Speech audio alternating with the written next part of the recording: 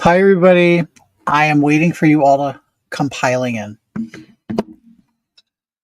Hi, one person. I see you.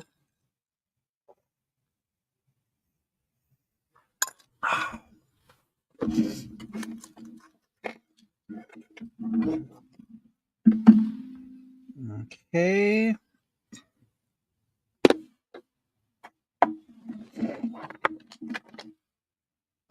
So I'm just gathering all my stuff together while I'm waiting for you guys to come in.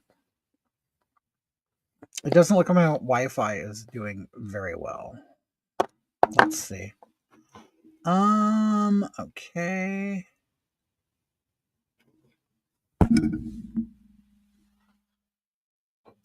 Puss, hi. Hi, Puss. How are you? I don't know if you're familiar with Katrina Klein, the modern meme. On Instagram goes by two. Hi, James Steele. How are you? Hi, Joe. Um, so my birthday was what, the 4th? So what, roughly a week ago. Okay. I'm doing good. Thank you so much, Joe. So unexpectedly, this person I've been getting acquainted with online, Katrina Klein is a drag queen on here. Also goes by the modern name. Um, Sent me gifts. Thanks, James. Sent me gifts. Sent me kimchi makeup. I've never used kimchi makeup before.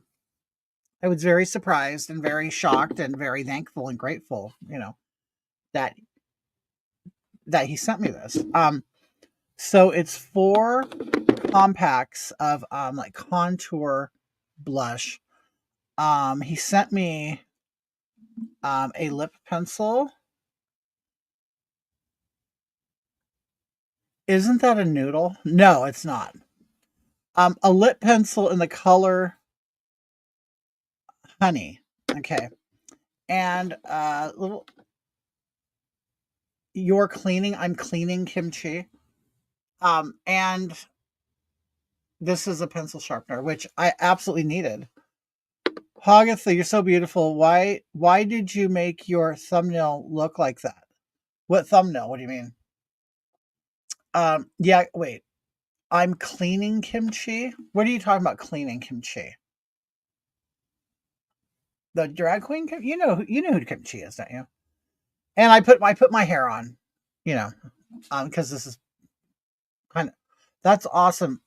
If kimchi, oh no, no, kimchi didn't send it to me. Modern Mame, Katrina Klein did. Um, yeah, I like kimchi. I don't mind kimchi. I'm feeling kimchi's probably a really normal person outside of like the drag race world, probably. Did you just shampoo with Prel? I did, and I conditioned with herbal essence. Okay, so I'm coming to you with my bare face, my big pink face. Okay, perhaps YouTube is being buggy. YouTube showed me a totally different look. Oh, really? Well, I do. My YouTube is kind of old, and I have old pictures and stuff up. So, um, I can smell it from here. Awesome. Okay, so I put it in my hair. Um, but now I got to get it out of my face. So I'm just gonna do like an all over, cover foundation makeup, but I'm not gonna do like a big drag look. Okay, I kind of want to kind of keep it more natural, more authentically female. We'll just say that. Okay, just so I can really try these out and kind of look at them in their bare form. I have one of the bronzers that came in an Ipsy box. I had never heard of the brand before. Yeah, Kimchi is a drag queen from RuPaul's Drag Race. Probably one of the smart ones that capitalized on the moment and decided, you know what, this is probably going to be the most exposure I ever get in my life. So I'm going to come up with my own makeup line. Very smart. I think very smart, but he's Asian. So this is called um tawny. That's just the word, and it pretty much it translates well on camera too. Although this in person seems a little darker and less red than it does on my camera. I can smell your nappy pussy. Okay. And then we got this. This is called I Went to Venice. Now do people typically go to Venice to get a tan? I don't know. Hi Faith, how are you? So there's the color of the bronzer. Everything on my camera is coming off a little more red or peach looking. This is not. This is more brown. Oh my god, Hoggy makeup campaign. That's funny. This is called Vacation. It's a blush, so it's two-sided. These are nice, and I'll say Modern Mame. He did a very good job of picking out colors for me. And I'll be honest with you'll see lots of videos and pictures of me in drag and makeup and stuff. I don't really necessarily think I'm that great at it. Just because you do something and love it doesn't mean that like you're like really the best at it. Where have you been? We miss you. You know what? It's a mix of life. It's a mix of health. It's a mix of finances. It's a mix of just kind of going through life. And it's weird because sometimes you kind of get, I guess I want to call it, even though I'm not a writer, a writer's block. I really don't know what to do or say on here. And I seem to have really kind of got pushed out to the front of this stuff during COVID, and and because of our volatile political situation and stuff. It's good to just hang right. It's weird because I got very popular during COVID, okay? And because I made a video. And it's funny because there's time, something can take off in your life like that. Like everybody for years were telling you, oh my God, you have such a bright future, this and that, blah, blah. Hydrovite. And the thing is, I had it for that moment. You know what I mean? And I'm really kind of just coming to terms with it, with like the popularity of Hagatha and everything. It just hit right at that moment. You know what I mean? It was perfect. And I had a captive audience because everybody was at home because no one was working, right? So that's when I'm like, I mean, I'm just seeing these numbers and followers and all of this stuff. And I'm like, my God, it just went crazy. So everybody's naturally telling me, oh, you really got something hot here, Billy, Kitty, Hagatha, whatever.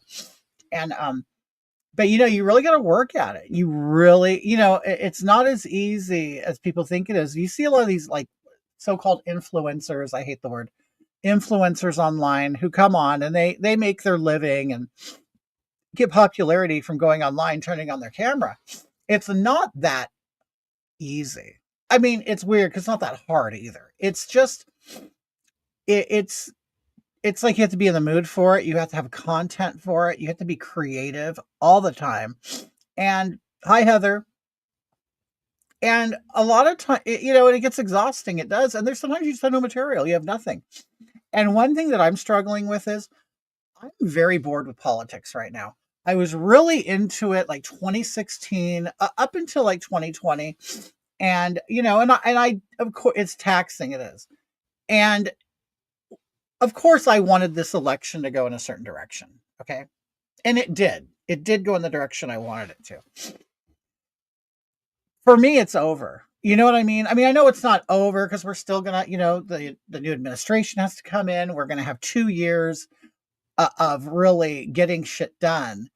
And then after 4 years, a new president will come in. And that chapter of our history will be closed. Okay. Well, I think I've kind of like blew my load, if that makes sense. Because I was really hot and heavy in 2016, 2015, 2016, going to the protests, going to, the rallies, doing everything. And of course, I can turn on Twitter and or X, and I can see all the current, conspiracies or the current things that are going on. I could be updated every day on, what's the administration doing now. But for me, it's almost like, okay, the race has been won and we got over the finish line. And now, honestly, I'm just kind of like, I'm bored with it. I am. And I have to find a way to still do what I like to do, but without constantly living in the political space. And I think a lot of us have been living in that space for so long that we don't know how to live outside of it. And that's kind of like what I'm going through now. Because there are plenty of content creators on here that are going to talk about what appointment Trump has made today. I don't think it's really exciting. I think I think for me, the excitement is over until the inauguration and then to see what happens after that. But as far as I'm concerned, I'm not really into what's happening right now. And I'm definitely, hi, Mark, how are you? Just now decompressing, reorientating to normalcy. Right. And it's like, it's really hard because we live in a very it's weird how weird, isn't it weird how quickly our world became political, or, or our culture in the United States. I mean, there were years we can go by and not even care who the president was. Now all of a sudden it's right in your face and it's like, God, is there anything else to life?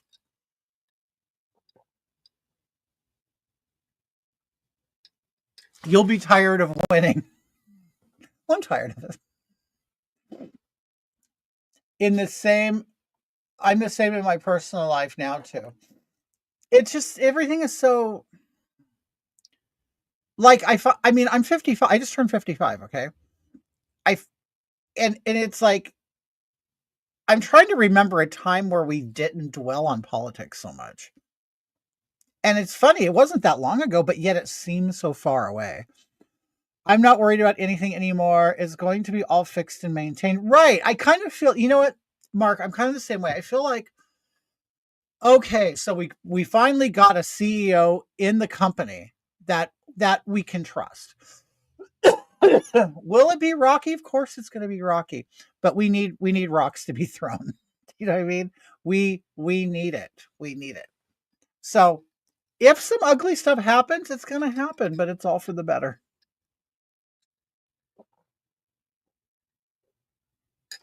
Yeah, the Diddy trials. Yeah, we have something else to keep us. You know what, Heather? It's weird. I find myself now in this place where everything has been so exciting. Everything's been so dramatic. Everything has been so like, oh, a shocking revelation. I knew this, I knew that. And it's like, I'm kind of tired of it. I am. I'm kind of like my mother. I'll tell you one thing about my mother.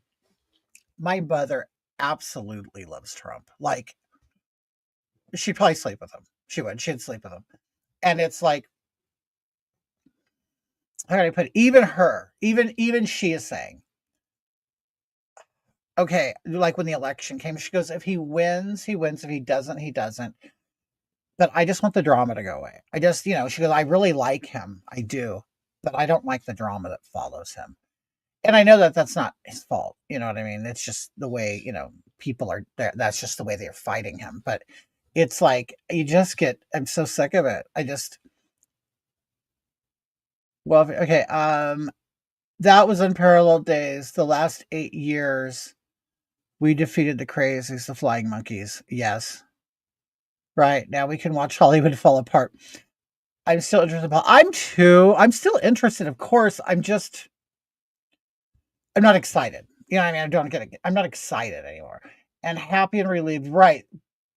But need a moment to focus on right. We have to focus on our own lives. I mean, think about it. We do. Hoggy, nice seeing you too. Oh, hi, Nicholas. How are you? Yes, TikTok just will not leave me alone. They will not leave me alone. It's to the point where I honestly, I mean, of course, we all know I always walk a razor sharp line, of what's appropriate and what's not. Um, and and I always do. I test the rules. I do, but it's now to the point where I'm actually just going online and singing a song by the Carpenters, like literally, and getting banned. It's just too much. It was a cold civil war. Yeah, I agree, Mark. I do. We won hearts and minds. We won. Freedom won. Yeah, and and I even think they know. Like, it's like, honestly, and I know I have Democrats, Republicans, or liberals or whoever watch me, right? And I don't. I want everybody to watch me. I don't care. I don't judge people by their political. I really don't. And it's like, what the hell was I going to say? You look like a Tina tonight, Hoggy. Do I? I'm thinking. I'm almost thinking about every day just coming on as someone different. To me, that would be funny. That'd be fun. I guess, a whole new look, everything. Hi, Joey Gomez. How are you, dear? I saw you last night on TikTok. Yeah, until they kicked me off. Both of my accounts got kicked off. I can't come back till the 18th, but I did appeal them, so hopefully at least one of them will give me my privileges back. You're always the best. Mind blocker. Oh, thank you, Mark. I appreciate that. I do. Um. Okay. Let me start putting some. At least start my face. Like that idea coming on different, right? Puss puss. It's like, because I have lots of things in my head that I want to do. You know what I mean? And maybe that will just kind of get me out of the space of politics all the time. Hi, Ray Pike. How are you? Joey before the makeup, Tina after the makeup. Um, so I guess more on a personal note. Do you know what? Okay. You know what's so funny? I always complain. You know what I complain about? I complain that people come on social media or whatever, and all they do is talk about their problems. I'm so sick of this idea that social media is like a constant support group. Jaqueen, how are you, dear? I look like Richard Simmons' cousin. Do you want to know what I was doing, Joey? Okay, okay. I can. So yesterday I go on with my Marquina wig, my Afro wig. Okay, and I painted on some big lips. What I was doing, and I was singing like black female songs. What I wanted to do, I was really trying to provoke, provoke the snowflakes. Okay, what I wanted them to see was I wanted them to see me. I wanted them to see the afro and I wanted them to see the lips. And then I wanted them to accuse me of racial appropriation. Yes, it was a total troll. It was a troll failure. But yeah, I wore the afro and I painted my lips a little bit bigger and I wanted someone to call me, accuse me of blackface, which of course I'm not because I wasn't wearing black makeup. But and then that I was going to bring in the whole thing. Well, Angelina Jolie has big lips. I mean, it's what I what my gig is. Okay. So yeah, that's what I was trying to do. But nobody called me out on it. I was mad. I was mad that my troll didn't work. Okay, so I'm just basically that. Oh, do you like it, Kyle? Thank you. You know what's funny? It's not necessarily even that feminine. It's not, it's not that feminine. I'm up for a wig. I mean, it could be, but you know what I mean? I mean, if you are crazy. You know what? I operate the most when I am provoking people. I just love it. I do. I think there's an art to it. Like, and I feel very successful when I can do it. Like, I don't know if you guys have currently seen the new short video of me going around put out by Rodney. His name is Rodney. He's a good guy. He's out of Texas. But on Instagram he goes by the real Rodney. What's his name? That hair could give Aquaman. Oh yeah. Named Jason something. Isn't his name Jason? Wasn't he married to like Lenny Kravitz's ex or something? I don't know. Isn't there some kind of relation somehow to Lenny Kravitz? Um, yeah, his name's Jason Moen or something like that. I don't know. It kind of looks like a Samoan caveman. He kind of has that really thick, like Neanderthal ridge thing going on. Anyway, this is just Dermablend makeup.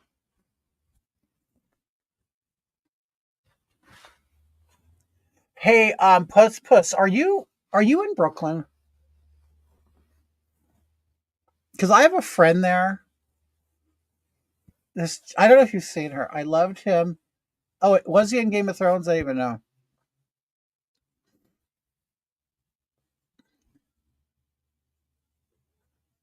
You're not in Brooklyn? Oh, okay. Or you're in Jersey, aren't you? I don't know where you're at. I think you're yeah, I know you're New York. Courtney it is. Hi guys, it's me, Martha. That's me. Courtney, no. What Courtney, what I'm doing is I'm trying out makeup that a friend sent me. Oh, you're in the upper side. Okay. Well, I have a friend named Tina. She's in Brooklyn. She's coming out here. Oh, thanks, Courtney. She's coming out here and she's gonna do Vegas and oh hi Pat, love you. Um and she's well she's gonna go to Phoenix and then she's gonna go to Vegas and then she's gonna come out here and then so I get to meet her. It's been a while since I've met, an online follower. No, Courtney, I won't shut up. Okay, so I've slopped on the Derma blend, and now I gotta I don't know if a lot of women know this. Yeah, I'm very natural now.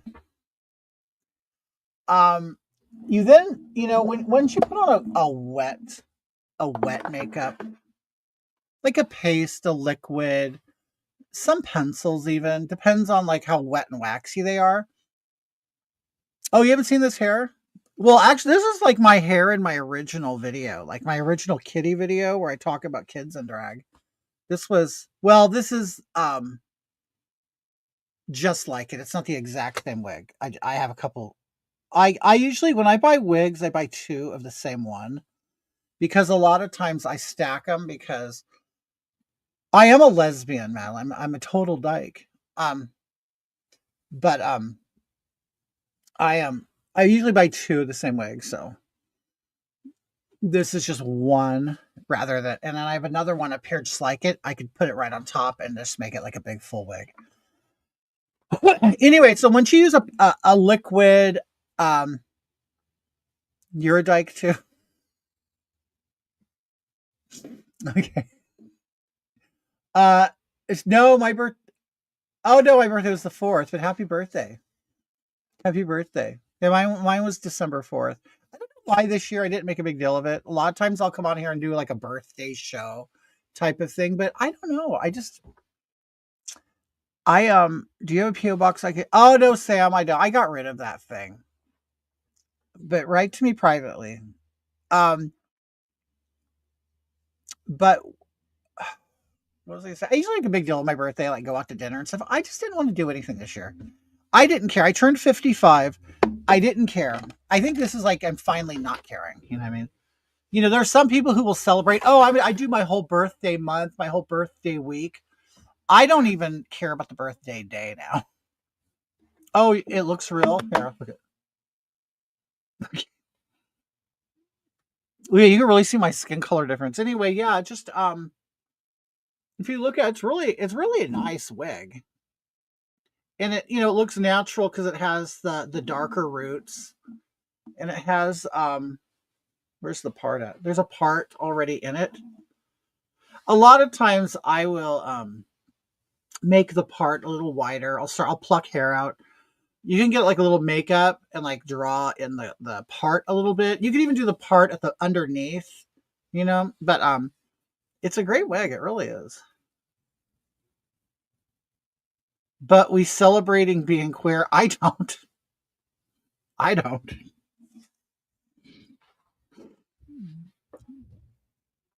Okay. I don't care about birthdays either, especially after 50. Yeah, I don't know what it is. I mean, like Mark asked me, he goes, so what do you want? I kind of made it a rule last year. Hi, Hope. How are you? I kind of made a new rule. Okay, I'll be honest with you. Since I became part of this household, I've kind of I when I moved in, I kind of moved in with this a different attitude toward holidays and birthdays than existed in the house. Basically, nothing was a big deal when I moved in. Well, once I got here and I'm like, oh hey, what are we gonna do for our birthdays? Hi Leola. Like, what are we gonna do? And they're like, I don't know what's there to do. So I've been living in this household for what, 10 years now. So I'm the one who brought in, hey, we should go out to dinner for our birthday. Let's go to birthday. Let's go do this.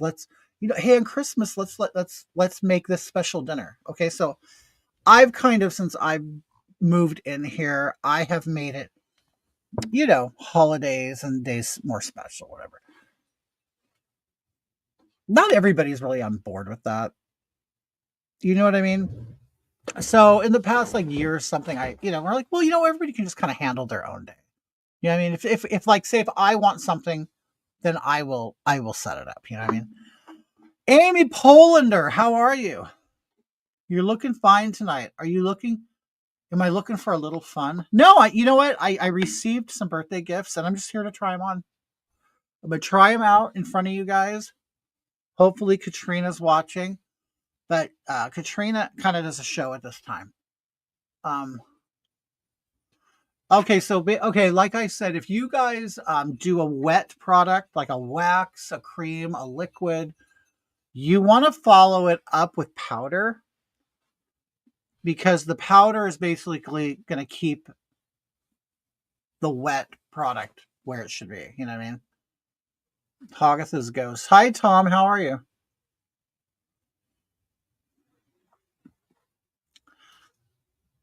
Tom Hankey, I'm sitting here trying to be pretty for you, and you don't even appreciate it. You don't even appreciate the efforts that I go through. I'm trying to be beautiful. All right, so I just dusted on some powder over the wet product I just put on the cream. Okay, $20 fucky sucky long time. Fucky sucky long time.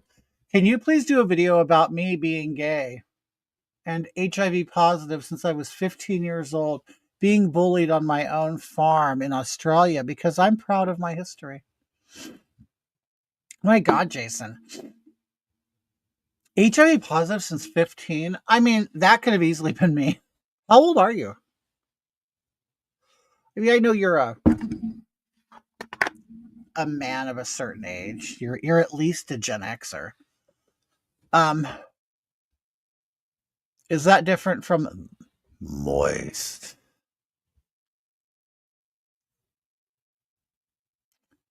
I would love for Kitty to be Trump's press secretary. What a fun and difficult job that would be. And wait, Tom, I'm the white face. Did you say I'm the white face of racism? Is that what you're saying? Or am I the gay face of racism?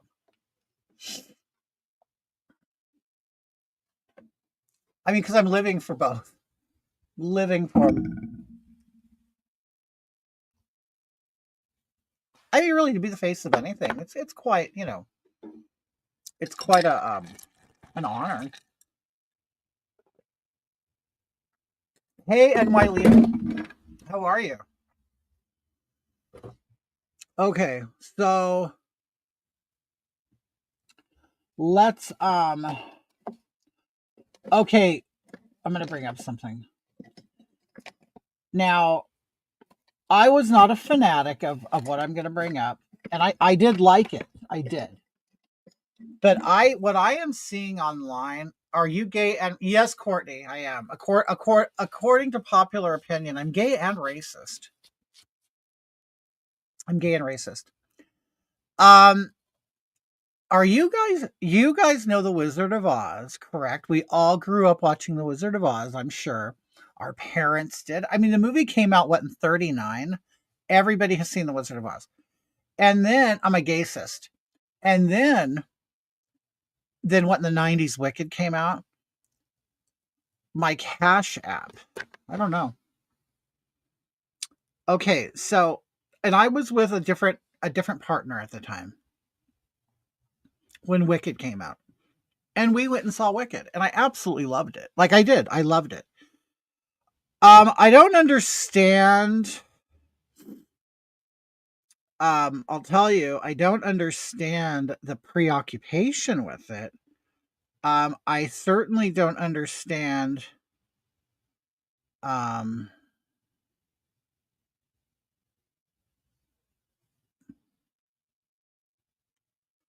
Wait, here I am. Can you guys see that? I think it's $ Kitty Hog. Okay, so I went and saw Wicked, and I loved it. I really did. I loved it. I will say that. But what I'm seeing online right now, it first of all, they act like Wicked is like the second coming of Christ, and when I see Ariana Grande and the Cynthia, whoever her name is, in these interviews, I'm like, what kind of drugs are you guys on? It and I'm really trying, and I'm not one of these people that like, well, I mean, I guess I am. I mean, I'm judging it, of course I am. And it's like, I don't it's so funny. Are people just so desperate for something? Like, I don't know. I'm like, what? It's almost like the interviews are a drag performance. Like, so it's no longer you just go to a movie. Now you have to see these actresses act like they like discovered a cancer treatment, and everybody is like bowing to them and acting like it's so great and everything. And I'm like, is this manufactured the way the Kamala Harris campaign was manufactured? Now, what I am saying it's popular. The numbers are there. Of course it is.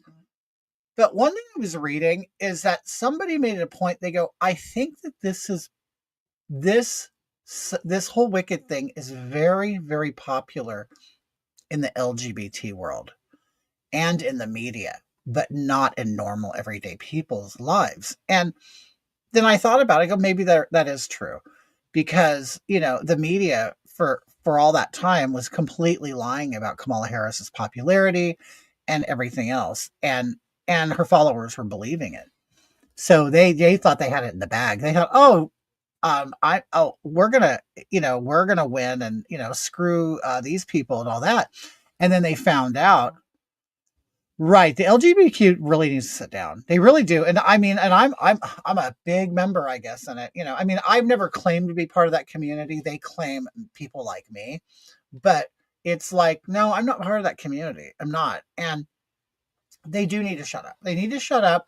You know what it is? I'll tell you, a lot of the LGBTQ community, they're like the annoying theater kid that has been allowed to stand up in front of the room, like at Christmas time, and take everybody's attention by showing you their like latest like routine in school. And everybody's just sitting there, and we're like watching it and like, entertained for 5 seconds, but then understand that it's only worth 5 seconds of entertainment.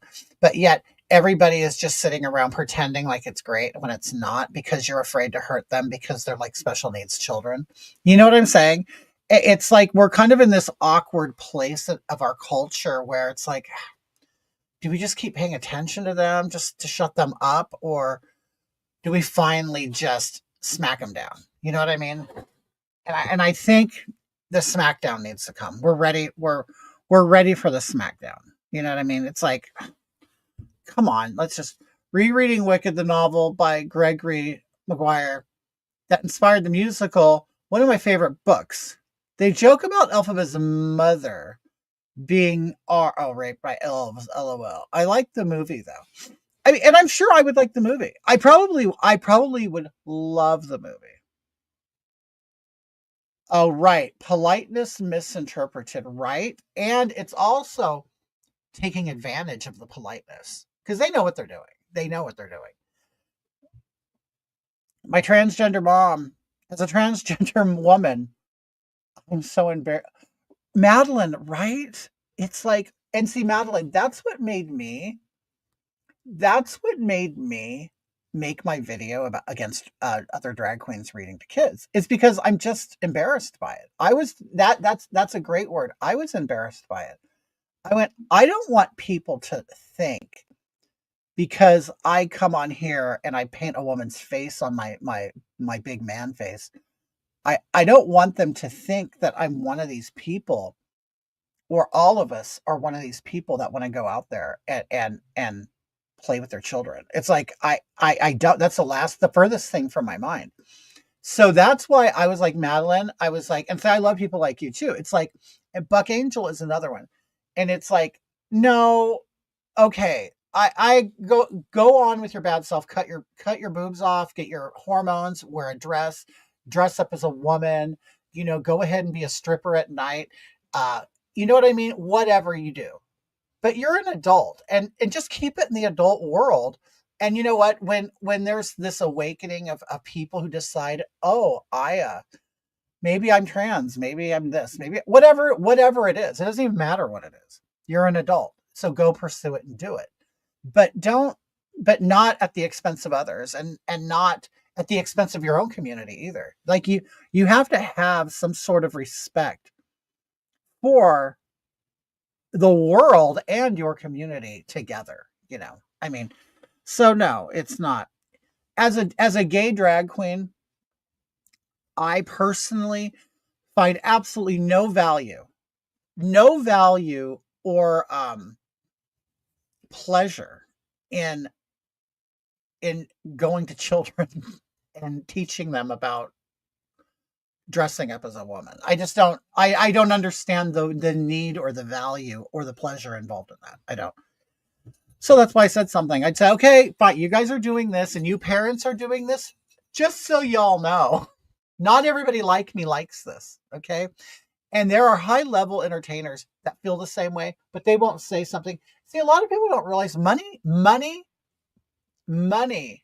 controls everything. It does. It controls everything.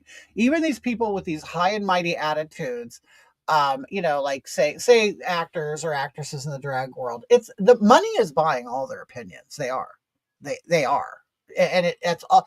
And then they'll sit there and fight and talk to you about against capitalism and everything else. And it's like, no, but you're an active part in it.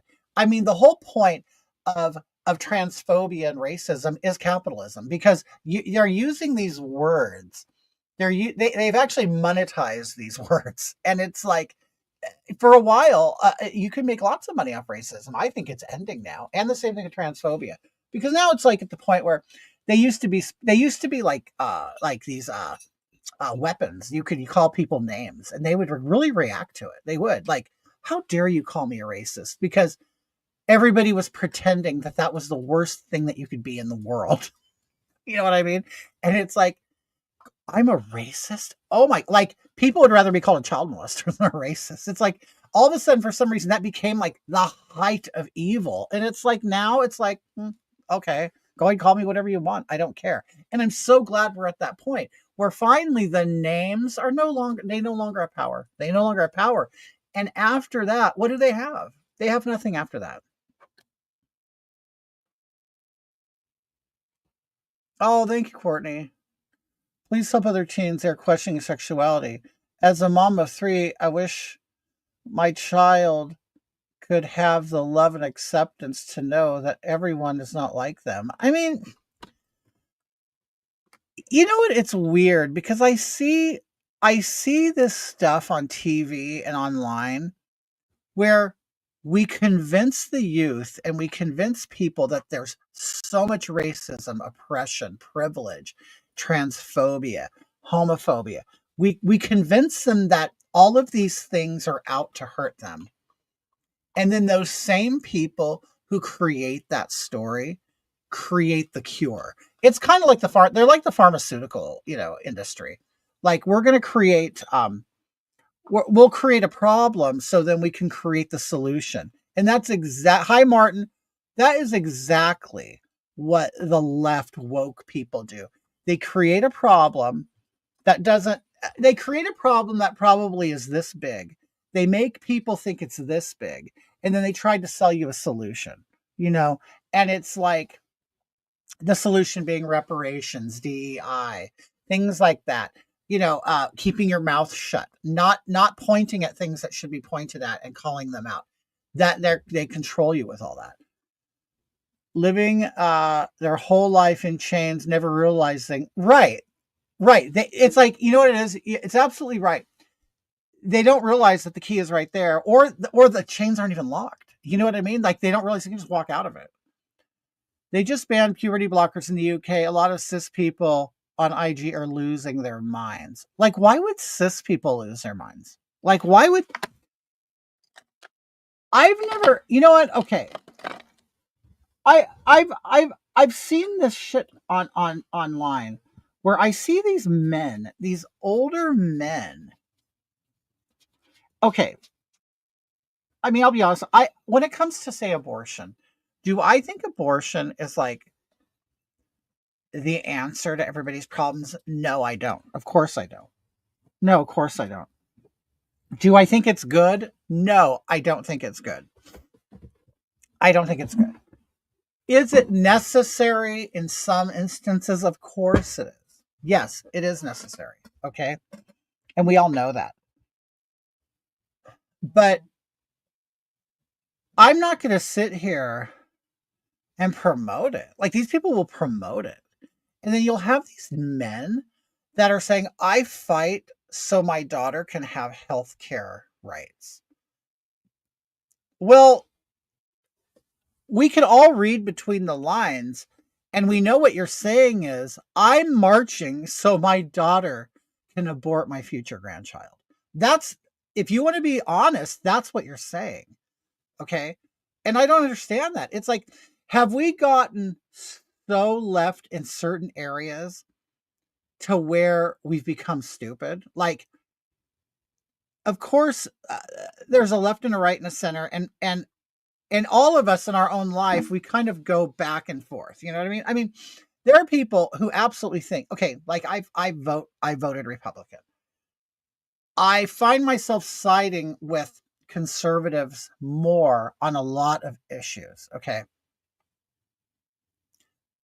But the thing is, I know that I am not a classic conservative. I know that the most conservative people of the Republican Party detest me. I know that. And I've encountered it. Okay. I do know that. So I'm under no illusion that I'm some sort of sweetheart to the conservative Republicans. But people need to understand that we are all in the center, and some of us are more left and some of us are more right. And possibly the perfect candidate for you is not going to exist. And they probably never will. Okay. But that's why you have to vote for the things that are most important to your household. Okay. And I guarantee you, for the majority of people in the world, what's important to your household is not getting a baby pulled out of your daughter's uterus, or putting your son on puberty blockers and getting his penis cut off, when he's 18. I know that is not the priority of the majority of households in the United States, but the media convinced people that it was. It's like, and so of course, then everybody, as just average Americans, are sitting at home going, am I the weird one? Like, I just want to go to work and come home and buy groceries and have my family. Do you know what I'm saying? I mean, that's the average American of all colors or any genders. That's what they want. So I don't understand why people, like, I get we have a freak side of us, but they wanted to put the freak forward.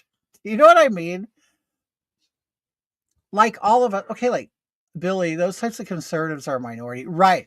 And I call myself a California conservative, okay, because okay, I have pow pows, I have pow pows, and I think people should have them. Um, I smoke, the devil's lettuce. It's legal. It's legal here for recreation and medical in California. Yes, I do smoke it. I smoke it at nighttime. I treat it like an alcohol, like a nightcap. That's how I treat it. Okay, I'm gonna take a couple puffs and go to bed. That's how I indulge in this stuff. And I believe in gay marriage. I think people should get married. I'm not going to because I don't want to. You know what I mean? It's like, yeah, okay, yeah, go ahead and get married. The funny thing is when you look at statistics, I recently saw statistics about marriage. Do you know the number one divorce who the group with the number one divorces are lesbians? I honestly thought it would be gay men. No, gay men have the lowest incidences of divorce rates. Number one is lesbians. Number two are heterosexual couples. And then the last are gay men. That's what's funny. But yet, I also know a lot of gay men who are in these open relationships too.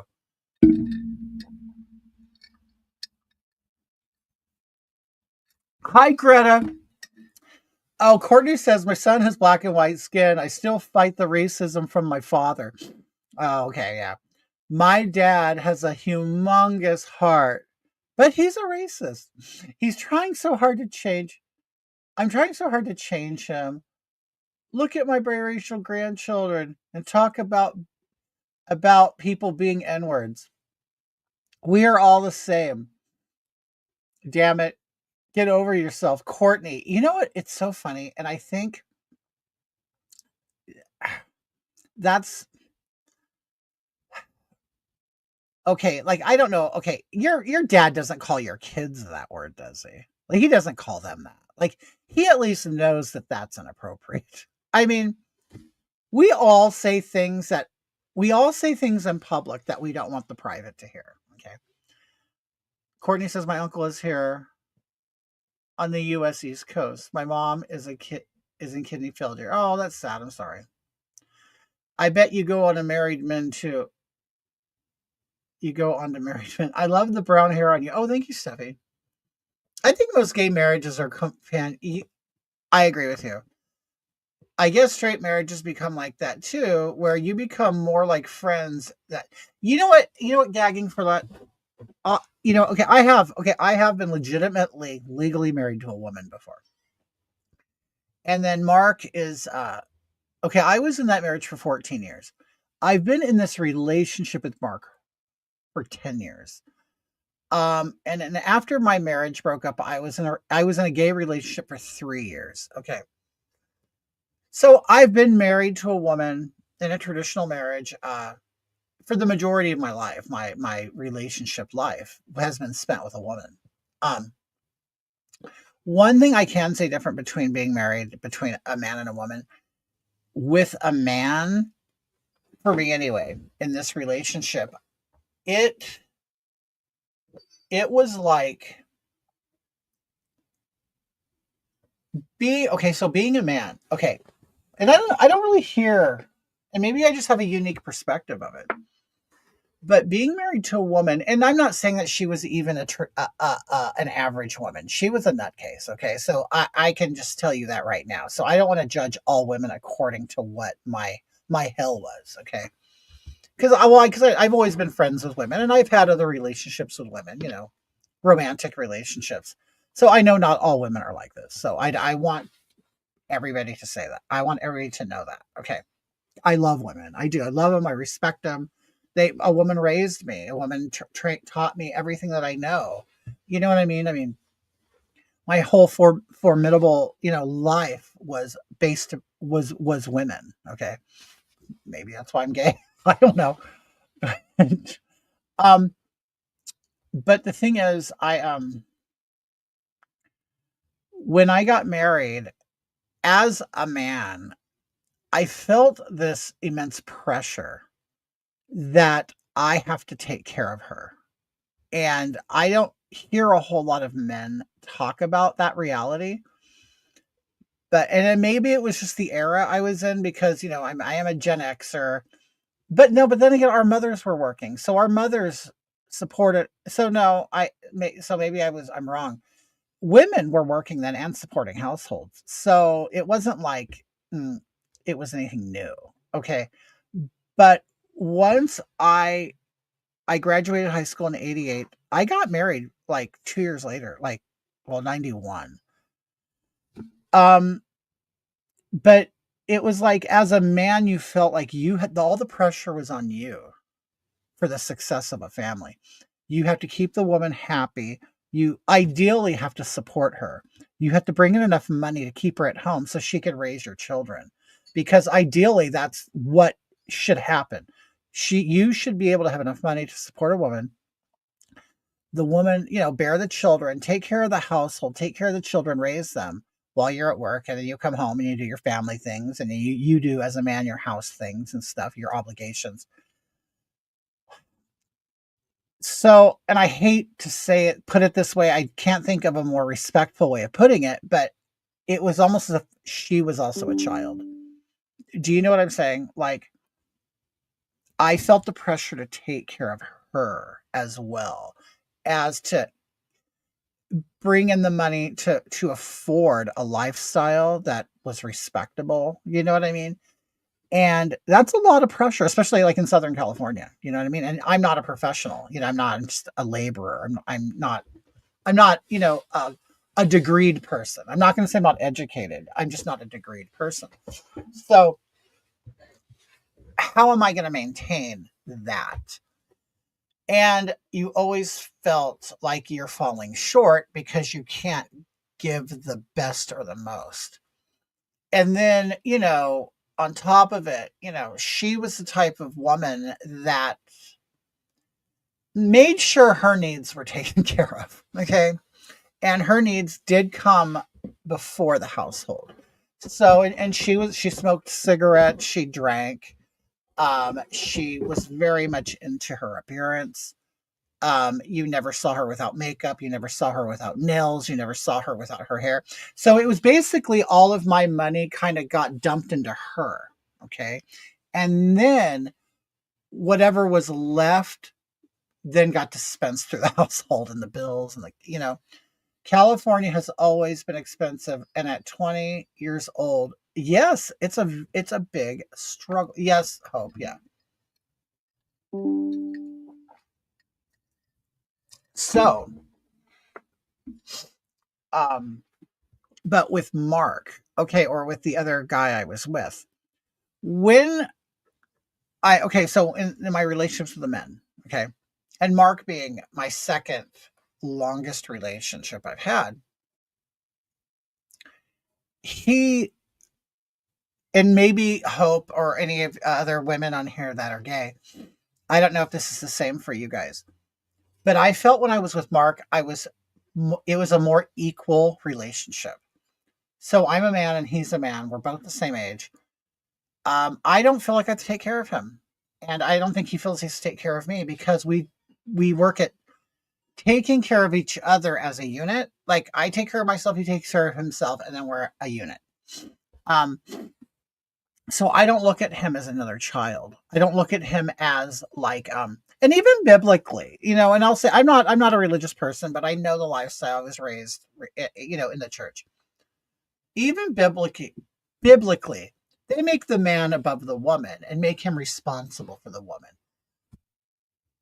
Maybe it worked in those days. I don't know. It doesn't work in our American culture because well, look at the state of things. Men cannot afford women. You ain't, you ain't his mama. Right. I'm not his mom and I'm not his dad. Okay. With her, I felt like I was her dad and I didn't like it at all. I didn't like it at all because I grew up in a culture and in a time where women were professionals and women worked. And she was probably part of that old mentality. Well, it's true because her mother was older. See, my mom, okay, her mother could have basically been my grandma because I was the first kid born to my mom Well, she was the last kid of 5. So her mother was like my grandmother's age. And her mother even worked. Like, but she still had that kind of old, like, cleaver mentality where the woman does stay at home and they do cook and they're always beautiful. And so she was, I think, a product of that era where her parents being older baby boomers were really probably from the silent generation. They were old. Um, so maybe she had that mentality that a man is supposed to take care of a woman, where my mother's generation was like, no, my mother was the kind like burned her bra and said, I'm just as good as a man and I'm going to go out there and work. And my grandmother was the same way. So those are the women that I was influenced by. Hardworking, very aggressive, powerful women, where I think she came from more of the demure woman. You know what I mean? The woman that's taken care of. So she had a lot of those mentalities in her head and often would, I don't want to, I hate the word, abuse. I don't know if you want to, would often beat me over the head with that. Like, oh, you're a man. You're supposed to be out there working. You're supposed to support for me and the family and everything. And you know what I mean? She would use those things to beat me over the head with, on top of calling me a faggot because she knew that I had boyfriends in the past. You know what I mean? She knew all that. I never lied. Everybody knows I'm an open book. But whenever, she didn't like what I was saying or doing, she would throw out the faggot word. Anyway, but what I'm saying is, in my experience, being in a relationship with a man is less dramatic, less emotional, more logical, more fair, more equitable. Um, I will call her. I love watching you on TikTok. However, I really enjoy this platform and what you do to do it more because it gives me much more insight. Oh, okay, Amy. Yeah, I mean, this is typical. I used to do this for years, and then I went to TikTok because TikTok is just silly. You know what I mean? The old baby boomers, and it's like I do love them. I love the baby boomers, but right, Courtney? Yeah, that's what she is. But and yes, I have talked about it. Guilt trip your partner is crazy. So, well, it is. But the thing is, and I've told people this. We did have 2 children together, and I've talked about it, and I do plan on talking about it more because I think that's probably an aspect of my life that probably people will find interesting and infuriating, and probably educational on the way family law, and even here in Southern California, liberal California.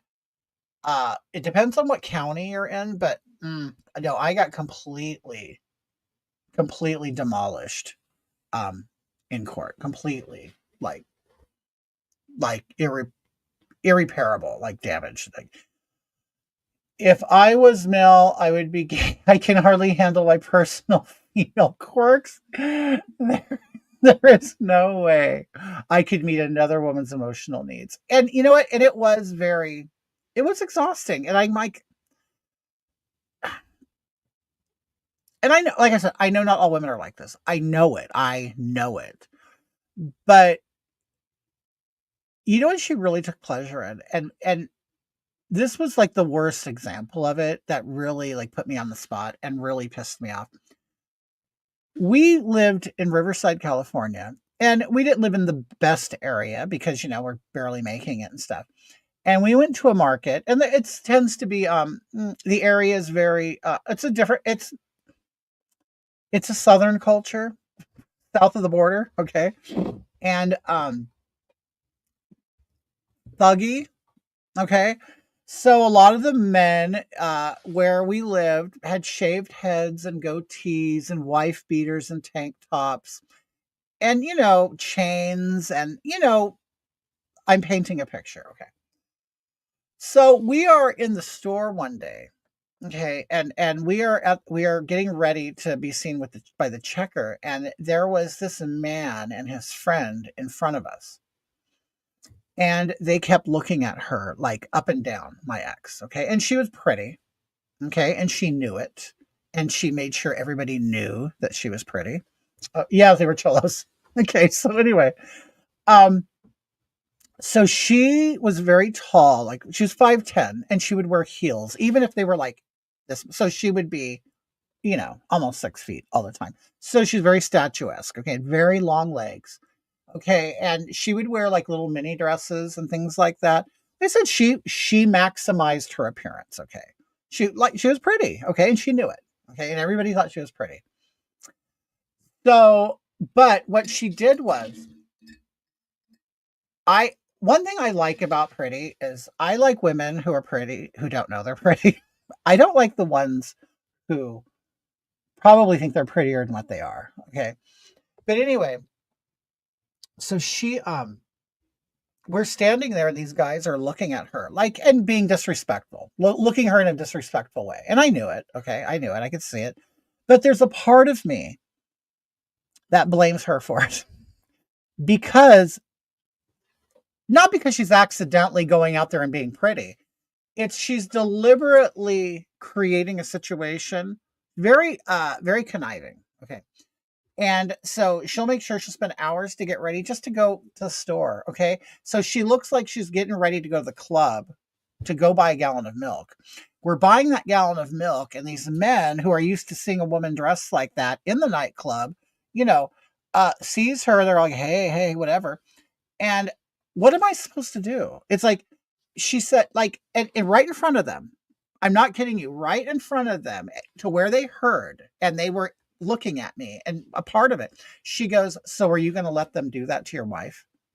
Like, and right then I realized I went, this is a game to her? This is like a game to her. And she's like getting off on this. She's getting off on other men doing this in front of her husband. And it's like, I don't know if she enjoyed humiliating me or what, but I'm like, and I said to her, I go, well, what do you want me to do about it? Like, this is the attention you want. Like, you're a grown woman. You know exactly what you're doing. Like, you know what I mean? It's like these women that wear like the low cut shirts with their tits hanging out.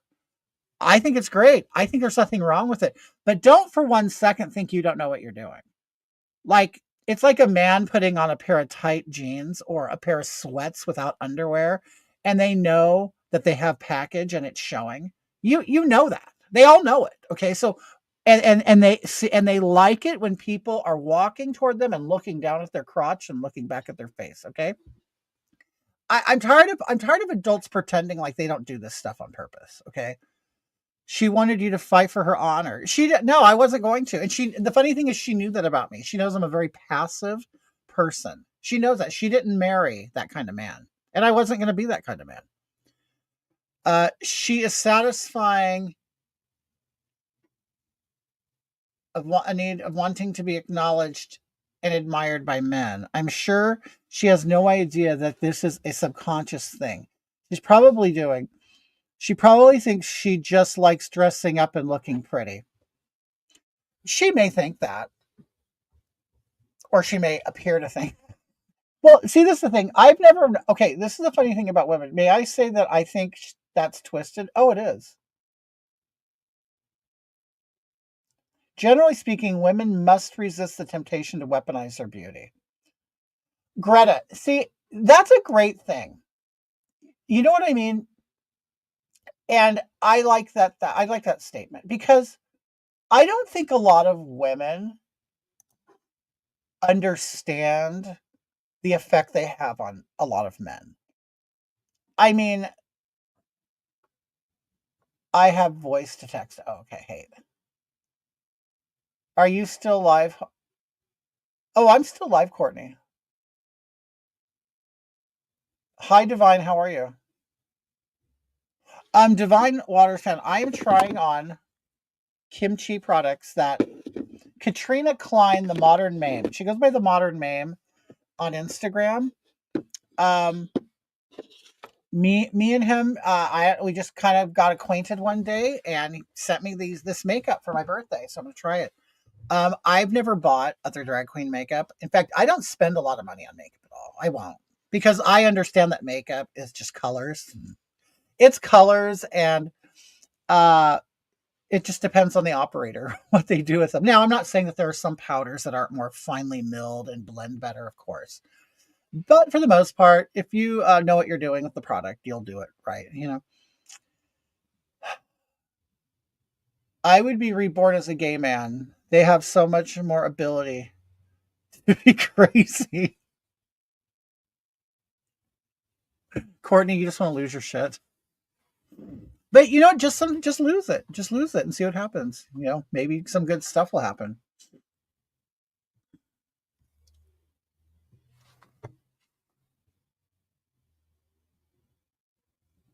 Okay.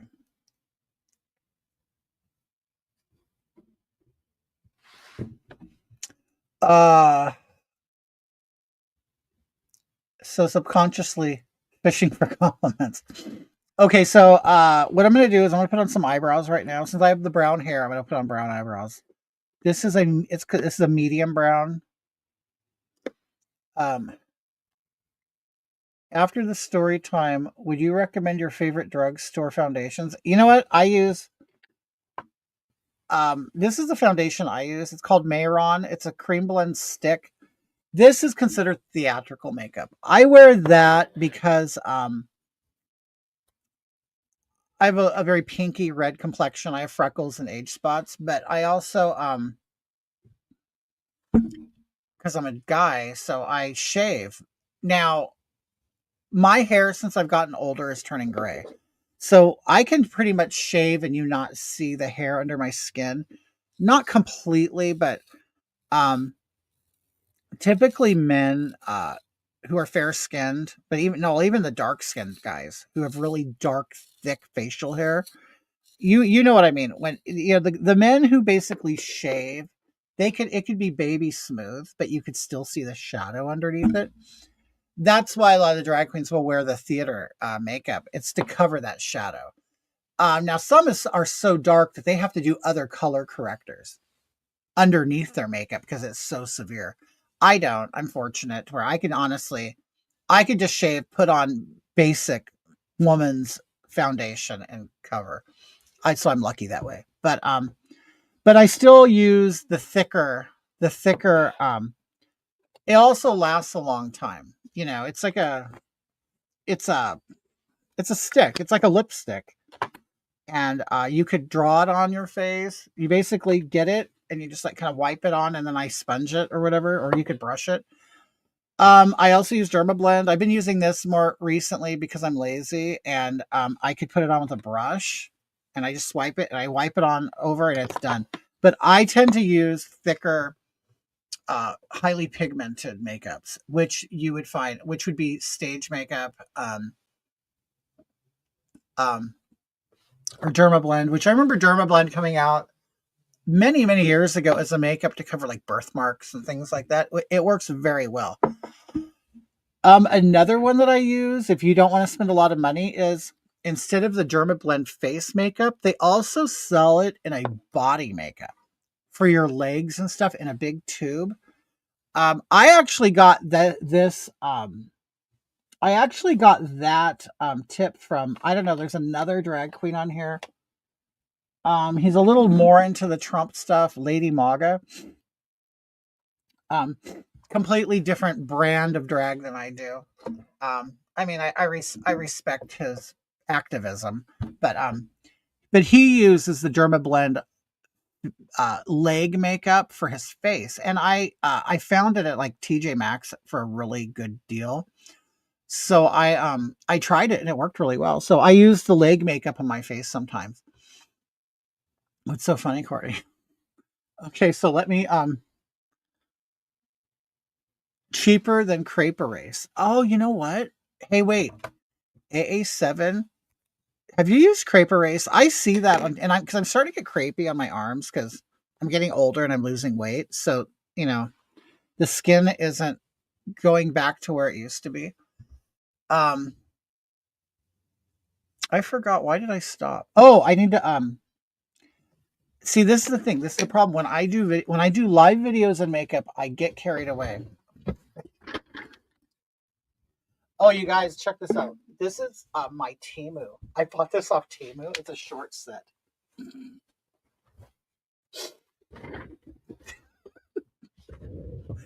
I thought I was gonna wear it out. I can't wear it out in public. Actually, well, I have. I just don't really like it. No, I don't use Crave Erase, but I have seen ads all over the time. No, I'm still on Ozempic now. In fact, I started. Chad Smith, hi Hoggy. Can't wait to see your finished makeup today. Hope you've applied makeup with a paint roller. No, listen, Chaz. In fact, okay, so this other performer, Katrina Klein, or AKA the Modern Mame on Instagram, sent me makeup for my birthday. So I'm gonna try it out. Right now I'm just with my natural brows. I'm kind of brushing them out of the way with hairspray. Um, I I want them to kind of go in an up direction. I do now. I did shave my brows. I get small hairs down here, where like the eyebrow used to be complete, like where on the tail part it's all just sparse hairs. So I shaved that. But all I have left of my natural eyebrow is here. So I'm gonna hairspray them, brush them out of the way, and then I'll pencil over them. Um, you're on Mongiorno? Last week, I just on my own, I upped my dosage on my Ozempic. For a year, I've been on half a gram or milligram or whatever. I've upped it to a half plus 25, so 75%, 75 0.75 milligram. Because I too have Courtney, I have stopped losing weight. I'm kind of just maintaining.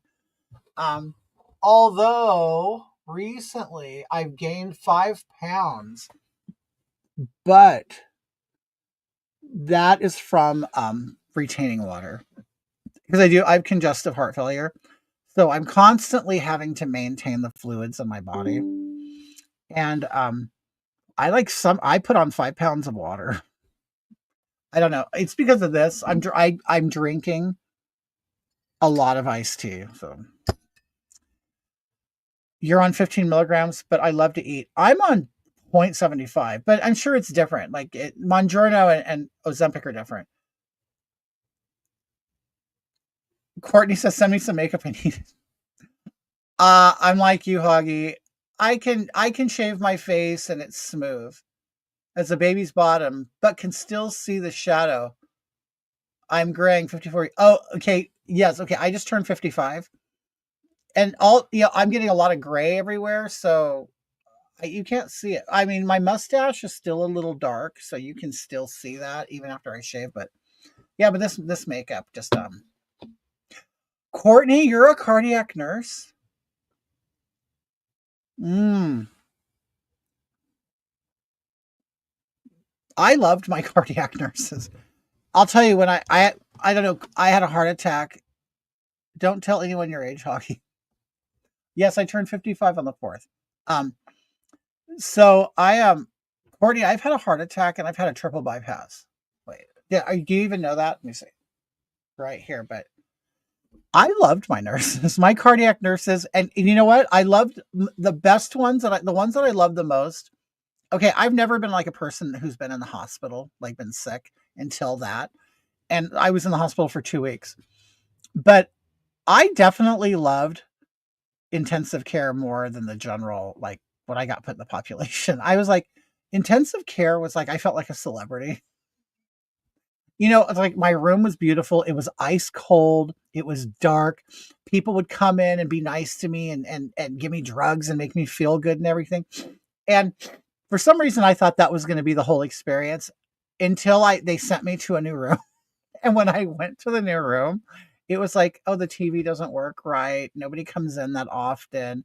I'm not getting the morphine or Dilaudid that often. And so I'm like, I would rather be in intensive care.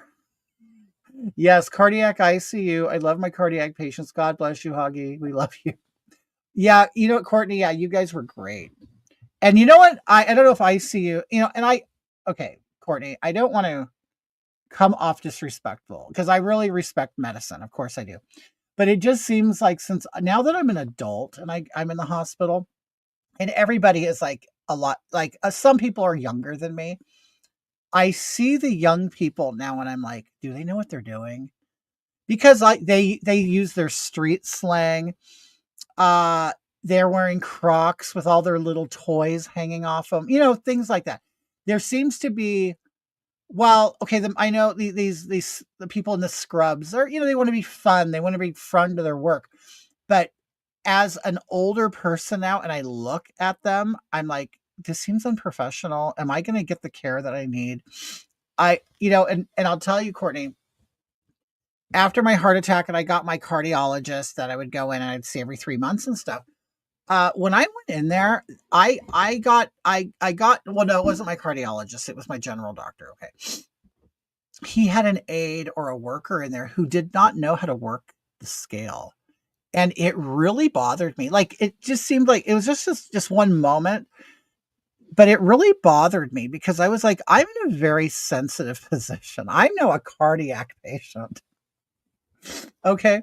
So I stand on the scale for her to get my weight, right? And it was one of those old fashioned ones where, you push the weight around, the big one and the little one, right? And so I'm sitting there and she comes up while weighing me, but also talking to a friend, and they're talking about music, a concert, something completely outside of the realm of medicine. Okay. And so she's talking to her friend, the other nurse or whatever, while I'm standing there and she's weighing me. And what she does is she takes the weights and moves them all the way over to zero. Okay. And so I'm standing there and I'm just, I was uncomfortable. I had a heart attack. I'm in a whole new place. Okay. And so she just has no regard for me or anything. And she's sitting there weighing me. And so she takes the weight and moves it over to 50. I'm clearly a big man. And I'm telling you, it was like she didn't know how the scale worked. So she moves the big weight over and then keeps moving the little weight over, waiting for it to tip. And it's like, dear, do you not see that is on 50? And even if you move the little weight all the way over here, I'm still too big. Like, it's almost like she couldn't like she did not look at me and see a 300-pound person. Do you know what I mean? And like in her mind, it was just, so it was that going on that I'm like, I'm entrusting these people for my health care, for my life. So that realization set in at that moment. I'm like, all of a sudden, I don't know why, it was like the whole world came into focus. And I'm like, people who work in medicine do not have all the answers and they don't necessarily care. And I know that that's probably a very naive thing to finally come up with, after so many being so old, but I had never needed the doctor. I'd never needed them really for a whole lot. So now after all these years, I need you and I've respected you and thought you guys were brilliant. Now when I come in there, I realize that a lot of you who are right, not you, Courtney, a lot of you people that I see from the window of the medical clinic and people I encounter on intake, a lot of you really don't know anything. And in fact, the last time I went to emergency, it was because I thought I was having a heart issue. On our hospital, I can go online and I can make an appointment. I can actually select a window when to walk into emergency. So it says, so do you want to come in? Do you plan on coming to emergency? When do you plan on coming in? Between the hours 3 and 5. Okay, make sure you have this information for you. So it puts you like in a line, in a queue prior to getting there. Okay. So I show up, right? And the lady, the lady who, and she was an older lady, and she asks me why I'm there, what's going on. So if I go, I already put my information online. I go, I made the reservation to come in. And she goes, what are you talking about? And the way she talked to me, okay, now I get it. We all want to be treated a certain way. But she talked to me like I was some kind of one of the other losers. I live in a pretty rough town. Okay. So I walk in there and of course the whole emergency room is filled with druggies and drunks and homeless people and vagrants and all that. And then I walk in there being me. And then like I wanted to see a little of this privilege and I didn't. Okay. But anyway, so I walk in and I'm very, very respectful and articulate. Okay. And she isn't. She's not articulate. And I'm like, and I told her the process I went through. She goes, we don't even offer that. I go, and me being, trying to keep everything nice. I'm like, well, I went through that process. I mean, hopefully I did, and then I start being kind of deprecating to myself, like, well, maybe I misunderstood. You know what I mean? Because I'll do that. Maybe I misunderstood. Maybe I made a mistake. Maybe I didn't see it right. Okay. Well, she keeps questioning me and I keep referring to the form I filled out and the time slot and all that. And she finally looks at me, she goes, we don't offer that. Why do you keep talking about that? Finally, the girl sitting next to her who has been listening to us the whole time said to her, actually, we do offer that. Her own coworker, her coworker finally corrected her.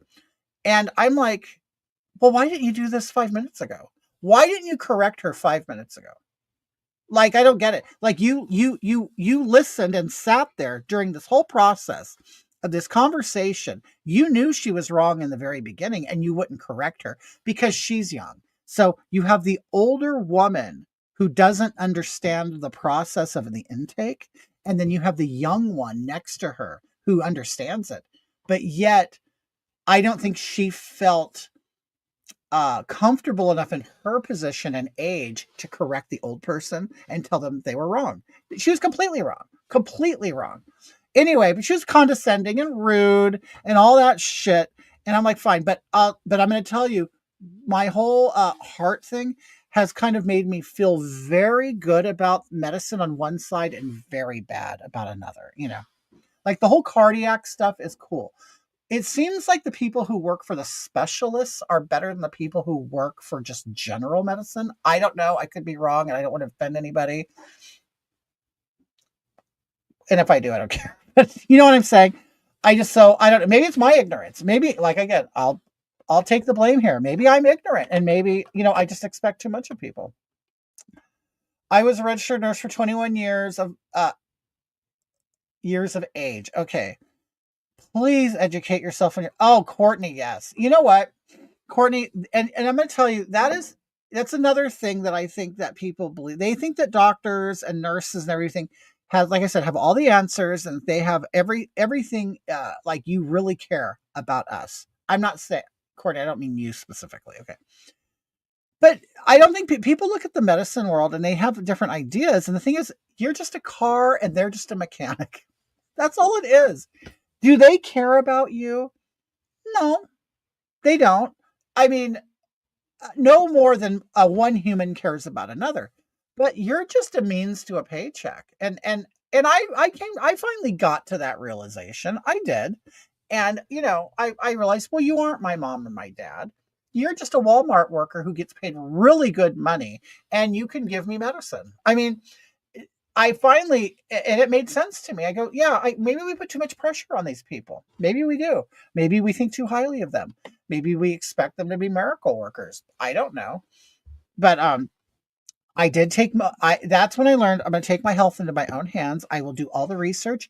And do you know what I did, Courtney? I actually corrected my cardiologist.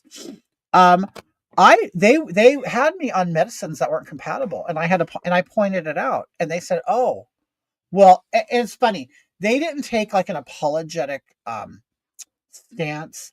They took more of a, well, good for you. You took your medical health seriously and you're investigating and educating yourself. Yes, you could say that, but you could also sort of be a little humble and go, wow, my office should have caught that. But they didn't. But anyway, I'm learning. And you know what? I'm getting, and I'm taking care of myself. I am. Educate yourself on the importance of and benefits. Educate yourself on the importance and benefits of veggies and herbs. Yes.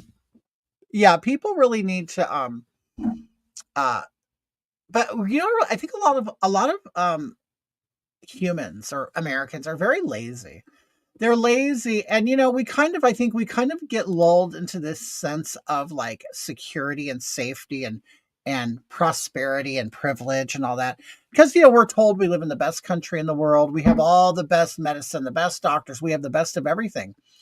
Well, maybe you do have the best doctor and maybe you don't. But that's something that you should do to investigate yourself. You know, you should educate yourself on that stuff. And maybe I know maybe I do more than other people, but when I get a new doctor, I actually investigate them online. I will see where they got their degree. I will see other places they worked at. I do that. I know a lot of people don't, but I do that because I was very scared with my health because I'd always been very healthy. So when I became unhealthy, I was like, oh my God, I have to get control of this. You were on the wrong app. There is some ER in San Pedro still waiting for you. No, it was St. Bernardine's Hospital in San Bernardino. Matt is listening in right now. He just gave the thumbs up. He's 64, a physician for over 30 years. The younger nurses drive him nuts. Hi, Matt.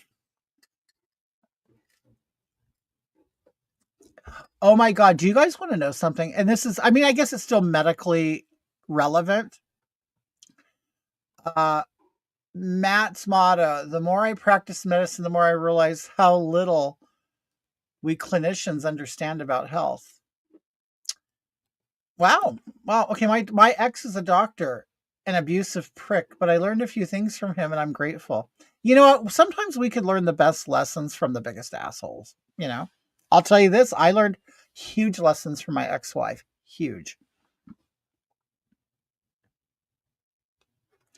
Amy says, yeah, medical staff doesn't like to say, well, no, because it can be very expensive to admit you're wrong. Yeah. Meanwhile, some things they put in our food is banned, right? And you know what? And I've educated myself on that stuff too. But see, it's to the point where now it's like if I eat a Pop Tart, it's almost like now I have to admit to myself that I'm hurting myself. You know what I mean? It's like once you do educate yourself on this stuff, now you have to take responsibility for deliberately abusing yourself. See, and maybe that's why people don't want to know. Maybe that's what it is. They don't want to know because they want to claim ignorance and somehow they think it's going to get them through life. But, you know, okay, wait. Let me do some eyebrows real quick. So, like my normal brow will go like this. My man brow will go down like this, but to feminize, like I'll go higher.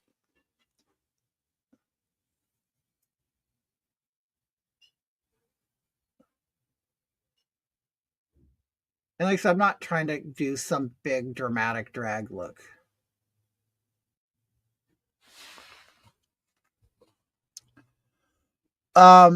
Denial is easier.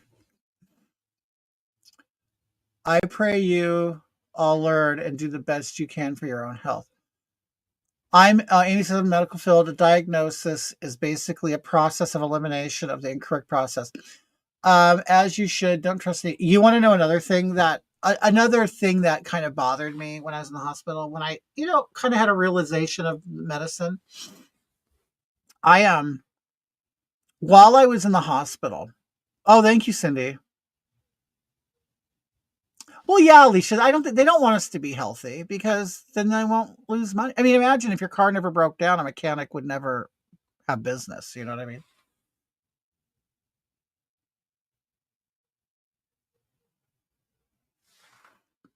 So anyway,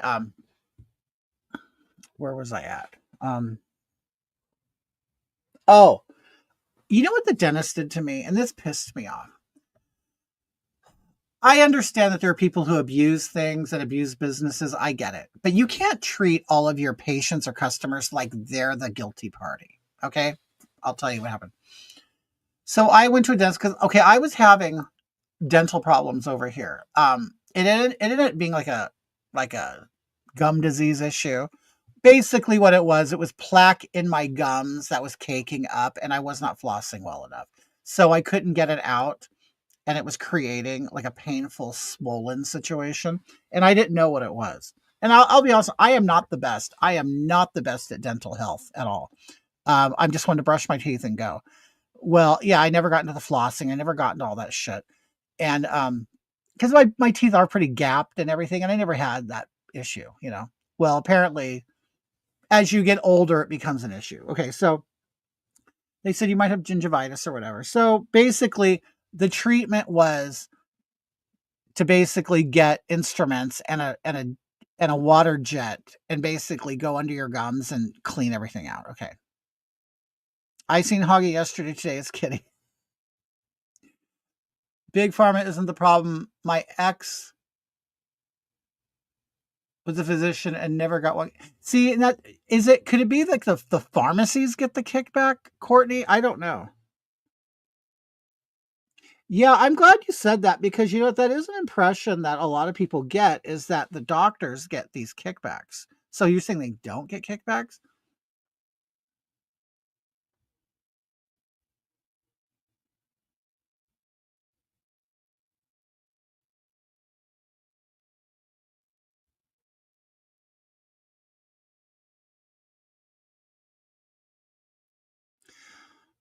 You know, a lot of people they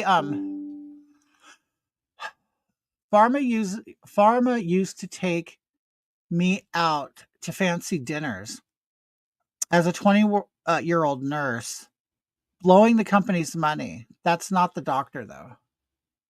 Doesn't everyone just floss for like 2 weeks before their dental cleaning? Then forget flossing the next 6 months, yeah. Oh, thank you, Sonia.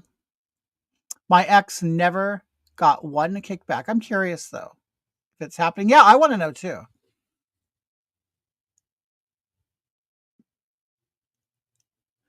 Okay, so before I accepted Ozempic, okay, I kept turning it down for my doctor because I was like, I don't want to inject this stuff. I don't want to, you know what I mean? I was kind of like I was one of these people that were against it because it was like,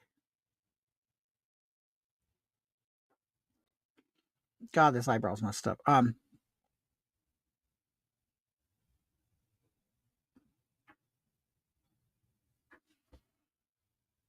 I have to correct this. But anyway, the doctor was trying to put me on Ozempic months before I accepted it. And I'm like, I was like, I'm not doing an injection, you know, because it scared me to, oh my God, now oh my God, I'm a big diabetic. I'm now on insulin. You know what I mean? Growing up, of course, you're always told, you know, oh, you don't want type 1 diabetes. You know what I mean? You don't want that. And uh, you know, that kind of sticks in your head. You know, you don't want to, you don't, I don't want to stick myself with needles at home. Okay. So I kept turning it down, but they kept pushing it, kept pushing it. And so people were telling me, oh, that's because they get kickbacks on it. Courtney, you didn't see, I'll tell you, Ozempic really worked for me. Like it really works for me. Now, did it stop working? Yes, it did. It's not, that's why I upped my own dosage. Well, do you want to know I did? Okay, I upped my dosage because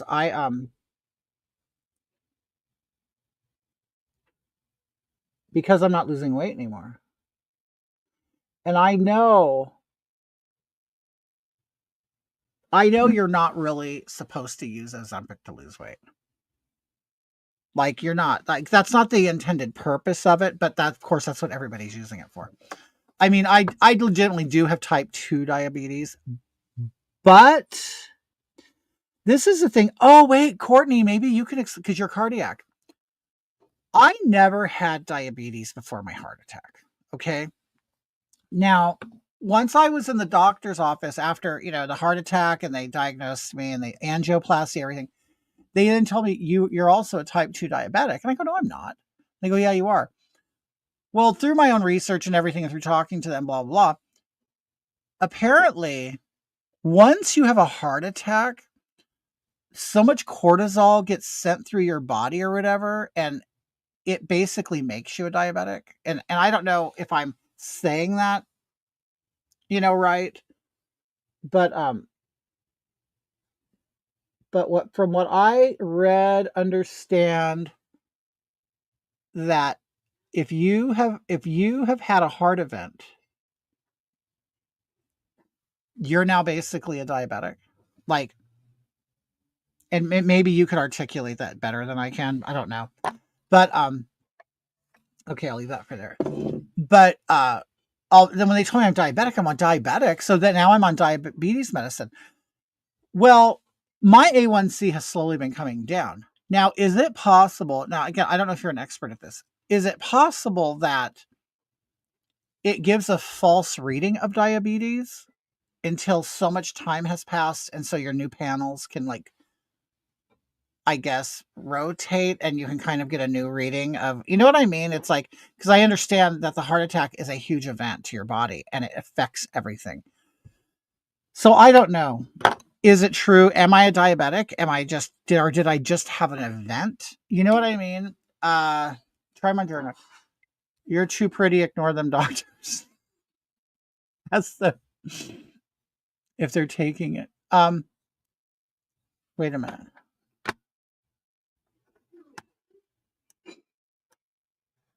Amy says, okay, I can explain the big pharma thing. The medical field does not want us ill.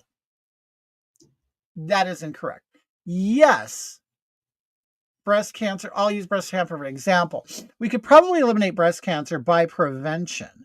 There are many studies that connect things like beef with breast cancer. This isn't the only thing that's connected to breast cancer, but this is just an example. But if we started telling everyone that they shouldn't eat beef because it gives them breast cancer, they're going to crash the beef market. True. No, that makes sense. It does make sense. And I would, and I would understand, I guess what? Okay, like my health problem is I have nine blockages, artery blockages. Okay. And they couldn't stent them. I guess what, you can't do that many stents, but wait. I gotta add there.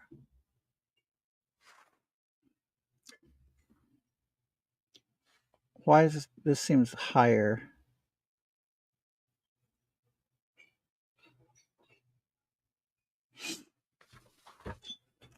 Ozempic can decrease your A1C because it does have an anti-inflammatory effect on the entire body. It affects the entire metabolic system. I was always told type 2 is due to being overweight, but recently found out it can be genetic. Yeah. Well, I was definitely overweight. Definitely. And I'll be I did not regulate my food at all. Like I could say that. Like I'm one of these fat people that'll tell you I did not care. Like didn't care.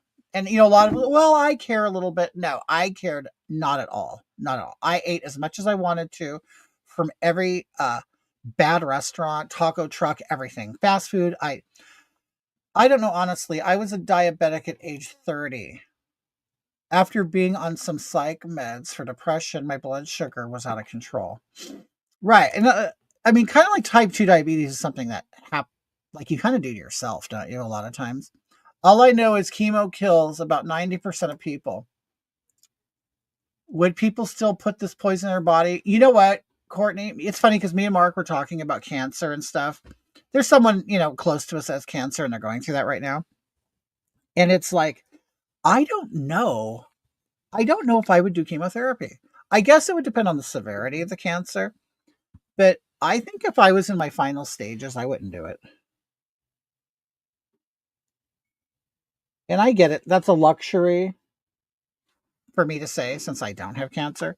But I don't know. I've seen so many people go through chemotherapy and just it ruins them and then they die. And it's like, God, and they were okay before that. So it's kind of like, I don't know. I think I would just take my chances and try to take care of my own cancer. I don't know. Milk was going under in the 80s. The milk industry got the government to promote as a benefit, so it didn't go under. But you want to know something tomorrow? Mark, okay, we recently, because we were reading the benefits, whether it's right or wrong or whatever, to raw milk. Okay. And so we went and got some. We tried it. I'd never had raw milk before. Now, we we hear the good, the bad, the ugly, from all sides, whatever. But I'm going to tell you that milk was so good.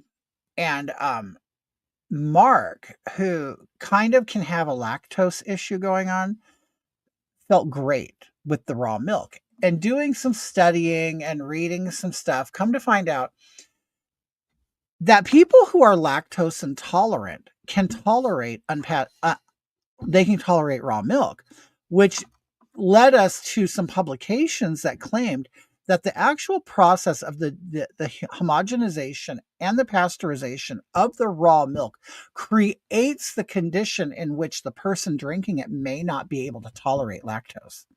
So the cure to lactose intolerance, from what I read, the cure to lactose intolerance actually lies within the raw milk, and all of the beneficial stuff is being removed in the pasteurization and homogenization that then makes the body.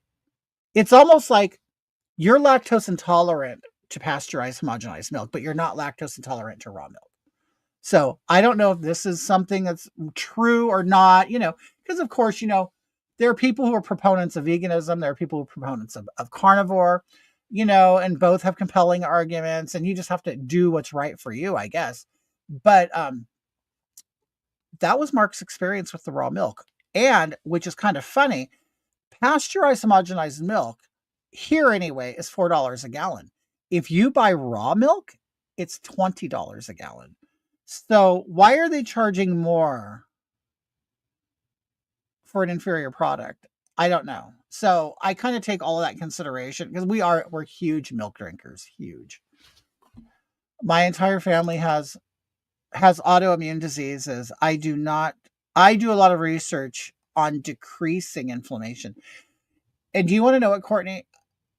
I mean, I don't know if you're a proponent of carnivore or beef, because I know you've said some things about beef. And we tried the carnivore diet for 3 months. We did it, okay. And like me, I'm a pig. I eat anything. I eat everything, okay. And so it was hard getting on board with carnivore for a minute because, of course, you want to eat everything. Well, I'll tell you, whether the good and the bad of carnivore or whatever. One thing I can tell you is it removed all inflammation from my body to the point where I would say it took about a week of carnivore. When I would get out of bed and I realized I do not have any aches and pains whatsoever. All of my inflammation was gone. My feet didn't hurt. None of like the little bones in your toes and feet. I'm 55. When you get out of bed and you're fat and all that and you're heavy, you feel your weight and you lumber around in the morning waiting to kind of get the fluids and everything going, and then you feel good. This, I don't know. It was like within like a week period, I felt light, I felt painless, I felt alert. That's one thing it did, is it made me extremely in tune with things. Like there was no confusion. No, it was weird. They call it brain fog or whatever. Eating nothing but animal products created that situation for me. One can say that the arteries in my blocked heart are cholesterol and probably from animal fat. Who knows? But all I can say is that made us feel absolutely wonderful. And it actually changed our bodies. And it was weird. What really made us stop doing it was the expense. Very expensive. I just found out chemo will destroy septic tanks. Does it really? Oh my God. Try unpasteurized milk straight from the cow. I absolutely loved it. I did. I loved it, and I never thought I would. Never thought I would. Yes, Courtney, $20 a gallon. Inflammation causes so many diseases. We usually cause inflammation by what we put in our. Oh, agree. Yeah.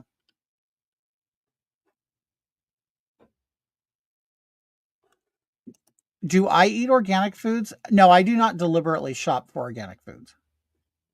I don't, just because I know they're more expensive, so I don't even bother. What did you eat in that diet? Are you talking about me, like the carnivore diet? What we did was mostly eat steak. or I would buy a roast and cut steaks out of it. Um, Ground beef, we'd make patties. I eventually did add like mushrooms because we liked the flavor of them, but um, we mostly ate steak, eggs, and hamburger patties. Cheese. And the funny thing is, in a lot of it's so funny because people have different ideas of what it does to you.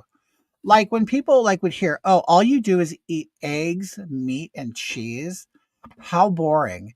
And you must. Some people have the idea that you have diarrhea all the time, or they think that you're constipated all the time. And the reality is, okay, me being a fatty, I'm going to be completely graphic.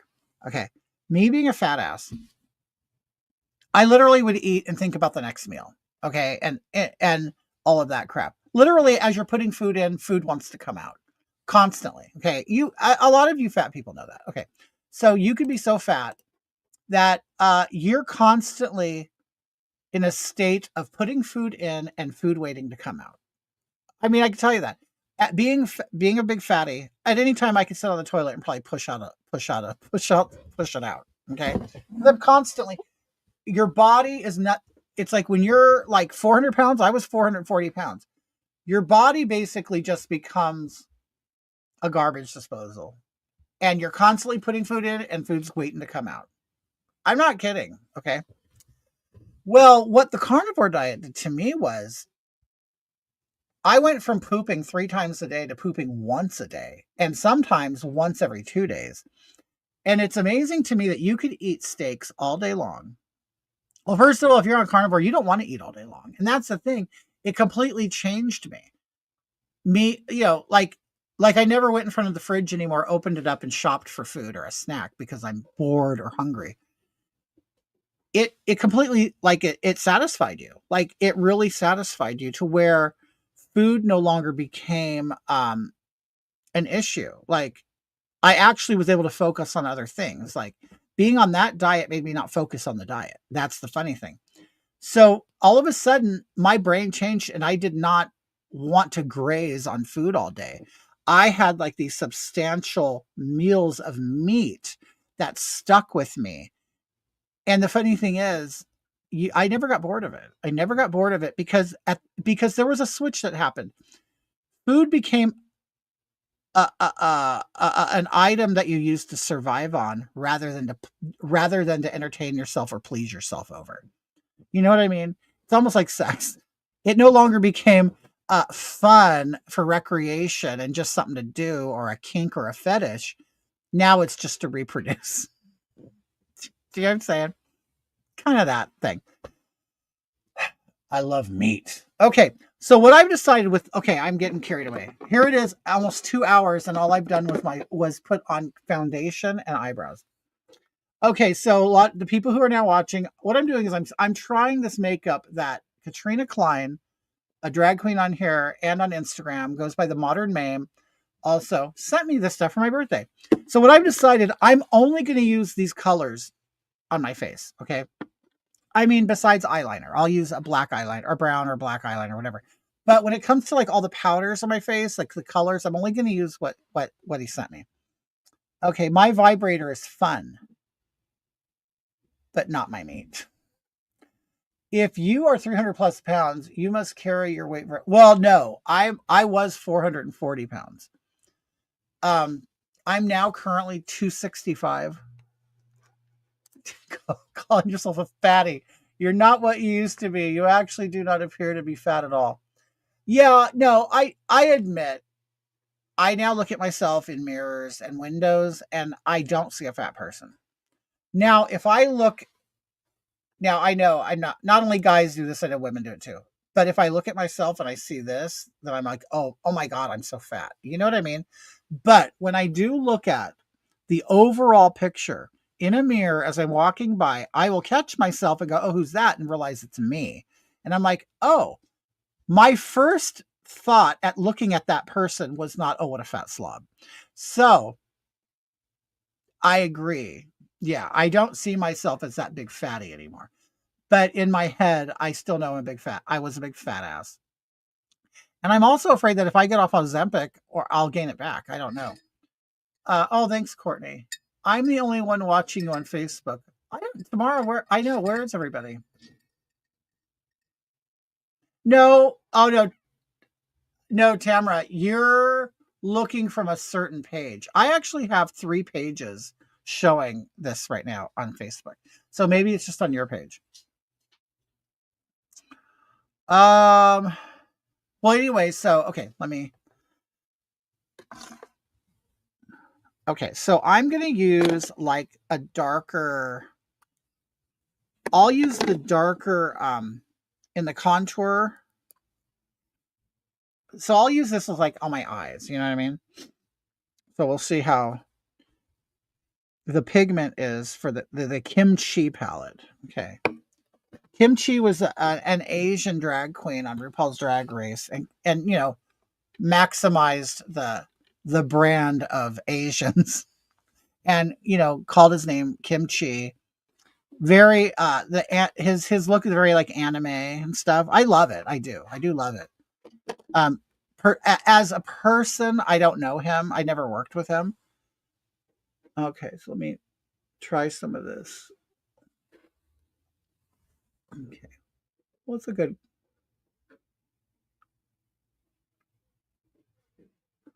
I mean, you see, I'm just patting it. It was pretty good. I mean, it has a good color concentration of color and pigment. Um, did he eat a lot of kimchi? I don't know. I don't think so. I don't think he ever ate it on the show. Um, I don't like kimchi. Do you guys like kim? I don't like it. Oh, okay. I'm on the kitty page. Okay, Tamara. You know what's so funny is because I'll be honest, I've completely neglected the kitty page. I just let it go. Um, and I want to bring it back. Do you know what I mean? But so I don't get a lot of traffic on that page anymore.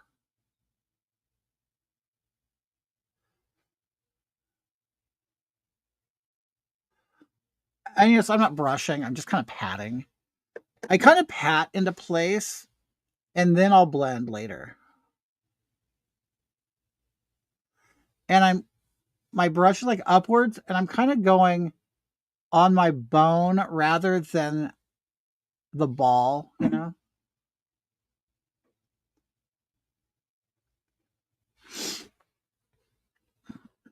It makes me look mean, but I'll blend it out. Kimchi is yeah, very good at makeup. Kimchi is excellent at makeup. And you know, I mean, you know, I don't know how this will come off, but I think with Asians, they're lucky because they kind of have a blank palette. You know what I mean? They don't have like I have this big bone and I have these deep sunken in eyelids right here. Then I have a heavy lid. Where the Asian is like it's all flat and they can really paint anything they want. You know what I mean? Like they put tape right here and then they open their eyes and then they'll have an eyelid. It's like nudes. Um, but Asians, let's say they have a lot of flat space that they can create dimension.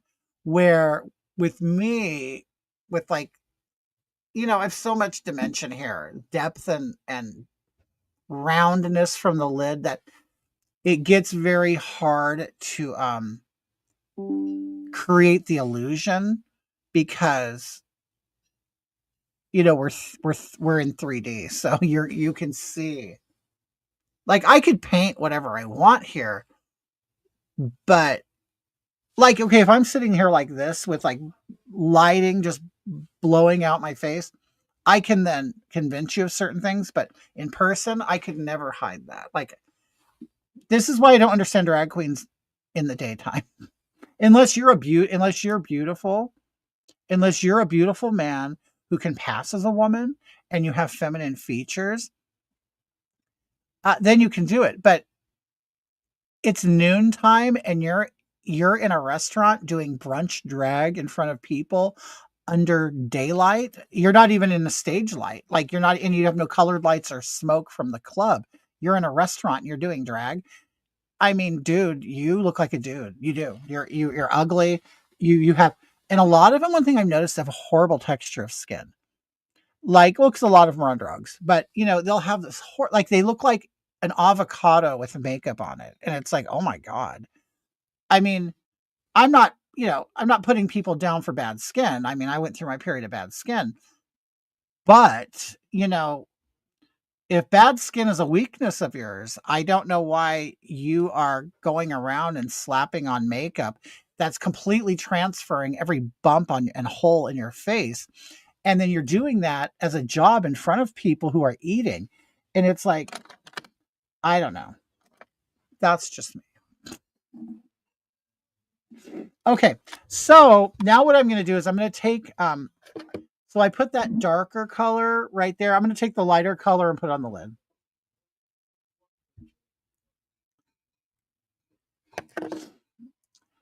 I'm a femme gay woman that identifies as a gay homophobic man. Okay, so I'm brushing that pink over the lid. What I'm doing is these contour palettes and blush palettes and bronzer palettes that my friend sent me. This is all I'm using on my face as far as like the powders. I'll add pencil and stuff separate, but I just want to see like the colors he sent me, and so far I like it. Okay. Okay. And then he sent me this. So I will use the highlighter and I will put it on underneath my brow. And you kind of want that to it'll pop it out, bring more dimension to your face. Are you in in Northern California? If so, did you feel the earthquake? No, we're in Southern California. We're an hour east of Los Angeles. And yeah, we didn't feel anything. I will have earthquakes right down the street and not even feel it. I don't even feel them anymore. What's funny is my ex, he came from Kansas, and we had an earthquake here. It's his first ever earthquake that he felt, and it wasn't a big one. And we're laying in bed, and he hurry up and jumps up and runs. He didn't. I go, where are you going? He said, I don't know. Where do I go to protect? I go, you can't.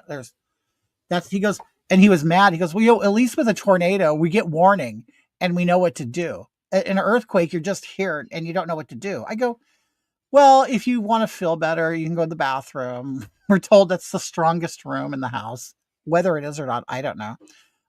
In the middle of a doorway, but he was deathly afraid of an earthquake until he felt it. And he goes, oh, that was it. Is there going to be something afterwards? I go, they scare you and tell you there might be something, but it never happens.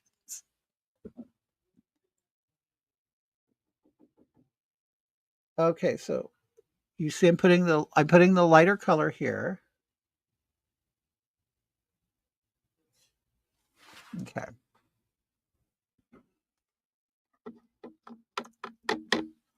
You rock my effing world, my friend. Hey, Courtney, you're funny. I was in a were you really? Now I was, it's funny, you guys, a lot of you know I was a trucker and I saw a tornado in, it was Kansas. I was in Kansas. My first tornado I'd ever seen. And I was just fascinated by it. Like if you've never been, like if you're on the West Coast and you've never experienced a tornado, it's amazing what it does to the sky. It was like the whole sky was like turning and like rotating, and it turned like this really army green color. Like it was weird.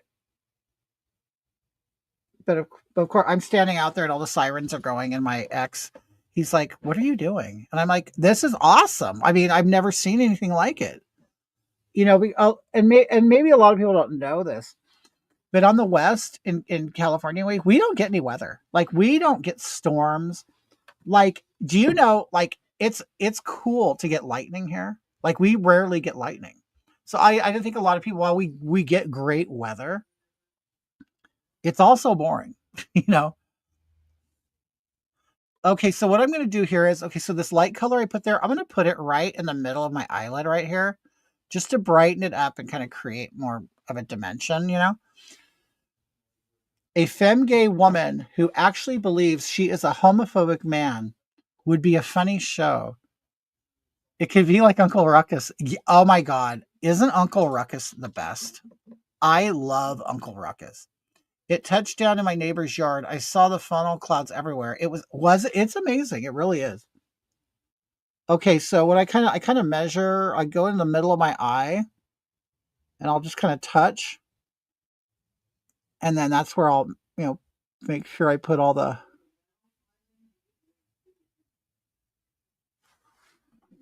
And then what you could do is, I think I'm going to do it. I'm going to maybe brush down here, because as a guy, or even, you know, some women do have darker eyes, like it's sunk in.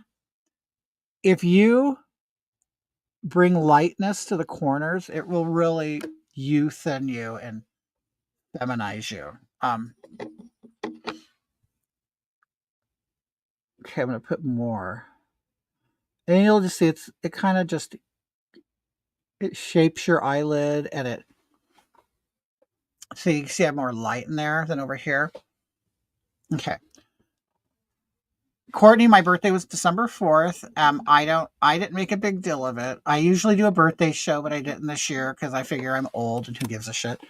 Um, but yeah, that was on December 4th.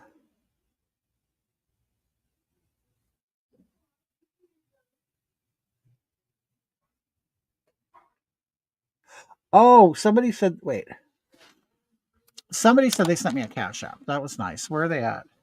Oh, here. I can.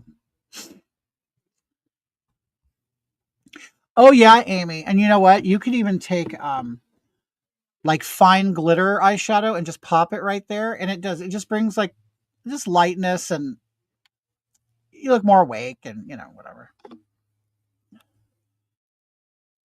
Okay, so let me finish painting that in.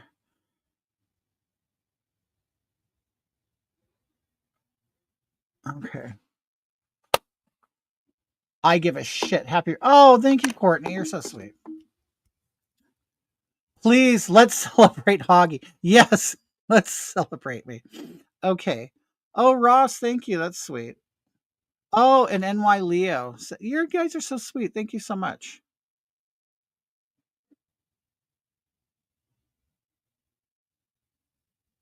Um, that's very nice. Thank you. The thing that I don't like about Cash App is you can't really respond to somebody. You could send them a heart,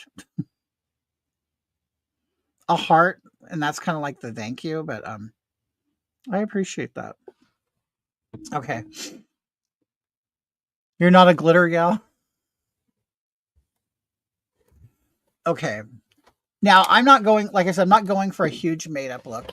Um, so what I really want to try the contouring out. That's what I want. Because I kind of want, that's kind of what I want to do, is I want to get like really concentrate on the contouring. And I heard this from an older drag queen, and it's true. One of something that I think a man who wants to give a female illusion, they really need to work on, and a lot of them kind of suffer or kind of overlook it, but also depends on the type of drag you do. There's some that are just comedians. Like Hagatha is a comedian. Hagatha is just there to make you laugh, to piss you off, um, and is deliberately ugly, okay, and deliberately looks the way she does. Everything about Hagatha is completely planned out, okay. The look, the voice, the attitude, everything. And a lot of people kind of do that with their drag character, is they decide what this thing is going to look like. A lot of guys, when they want to do like kind of a very feminine drag, you really need to concentrate on the contour, because if you can sculpt your face to look like, besides the eyelashes and the makeup and the lips, if you could actually create a woman's shape of a face, that's like 90% of the work. Because I'm you want to convince somebody you're a woman, even though, 95% of drag queens, you can tell, are men. Okay. And we know that. But you're just trying to push that illusion as far as you can. And some are good and some are bad. And even though someone may not get the illusion across, you still see the artistry in it. So you kind of forgive the fact that they don't look like a woman, or that they're not a woman. Like, not every drag performer is trying to convince you they're a woman. There's drag queens and then there's female impersonators. A female impersonator is more of the person who wants to trick you. Okay. Like, they want to be a magician. Like, I'm really trying to make you think I'm a woman. I'm trying to pass as a woman. Yeah, illusions are all around. But then you have the drag queen like me. I'm 6'3". I'm 265 pounds. I clearly have a masculine face with softer features. Yeah, my eyes are softer, whatever. So that's kind of usually a selling point of mine, are my eyes.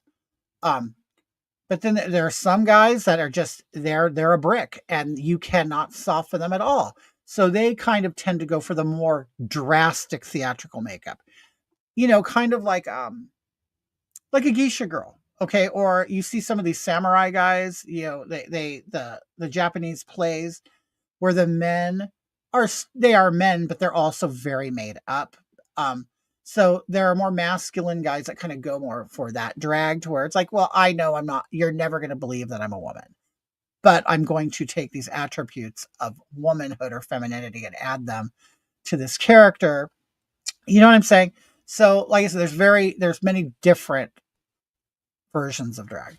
My favorite thing when I'm watching Hagatha is when Mark makes you laugh and you break character. It reminds me so much of Harvey Korman and Tim Conway. I know, isn't that great? Like, I love that. It's fun. But yeah, Mark does that to me.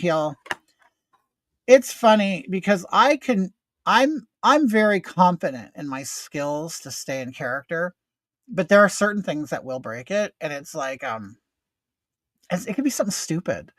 It's typically people on here, like, I'll read the comments. They're not even trying to be funny, but they say something funny that I think is funny, because there's lots of things I think are funny that a lot of people don't. But yeah, sometimes Mark can do that to me too. My favorite, okay. I want to be a female drag queen. Would I enjoy that? Perhaps I should try. See, this is the thing, Courtney, is female drag only works in a gay club. Okay. And see, that's the thing. I guess I can understand the fantasy of a biological woman wanting to know what that's like to be on stage and doing drag. Who is Mark? Marquina, my wife. Okay. They call them bio queens, or they call them faux queens, FAUX queens. It is a woman, a biological woman, who puts on everything, big wig, makeup, feather boa, everything. And they just go out and they sing a song or lip sync a song to their favorite actress or singer or whatever. The thing is, that's only going to work in a gay club, because if you're anywhere else, they'll just think, well, you're just a woman dressed up as a hooker or something. You know what I mean? Would gay men be enticed? They wouldn't be enticed. They would be honored and flattered for you accepting the art and wanting to be a part of it. Now, I'll tell you, there are some drag queens that wouldn't like it, because, how can I put it? It's almost like there are two sides of drag. There's the business side and then the art side. There's the business side where people want to go out and make money and tour and sell merchandise and just become rich off it. Then there is the kind that you just show up in drag and you sign up for the night and do a number like karaoke. Okay. And you just perform for the evening and that's it. That seems to be a lot of, like, that's like old drag. Like, you would go, hey, I'm going to go to the club, and your friend, like, is the manager or owns or runs the show, and you go, oh, I feel like performing tonight or whatever. Or there's an amateur hour or whatever. That tends to be like the most basic common drag. But what people are seeing on TV now is, and with all the drag queens and touring and being rich and everything, that's like new. That's like, and they're fully taking advantage of it. Yeah, they are. They're going to make their money while they can. But those one okay, then there's the guys that are doing drag, and then they want to be popular. Like a lot of drag queens are basically just popular people in the club. That's all they are. And like so and they also have outlasted everybody. And honestly, I'm going to say this, a lot of drag queens are basically the gay guy who never grew out of the club scene. I see that a lot too. Like you're just the gay guy that never matured. You kind of peaked in the gay club. You're probably nobody outside the club. So you've become a drag queen and now you could live in the club. Um, oh, I don't think you're being disrespectful. I've been to traditional gay clubs, but I never understood the attraction for gay men. Like, what do you mean the attraction for gay men? Like, the attraction of drag, or what do you mean?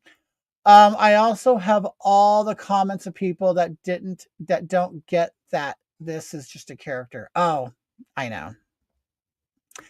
Oh, also for the people who are watching, I want you to know that when you come across a comment section and you see my picture in it, and people are going, "Oh, it's a demon," or it's, you know what I mean?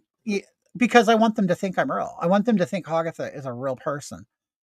But then what happens is the people who know me, they go in there, go, "No, you misunderstand this. This is an act. This is a character." And it's like, I don't want to be mature though.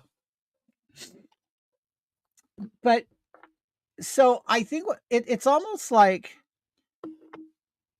I want them to be fooled by me. You know what I mean? And so I have well-meaning followers and people who like know me in real life. They'll be like, "Oh no, you're misunderstanding. Hagatha is an act. Hagatha is not real." And it's like, well, you're basically you're revealing the magic act. Like, you know what I'm saying? And I know a lot of people don't know think they're doing that, but you are. You're like while you're trying, like, I don't do this to make people mad and then want to make them feel better. I want them to be mad by me and stay mad. Like I that see, because what I have realized doing this, that it isn't necessarily the people who like you that elevate you, it's the people who don't like you that elevate you. Okay? I get most of my I get free advertising and I get free everything from the people who hate me. Okay? Because like you guys know who I am. Okay? So you guys watch me. You I understand you guys probably are consumers and you see my videos and you come here and watch me and stuff. I don't think you necessarily, not that I expect or anything, is share me. Okay? I know that that doesn't happen a whole lot. Who shares me are the people who don't like me. They're the people who are offended and they're the people who are afraid and all of that stuff. And it's like I have developed an audience and a following mostly of people who hate me. And once they see it, because they're fooled by it and convinced by it, which for me is success. You when they think that I'm a freak, when they think that I'm a freak, that is how I know I succeeded. Now, of course, I don't mind the people who finally follow me and watch me and get to know me. Once they start realizing it's an act, then it's almost like the joke hits them, and they're like, "Oh my god, I was fooled by this," and blah blah blah, and this is what he's doing. That's for me where all the magic happens, because I want you. I mean, I want you to think. It's almost like I want people to be offended by it. They think it's sick. I want them to be mad at it. And then once they watch more, they're like, "Oh, I know what he's doing now." See, for me, that is like, that's the payoff. But I also understand there are people who like want to defend me and protect me. I do understand, and I appreciate it because I understand that's what's happening. But um, at some point, And also, and you know what I also think it is? I think society has trained people into thinking that gay people or LGBT, XYZ, whatever people are fragile and they need protection. And I'm not like saying that, how can I put it? I think that the culture itself has created that. Like, oh, well, we'll make people pity us and feel sorry for us, so they'll protect us. And it's like, no, I don't, I don't want to be protected, and I don't want to be, but I think, like I said, a lot of heterosexual society who aren't offended by gay people, I think they kind of go in this protection mode. And I've also heard black people complain about this too. That you know, just because somebody, like let's say if like you see somebody talking shit about, somebody, whatever, and like, people feel like they want to go in and defend it. And it's like, I don't want people to defend me. I don't, because I want to I want to mold my own perception. I want to defend myself. If I come up to a fight that I think needs to be fought, then I'll fight. But I don't. A lot of people, they're saying, how can I put it? They don't realize. Okay, what we see on social media is a lot of the crybaby gay people. We don't see the strong gay people, and I don't know if that's by design or what. But there are lots of gay people out here who can completely, now maybe they're the older ones. I don't know. I can completely handle someone calling me a fag. Completely. I mean, my own father called me one. So if anything, there are many gay people who are completely trained and completely understand what they're up against and have been up against worse, actually. So somebody online who calls me the F word or says I'm a demon or a weirdo, to me that's just kids play. That's just kids play. Where I understand a lot of people get highly offended and highly mad, and it just can ruin their day, especially young people. It's like they put so much value in what other people think. Strangers, complete strangers. Like, it's so weird. But no, but because, I I was raised in a time where we weren't protected people, and we just kind of defended ourselves and just put up with shit. You know what I mean? And I'm not saying that because I'm like, oh, poor me. It's just we all have our own crosses to bear and things to deal with. But it's like, by the time you're a grown up gay man, you've gone through the training. You've gone through the training, you know what's out there, and you're preparing for it. So I've spent my whole life preparing for these battles. And then I have people who come in, you know what I mean? And they'll like kind of like, I don't want to say ruin it for me, but I'm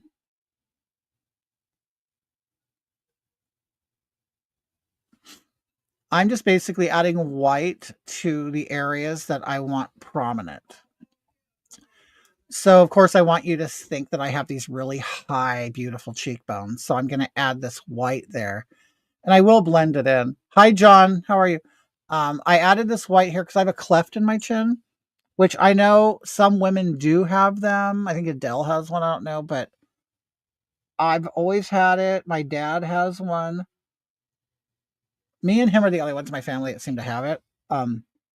So naturally, I look at it as a masculine trait. So I try to bring light there so you won't see the dent. I know women have it. It's just I grew up looking at it as a masculine feature, so I try to cover it. We Gen Xers are different, right? We are. And I'm realizing that. We're in some ways I think we're softer than the baby boomers, but in some ways I think we're even harder than them. Um I saw something today where it was a young person who basically took a whiteboard and wrote uh baby boomers, Gen X, millennials, Gen Z, Gen Alpha, kind of went through the current generations and then characterized them all with one word.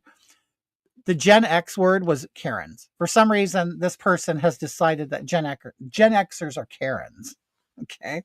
Maybe we are. And I think the word Karen has probably gotten a bad rap. And if you consider a Karen somebody who expects to be treated a certain way and expects a certain look at it, like it's rounded out. Like I don't even see my cleft anymore. I have seen nothing wrong with a Karen. I really don't. I think Karens have a place, and if they're the hall monitors, and I'm not saying, no, trust me, I don't like a snitch, but I don't mind. Oh, you're in Philadelphia, Lisa. How are you, dear? I just it's weird how they've like demonized people holding up a mirror to society and saying, we can do better. I mean, I get it, a Karen, maybe there's some extreme cases. But you know what? I don't know. If calling the manager makes an employee straighten up and do their job, then I'm all for being a Karen. I'm all for it. See, right, Tamara? I think the word Karen is being misplaced in a lot of ways. Expecting the best out of society, expecting to get your money's worth, and expecting respect from a service worker is not being a Karen. It's not. In fact, I'll even say that the person who's calling them a Karen is a real Karen. Typically, the person who's yelling Karen is the authentic, real Karen.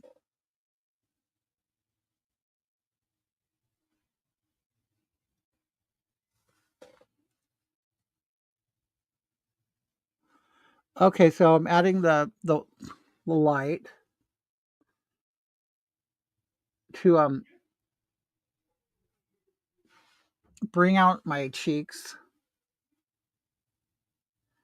And you kind of want to do this, like, you see how this plane kind of goes up and then it starts dipping in? You want to do that high ridge right here because that's where the height of your bone is. Just put the white there and then make that the whitest part and then blend it out. And it will make it look rounded.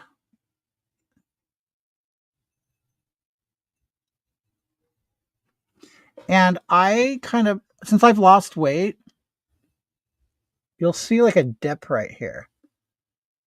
I'll add white in there to plump it out. And a lot of men, that happens to them, this indentation right here. And that's really like when you smile, that's like the fattest part of your cheek. Do you have six? So that's actually a lot of volume of fat that you lose when you get older or when you lose weight. So if you put light in there and kind of blend it out right, it'll bring the fullness back. But like I said, camera and all the lights make it look a lot better than if you in real life did it. You know what I mean? I mean, you can do it, but a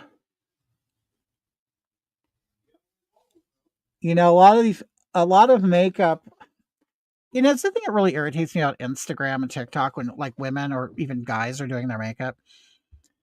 They're being dishonest about it because like I'll let you know, like right now, okay, I have a big ring light right here. I have two lights right here coming this way. But you can probably even see one in the mirror. Yeah. And then I have this light on a shelf underneath my laptop. So I'm being like completely blown out with light. Yeah, I should do. I should turn it off. Watch. Okay. Wait, let me blend this out and then I'll turn, and I know a lot of people, they're not going to do it. I'm going to turn out my lights so you can see what I really look like.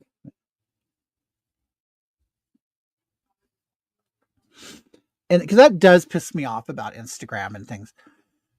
Billy, did anyone teach you to do makeup or are you self-taught? Okay. Well, I I was always very much into makeup because grew up in the 80s. Men, were androgynous back then. And I was very interested in women's fashions and makeup and looks and stuff. So I would pay attention to like Vogue and Cosmo and Glamour and Mademoiselle and all of those women's books back then. Fascinated with it because I always thought women were just gorgeous. And I was very fascinated with makeup. And also, like 55. I was a boy. I was very young when Kiss came out, the group Kiss. So they had all the makeup. So, uh, it seems like that era that I'm from was very theatrical with like men and makeup and androgyny and things like that. So that obviously rubbed off on me and loved it. So I just practiced with makeup. I would just draw on my face or whatever. My sister, once I had a sister, I would get her and do her makeup. I would do my mom's makeup. When high school came, new wave was very popular. So men, boys started piercing their ears and coloring their hair and wearing eyeliner to school. So I became a part of that. I also pushed it further. I would wear a full face of makeup because there's Boy George and all of them. It was more acceptable. So I would just be dressed in my regular clothes with a full face of makeup on. Did I get? Yeah, yes, I got teased. I mean, I had friends that were very supportive, of course, but then of course, there's the ones that aren't supportive, and that's fine. You know what? As I say that, I'm sitting here thinking, so what if I wasn't supported? You know what? I get sick of this idea that we're all supposed to be supported in everything that we do. You're not guaranteed support. Like just because you like something doesn't mean the world is going to be on board with you. And that's when you decide, am I a strong person or am I a weak person? Am I going to do what I want regardless of what everybody's saying, or am I going to just cave in and be unhappy and just follow the crowd? Well, the thing is, I have my own crowd. Of course, there are guys who do this, so it's not like I'm out here dangling and being by myself and defending myself because this is what I do. There is a community of this, but I just never cared what the other people thought. It's like, oh, if I cared what you thought, I would be playing football because everybody wanted me to play football because I'm this big guy, and I was never into sports at all. I was into swimming, but not into the combat type of sports. So if I did exactly what they wanted me to do, I would have been in football or basketball. I was constantly asked to play basketball because I'm tall. But I don't know. I just didn't care. I just did what I was going to do anyway, even though I got teased for it. I don't know. It's almost like I felt like I'm unhappy in school anyway. I'm unhappy with it. I don't like the people. I don't like school itself. I'm at least going to show up the way I want to, dress the way I want to. And of course, now I realize as an adult, it might have been a distraction. Okay. I think kids get away with too much in school. I'm for dress codes. I am. I mean, you're here to learn, not, and it's funny because that's what I was always told my whole life. You go to school to learn, not for a fashion show. That was, I don't know if kids still hear that today. That was a big thing when I was a kid. Yeah, it doesn't matter. It's not a fashion show. Just go to school. Um, but now schools turn into a lot more than a fashion show. It's come, you go to discover your gender apparently. But okay, so on my white parts, I'm gonna add some white powder. Okay, now and then after that, like I said, I'm really working on shaping I shape my face. Bigger cheekbones, a smaller forehead, a narrow chin. I'm gonna cut all this fat off. Give me more sunken cheekbones. And when you do that, when you can successfully do that, then you've kind of really gotten you've achieved a lot of the illusion. Okay. Now, the reason why Katrina sent me this stuff is because I complimented him, her. Well, he's a guy. He's a drag queen guy. He lives as a man, so I'm gonna call him he. Um, this I compliment. I go, your contour. Oh, you know what? I have a picture of him here. Let me find it. This is who sent me this stuff. And I don't know if any of you've seen him. Um, he's a great drag queen. Like he's very good at it. And he does these really cute things, like where he's kind of like he's into glamour and he's very into fashion. So he knows I'm probably one of the worst drag queens when it comes to fashion. I don't care about it. Like, I don't care. Like, while people will see that I like to do the makeup and stuff, I am not into fashion. I'm a total guy. Total guy. I don't care about the designers, and also because I could never wear what I wanted to because I'm an ox. I'm an ox. So even when like retro, like vintage clothing was popular when I was in high school, I would go to the Goodwill and Salvation Army and stuff to try on clothes because that's where, of course, where you get the vintage clothes. I could never fit into it. It's like a 2X in the 50s was a lot smaller than a 2X in the 80s. Okay. So but he seems like a bigger guy to me. So I don't know. He has access to places or whatever, but this is him. Okay. Total drag queen, like total drag queen. Like he will set up these scenes. What he does is he does like a number. He'll do a lip sync, say something funny. He's comedic, but he's great. And we just started kind of getting along because in the drag world, in the gay world, there you don't meet a whole lot of friends who have your political beliefs. Somehow me and him, we kind of just met each other and it's been great. Well, anyway, I complimented his contouring because he's very good at contouring. And so apparently this is what he uses. So we'll see if I can get the same, you know, we'll get the same results as him, but we'll see. But anyway, so I'm basically going to add the white over the white areas here. And then I'm going to put like the flesh color over it again. Because I'm putting this over, wet makeup, cream makeup. It will adhere to it. Okay. And now I'm going to go back over it with this. It's a rose beige. That's the color of it.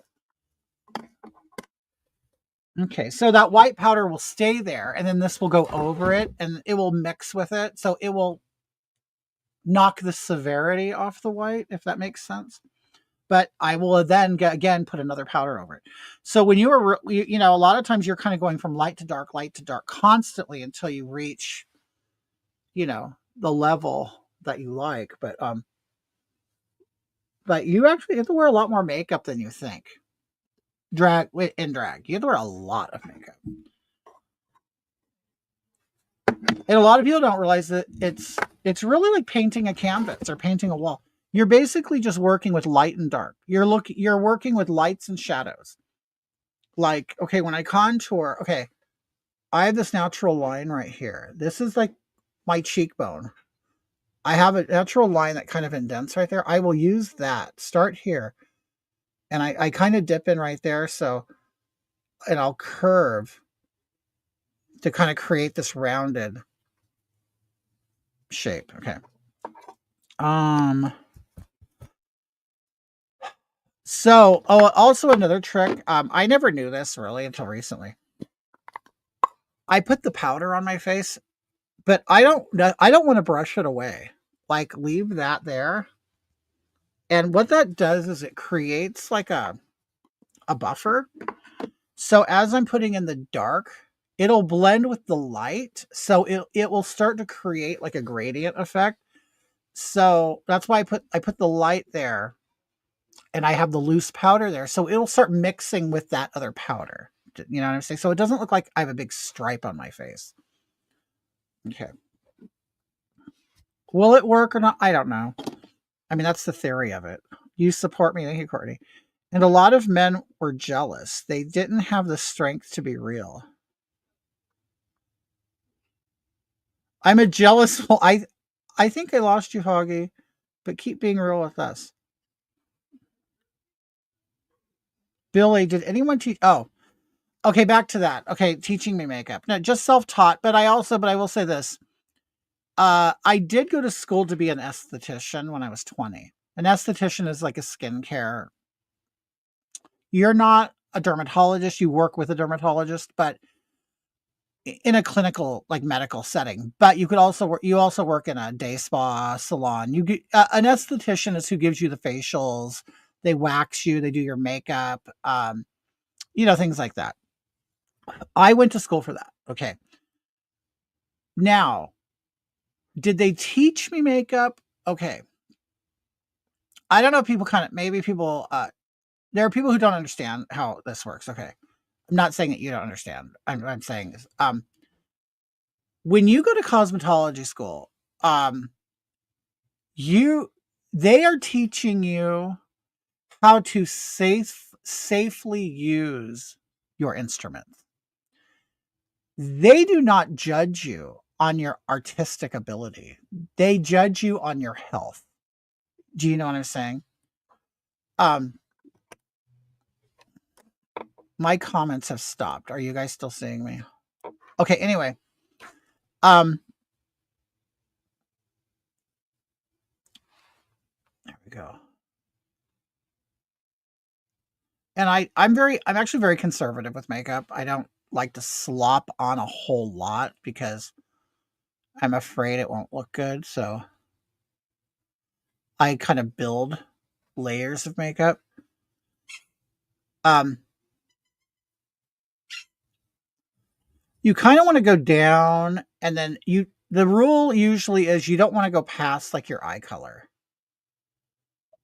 Although mine off does come in like almost to the corner of my mouth. I never realized that. You want to come here and then can kind of round in. It gives you more of a plump feminine look, but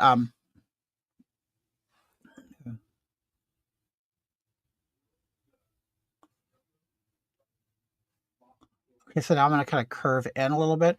And you don't necessarily want to see like a line come in there, but you just want like shadow to come in. And then you want it to disappear.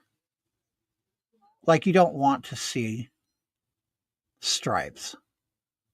Although some people will create it just because that's their character and, but I'm speaking strictly just beauty, I do like this color. See, look at the difference.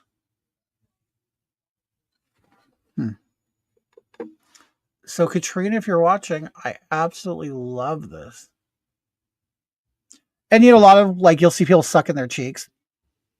They do that so they can see the curvature of the bone. Okay. Now, I don't. Okay, you can see that there. And then what I do is I take the brush and I'll kind of pinch it to make it more concentrated and strong, so I can really direct where I want the color to go.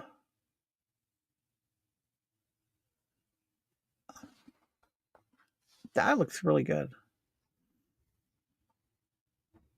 Huh. I love it, Katrina. You did good. Okay, let me do the other side. And now this is the thing that sucks, is getting them to match. Hi, Snow. How are you?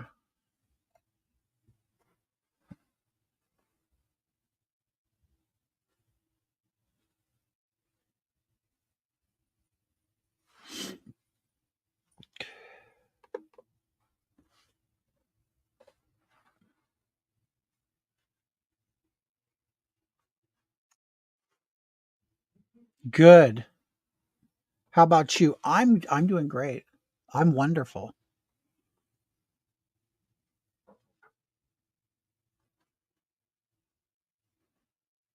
You guys have changed your twinning. Oh, okay. I'll take care of it.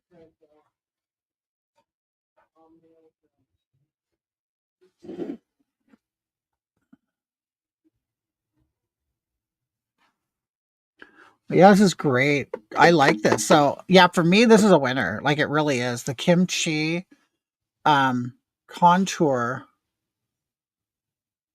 For some reason, it's actually a blush, but it's a great contour color.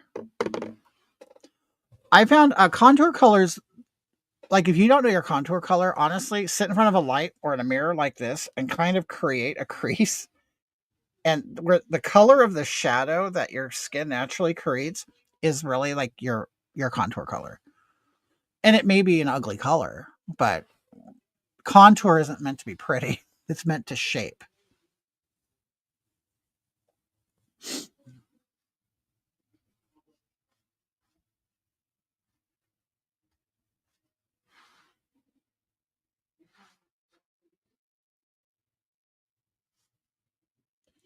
How are doggies and Marquina? Oh, they're great.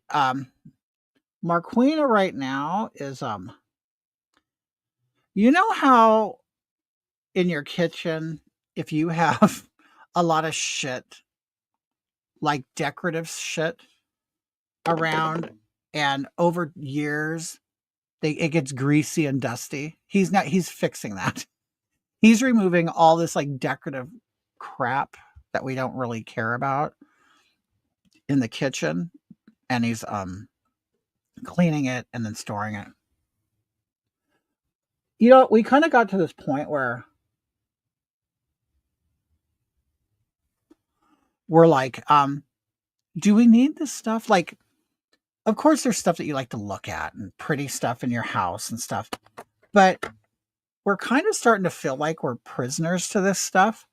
And it's like, okay, so we have a bunch of coffee cups from, we'll collect coffee, we're poor. So we'll collect a coffee cup or a magnet from like a place that we go to, right? Cheap souvenirs. So you end up with all these magnets on your fridge. You end up with like shelves in your kitchen with tons of coffee cups. And we're like, it's ugly now. It's like it's filled with spider webs. There's grease gathering on it. There's dust on it. And we don't even use the stuff. Like we use the same coffee cup over and over again, our favorite cup. And it's like, at what point are we going to like stop adding to this collection of junk and maybe clean it and go through it? Like I kind of at the point in my life, and maybe, I don't know, because I'm older or what, I want I just want simple shit. You better work. Hey, Puss Puss, have you been watching the whole time? I really love this kimchi blush contour. Now I know you're I don't know, are you a Latina? I know Puss Puss might have a little more Latina in her than I do. Um, so I don't know if it'd work. I don't know what your undertone is. But you're pale. You're pretty pale. But this is great. I love this. It's called Vacation something, but it's a great blush. Um, but I don't know if you're familiar with Modern Mame on here, but he sent me this and he got my colors good. Like this is a great like contour color for me. Like I love this. Like it really is creating this illusion of this cheek. Like I don't have cheek. Like so true, good insight. I need to go through and get rid of stuff. Right, Amy? It's like, and I grew up in a house like that. I grew up in a house that my mother was she's a huge junk collector. In fact, her garage is filled with shit right now, to the point where she's asked my sister, "Can you come over and go through my garage and clean it?" It's like I don't know. I don't know if anybody are any of you else like this, but my mom. Hold on. She Okay, I'm gonna contour my watch. See, look at this is all flat. I'm gonna try to put a jawline in there. Anyway, but my mother, she has so much shit. And I grew up in a house like that. It's like, Mom, why do you need all this? Like, why do you need all these? Like, okay, I grew up in the 80s, so all the ducks and pink and mauve and blue was popular and geese and little teddy bears on wicker chairs, like wearing these big hats with pearls and lace. It's like, ugh. So I grew up in a house filled with that shit. And I'm like, it's like we clean the house and the house is never clean because it looks like a junk store, you know? And I'm like, oh, I swore I was not gonna have a home like that. But you know what's so funny is Okay, so you see the line. I painted that line in, and it looks like a real, you know what I mean? Like it's a good color. Um, but look, my face looks lopsided now. I'm telling you, if you can get the right color and you get the right placement, you can really shape your face.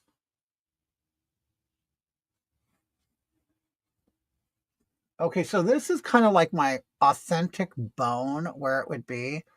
I'm gonna cheat that a little bit because if you notice, it kind of just I'm gonna kind of cut it more like that, so it's more of a really angled face. But that even carved out my face a little bit. That's me. So much shit.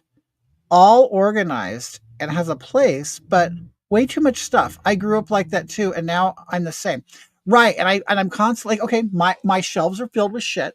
My closet is filled with shit, but I've been telling myself the whole time I'm not going to be my mom, but yet I've convinced myself that the stuff that I have I need.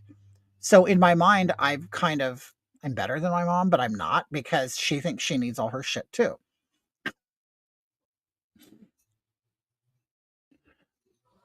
But you know what? You would think that people who grew up with nothing would be like that. But my mom didn't grow up with nothing. Like she grew up like, she was fine. She didn't need anything. Like her parents owned a restaurant and a gas station, all this stuff. Like they were fine financially, but they were drunks, they were alcoholics. But this is the thing is, you know what also she does? And I don't know if you guys do this or you have a relative that does it. Do you know what she does? Okay, my mom lives by herself. Okay. Do you know she has two refrigerators and both are packed with food? The one in her house is smaller. She has, okay, that's filled with food. And then she has that one in her garage, two doors, you know, filled with food. And her pantry in her house, the shelves are bowing because there's so many canned goods. And she's also doing that in the garage. And I'm like, Mom, you're a 75-year-old woman living by yourself. Why do you act like you're feeding an army? Like she literally does. And she goes, I don't know. And she's always been like that. Even growing up, our pantries were completely full constantly. And she goes, well, she goes, I know. She goes, I don't understand it. Yeah, you are plus you are white as fuck. Are you Latina though? I don't know. You give that energy, but maybe that's just your New York. You know what I assume plus. I assume anybody who's in New York is Puerto Rican. You're either Puerto Rican or Italian or Irish. I mean, is that a safe stereotype? But I assume everybody is Puerto Rican, Italian, or Irish. Okay, wait. Honey, what's going on here? What's all this? I thought I talked to you about that. Karen, listen, dear, it's a makeup smock. It's just here to catch the fallout from all the makeup. No, Karen, I actually got this on Temu. It's like it's okay. Hopefully you can see it. Okay, it's a shirt. Okay, I have a tank top on underneath it, right? Okay. And it's shorts. I don't know if you call that a romper, but they're not connected. But puss, am I right? Is New York, you're either Italian, Puerto Rican, or Irish. I don't know. Okay. Okay. But look at this is doing a good job of showing you where my jaw should be. Look at like I have nothing here. Like it's all flat, but here, look at. So you see the power of makeup. Okay, wait. Although I hate hair. I literally say out loud to myself last night, I really probably could survive with what I have in my pantry and freezers for a year. I definitely don't need to go to the grocery store. Right. And I swear to God, I go to my mom's house all the time. I'm like, what are you doing? Like, why do you need all this? But what pisses me off is also she'll buy milk and she won't drink it like a whole lot. And I'll go see her and she knows I love milk. So she'll go, oh, I have donuts. I have the, oh, do you want that? Okay. Oh, do you want some milk? Yeah, there's milk in there too. I'll go in there. It'll be sour. It's like, why is your milk always sour? Well, I don't drink it fast enough. Oh, Hoggy had a Flintstone vibe last night, and this actually gives me Flintstone vibes too. But yeah. Okay. Let me continue. And I concentrate most of the color there and then blend it, so it looks softer down here. So it looks like a shadow. See? What are you doing, Marquina? I'm looking for something to warm up. Oh, Willie over here. It's getting cold out there, isn't it? Yeah, it's getting cold here, guys. We're chilly, Willie. Okay, so once I get it where I want it, then I kind of really blend it. But look, see the lights, my lights are equal. Like the lights over here are the same as over here. So you can see the difference. Look at no contour. No contour. I mean, it's like so good. Like, I mean, I don't mean to like toot my own horn, but I'm tooting the horn of the makeup, but it's a great color.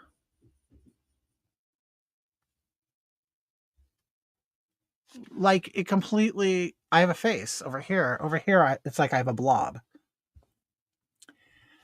Do you have PayPal or Venmo?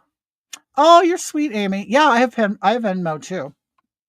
I don't know what it is. That's sweet. Venmo is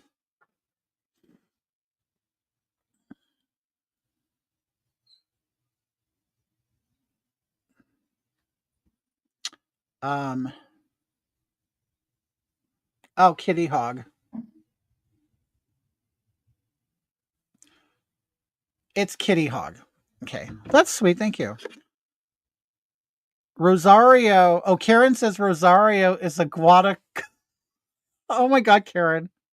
I love you because Karen is like my favorite. Like, honestly, Will and Grace was really Karen and Jack. Like, I think the show should have been called Karen and Jack. Hold on. Okay, so you see how, okay, at the contour, and then it's like a fat patch. Okay. So hopefully this will remove the fat patch.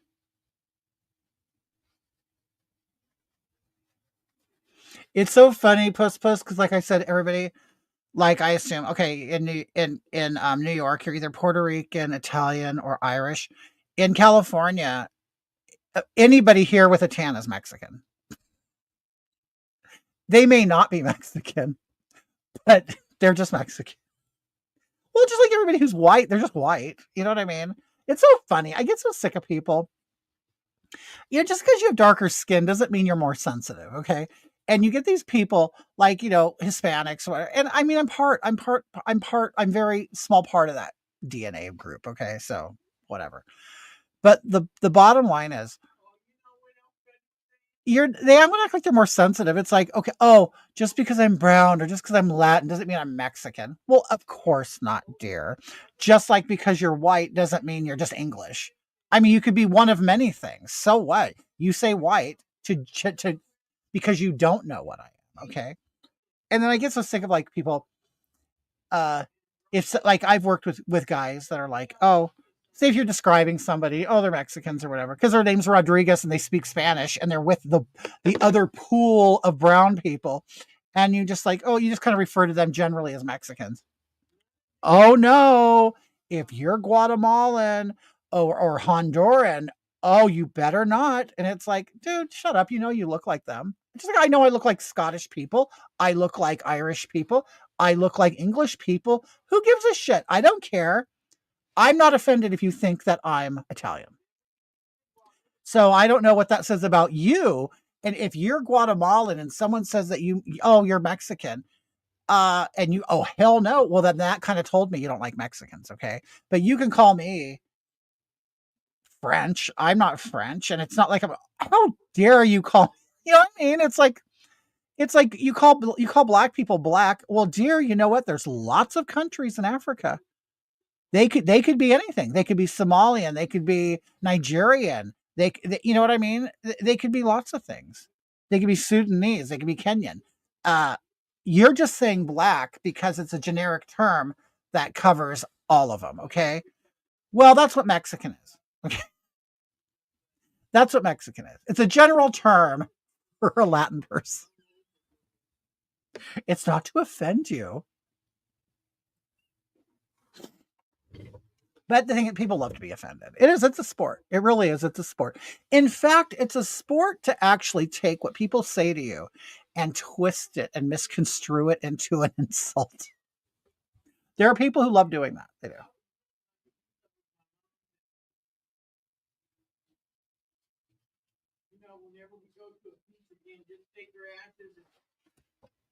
Okay. And the funny thing is, my friend who's from Honduras, and I get, it's so funny because I can get people to be honest. Okay. And so I said to him, I go, so why does it bother you? Like, why do you care if someone thinks you're Mexican? Your name is Carlos Martinez. You look like a cholo. You look like all the Mexicans here. So what difference does it make? Why? He goes, oh, because Mexicans think, he goes, well, because Mexicans think they're better than everybody. And I'm like, oh, so are you saying, so what he was telling me in the hierarchy of like Latin America, it's south of the border anyway. The hierarchy is Mexico. So the Mexicans are like the hierarchy of the Latinos. This is what he's telling me. And he said, and they think they're better than us. And I'm like, okay. I mean, it's something I can't relate to. I mean, I'm not part of that culture, so I don't know. But you know what? I don't think, I know I have a lot of white people watching. Is there a hierarchy to white people? Like, I don't know. Now, the closest thing I can come to thinking if there's a hierarchy to white people were the Polish. When I was growing up, if you did something stupid, someone would call you a Polak. Okay. And I'm like, well, what the hell is that? Well, then kind of find out Polak is a Polish person. So in my area of the world, in the time and the era I was raised in my culture, I hate that you have to you have to cover everything. My experience in my area of the world during the time in which I was raised, absolutely, they made that show, right, Amy? Um, Polish people were considered stupid. Okay. And I never knew why. Just like I never understood why Jewish people were considered greedy and underhanded. Okay. I never knew that either. I just knew that that was the stereotype. Okay. So there was a stereotype growing up that Polish people were dumb. So, and also Southern people. So if you're like a hillbilly or a hick or, so that's the only place that I saw a hierarchy in white people. But I don't know. Is there more that I don't know about? Like we would definitely, like a city white person was more sophisticated than a country, white person. But I don't know. But do we do oh, the Irish are better than the British, or the British are better than the Scottish, or the Scottish are better than the French, and the French is better than you know what I mean? Than the Spanish. It's like, you had a friend. Oh, wait, Amy, you sent me something, Amy, just to say thank you for all your entertainment.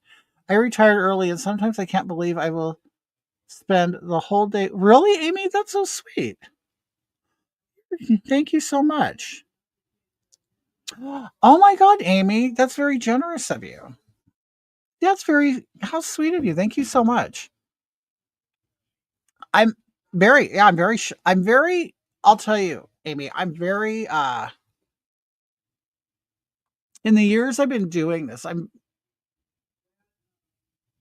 hi, my dear, going to be 27 tonight. Really, Susan? Susan lives 15 miles from me. But where I live in California and where she lives are completely two different elevations and environments. 15 miles can make all the difference in the world here. And wow, you're going to be under freezing. Wait, Susan, I think that rain was in our forecast. Right, guy? Like, why would you be mad? Like, but I've only experienced this from Latins. I think Asians are like that too. Maybe the Arab populations are like that too. Like they put a hierarchy to their people. Like, oh no, the Persians are better than the Saudis, and whatever. Uh, and the funny thing is, you know damn well you could actually probably go on our DNA records and really start picking them apart and realizing that pretty much we're all mutts anyway. But Amy, thank you. I What I was going to say is, Amy, thank you so much. And it has shocked me um how generous people are. Like really, honestly. I mean, we all say a lot of shit about the world, and I understand that violence and bad stuff tend to really dominate our conversations and the media and stuff. But when I started doing this, I didn't realize what I was doing. And while I do often talk about bad things and talk about the bad in people, it has really brought me to know how generous people also are and very giving people. So I really appreciate you, Amy. Um, but it's funny because doing what I do really does make you see like the worst in society, but it also there's also a balance to I could see that I see the good, the best in society too. So I appreciate you and everybody that has done anything for me, honestly. Because I got into this and I did not even I swear to God, it was not even a thought in my mind that people will give me stuff. You know what I mean? People will give me stuff. I didn't realize that. I honestly didn't. I just did this for fun and to make a point, really. Wait. Okay, you see how I have this square? Somebody said, and I never thought about it. They said I have a superhero chin. And I guess I do. I guess I do. It's like this block with a dent in it. Canadian here, so I understand the cold. Oh my god, yeah. She's gonna be 27. Now I know you probably get colder than that in Canada, don't you? But Susan, that's pretty cold for up there, isn't it? I mean, that's Susan, how cold have you seen it? Sometimes a girlfriend and I will make a date night of watching you. We will mirror it onto the TV and watch you. You know what? I actually get that. A lot of people do that, Amy, and they'll send me pictures of their living room with my face on it, and it's so funny to me. Like, I know that you guys see like this probably eccentric gay man on here, but I mean, actually, very very normal, very normal. Um, yeah, that's a chilly temp, sending warm energy to you.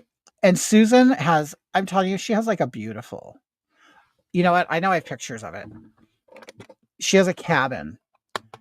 Yep, freezing right now. Coldest I've experienced is 23. Wow, Susan. So it's going to be really cold tonight.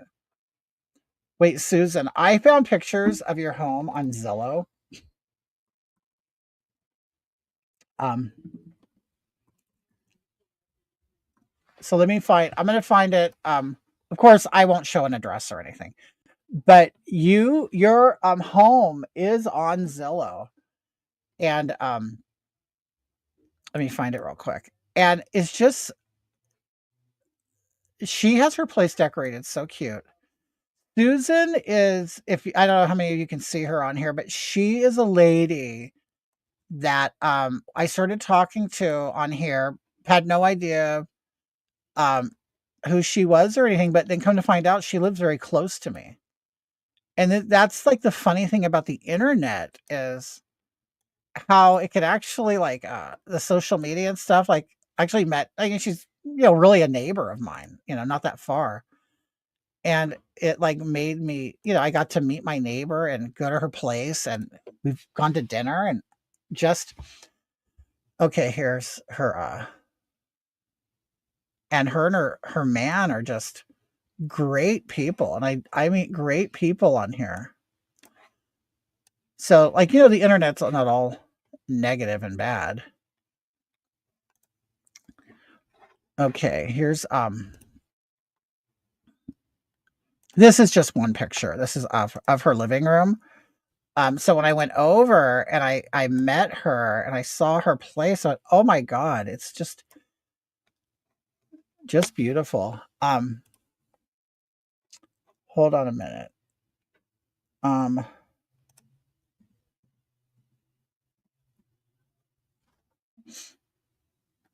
hold on. I have to get this picture off the internet and put it in my files. Wait, okay. Okay. Susan, we're good friends. Yes. They are old, Susan, but it still shows your the style. You know what I mean? But I never have been in a cabin. You know, cabins are usually, you know, masculine. You know, in my experience, it's always kind of more masculine, rugged type of thing. Hers, okay, here's it's kind of dark. I hope you can see it.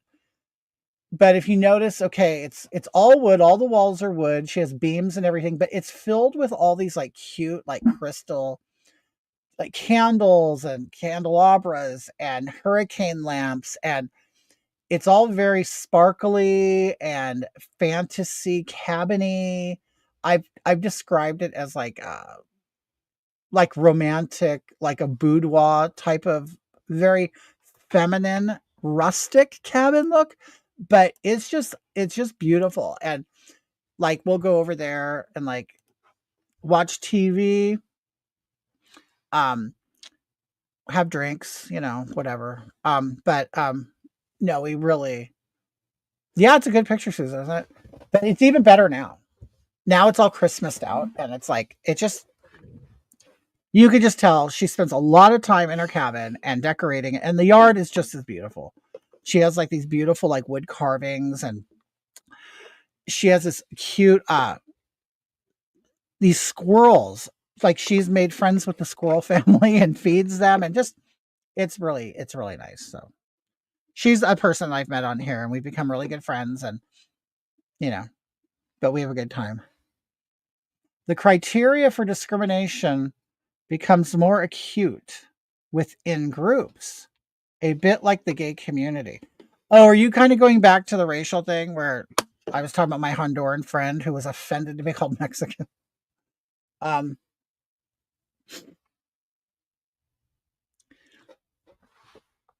okay.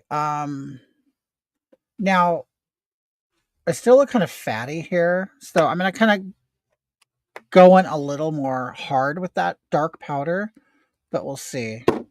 Again, I don't know how this powder works. I'm new to this product, so but I can say it seems very finely milled and blends very well. Wait. And like with like this contour and eyeshadow, I kind of like to stipple it into place so you can see the placement. And then you go in and then you know, I do circles. I'll like tighten up my face and just do circles. You kind of want like the edges to disappear. Now you can, if you do too dark of a color, you'll look like you have a beard. Okay. But I'm very satisfied with now the thing that I don't like is I'll never be able to fix this. Is you see my chin? Like now from the front I'll be able to hide it, but on the side I can't. You know, I have a masculine chin that I can't do anything with. Um oh thanks Guy. I've lost weight. Um total weight loss. I my height I was 440. I'm now 265 now. God, and 15 more pounds. No, I don't think I'll ever see 240. I don't think I'll ever get that thin. My goal is actually 250. 250. I'm 6'3". I am a large guy. Like, even, you see tall, skinny guys. I'm not a lean, tall guy. I'm a broad. I'm a very broad, big man. Like, I'm one of these guys that you see.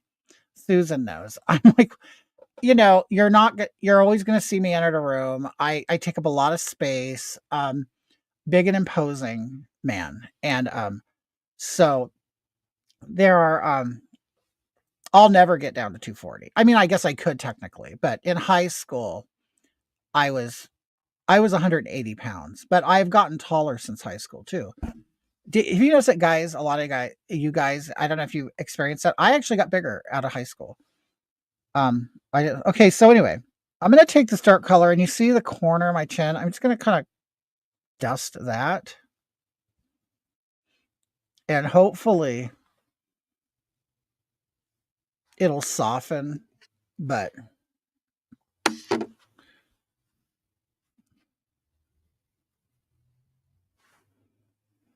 okay. But I guess a woman's face. You kind of want to ideally go for like kind of like a heart shape, so kind of narrow, pointy, big here, and then it kind of goes in like that. Okay, that's kind of what you want, as a guy trying to look more feminine and less masculine. But even, what, and the funny thing is, I wish, and I don't like to compare them because, I mean, at some point there is a comparison, but it's not. How can I put it? I wish a lot of trans women would pay attention to drag makeup. Now, I understand. Okay, a trans person, there. Okay, so you're born a man for whatever reason. I'm not even going to get into the health reasons. I don't care why. Okay, if you're an adult and you want to present a certain persona or a certain look, that's your business. I mean, honestly, it's your business, but it's also, you also have to put up with somebody else's opinion, right? Like, see, it's a dance, because let's say if I'm a trans person, okay, and I don't pass, okay, and like I said, I don't have any feelings about that, honestly, one way or another. We all dress the way we want to dress, okay? We dress the way we dress. See, and this is why I've kind of simplified my opinion about transness, and I've kind of lumped it into the rest of the world, whereas hip hop fashion, I don't care for it.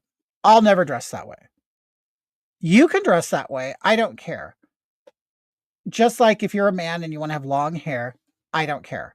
If you're a man and you want to wear eyeliner, I don't care. If you're a man and you pluck your eyebrows, I don't care. But the thing is, everybody's going to notice you're doing that too. Okay. So maybe you're a man and you want to wear blue eyeshadow.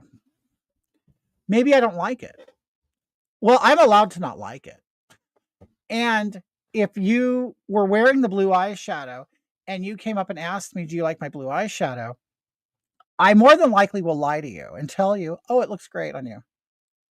Because you feel great wearing it, regardless of what it really looks like. It makes you happy. Okay.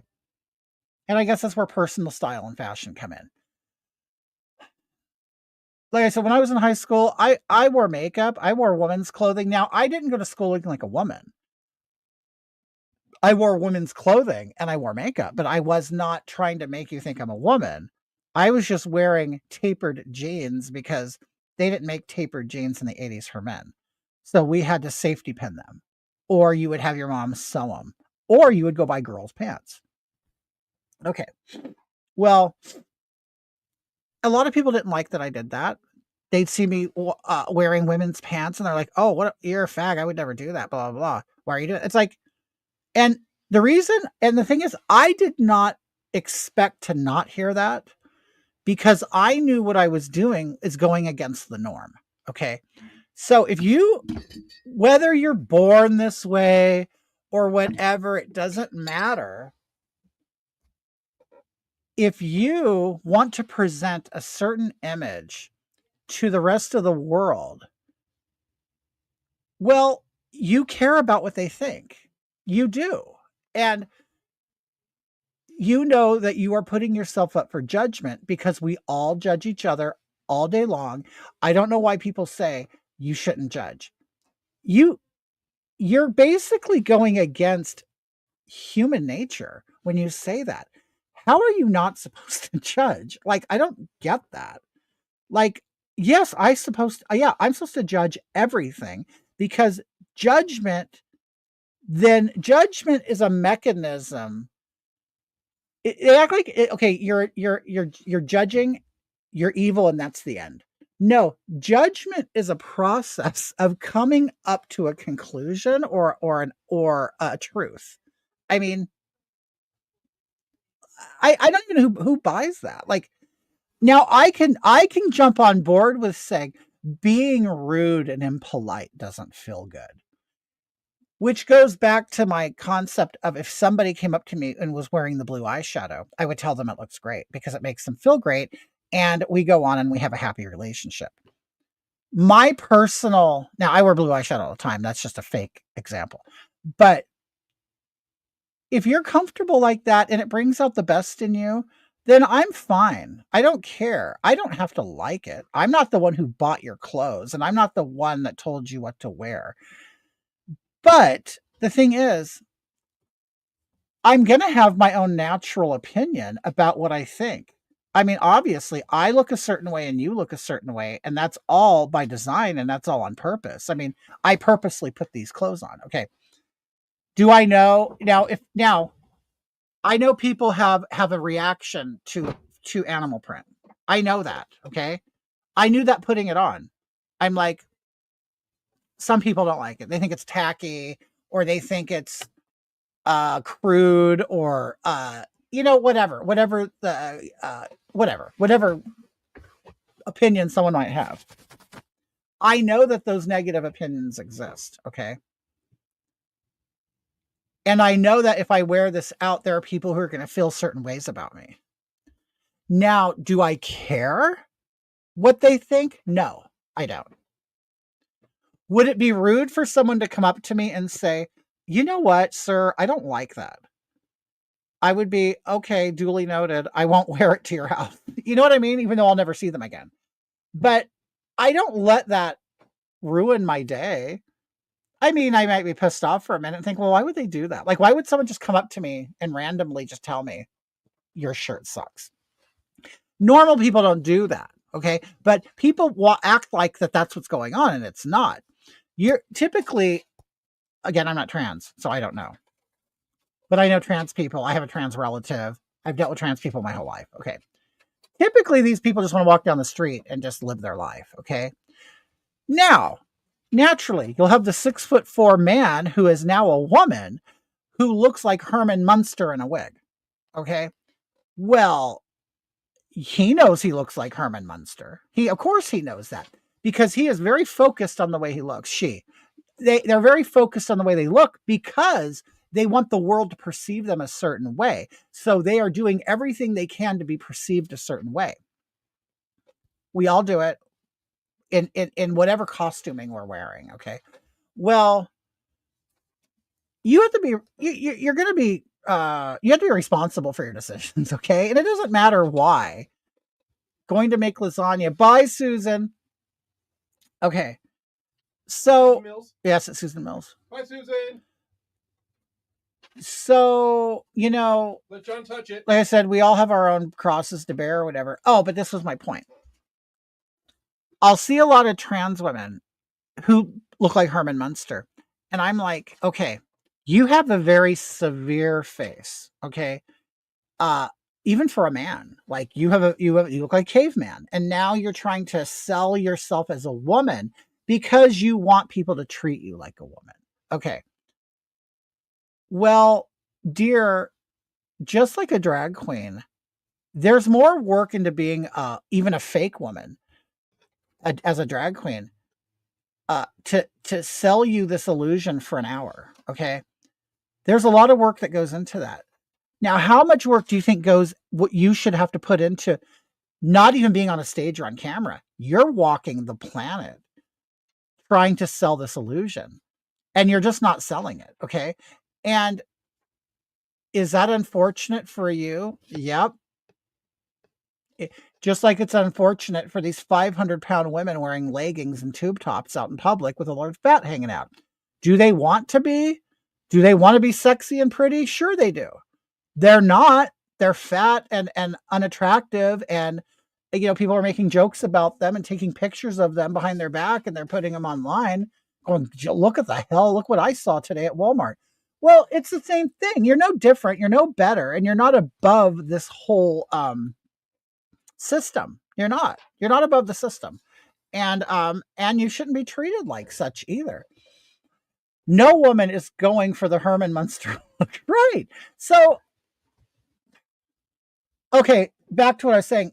So I wish more trans people would study drag makeup, because whether you like it or not, you were born with this body and face. Doesn't matter if you like it or not. I don't care. It doesn't matter if it's a mental problem, a disability, born in the wrong body, unfortunate circumstances, you were raised by wolves, whatever. It doesn't matter why. Nobody cares. It's like, you're not going to walk around looking like Herman Munster and then wear a sign saying, I'm really a beautiful woman inside. That's what we should do. That's what we should do. We should all just wear signs of things we want to be. So someone will come up to me and see this big 6'3", 300-pound man, and I'm wearing a sign saying I'm actually a 16-year-old Mexican girl. And I'm dressed in a quinceañera dress with a big beehive of curls and a tiara. I mean, you know what I'm saying? It's like, so anyway, the transgender women, okay, they have a man face. A lot of them do. The ones who cannot get the surgery, whatever. And some are fortunate enough to where the hormones can kind of turn them in the other direction. Then there's guys like me who are a caveman, who have a big, a big superhero chin and a big forehead, a big bony forehead with a caveman ridge, who use makeup to try to push that back and try to, fool people on camera anyway, as much as I can. But these men are going out there, or trans women are going out there with a man face, and they're flipping their hair and they want to act like there's some sort of diva. And it's like, dude, you're not selling diva, you're selling dude. And you can't get mad at me for seeing dude. Like, how can you get mad? Like, I mean, at some point, the fantasy, at some point, you got to kind of look outside of your fantasy and see reality. Okay. And honey, I get me. I have been in a dress with a corset, and I have walked into a nightclub swearing that I'm Amanda Priestley or whoever. I am this powerful woman. I think I am Joan Crawford walking into the club when, and trust me, every drag queen has these delusions. You walk in thinking you're Joan Crawford, but you're really Herman Munster. Okay. And you're Joan Crawford all night long. You are, you have the whole attitude, you have the speech, you have it all, but you are Herman Munster, but you swear you're Joan Crawford, trying to sell us dainty and demure. Right. And and then when you start selling that and you don't realize that you're trying to sell it, but you're not, then it comes off ridiculous, puss.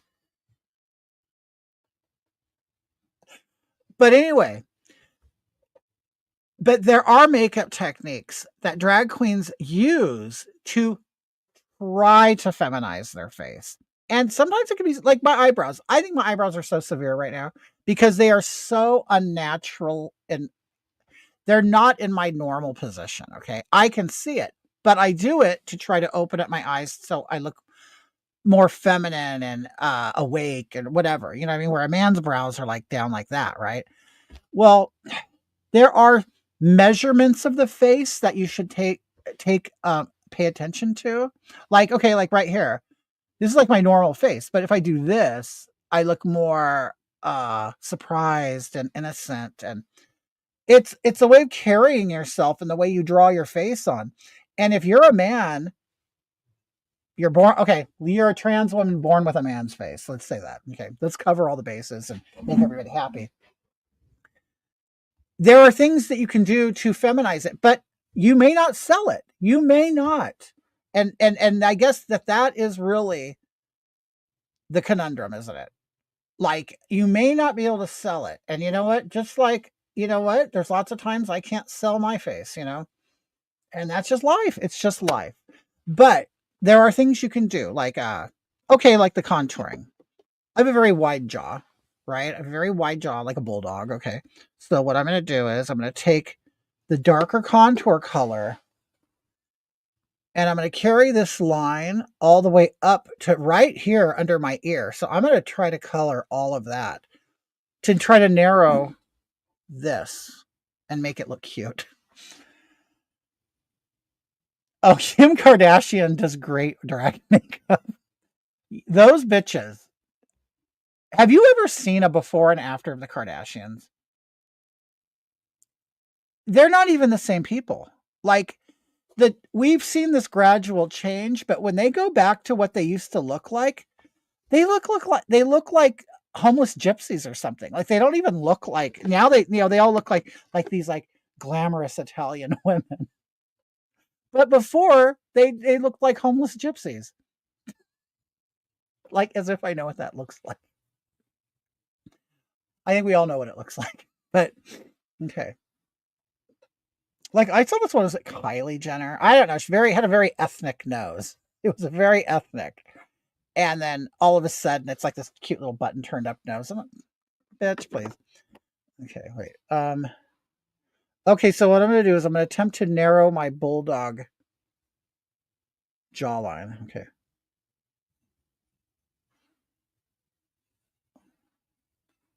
Okay, now and this is one of these things, it could look good or it could look stupid because you could see the makeup, but with the right amount of makeup, the right tone of makeup, everything, it will narrow you down. Okay, so if you can see, it already narrowed me down here, but then it kind of bulged this out, which is a jowl, which is the fat that used to be up here.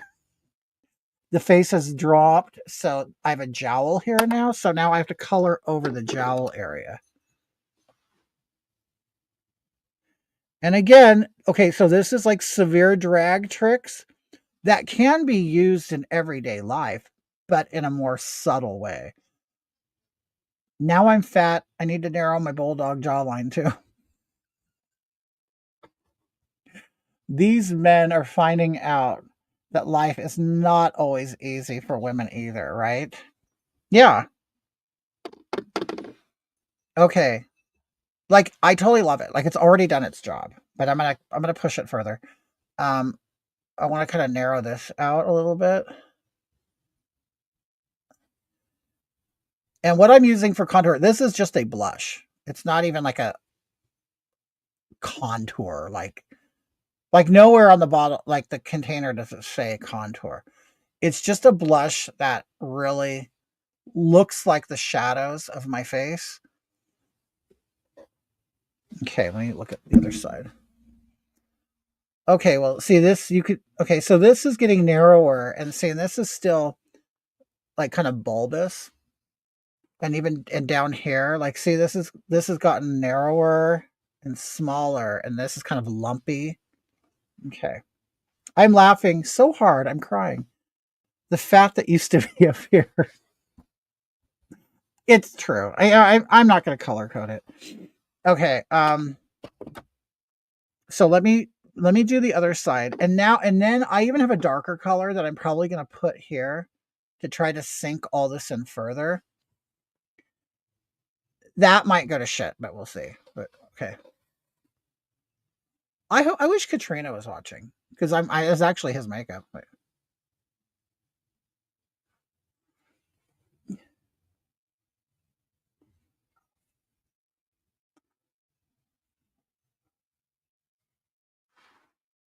Okay.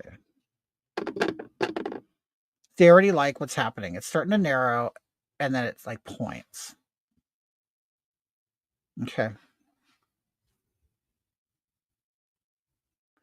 And see, a lot of people, what irritates me is it's typically the men.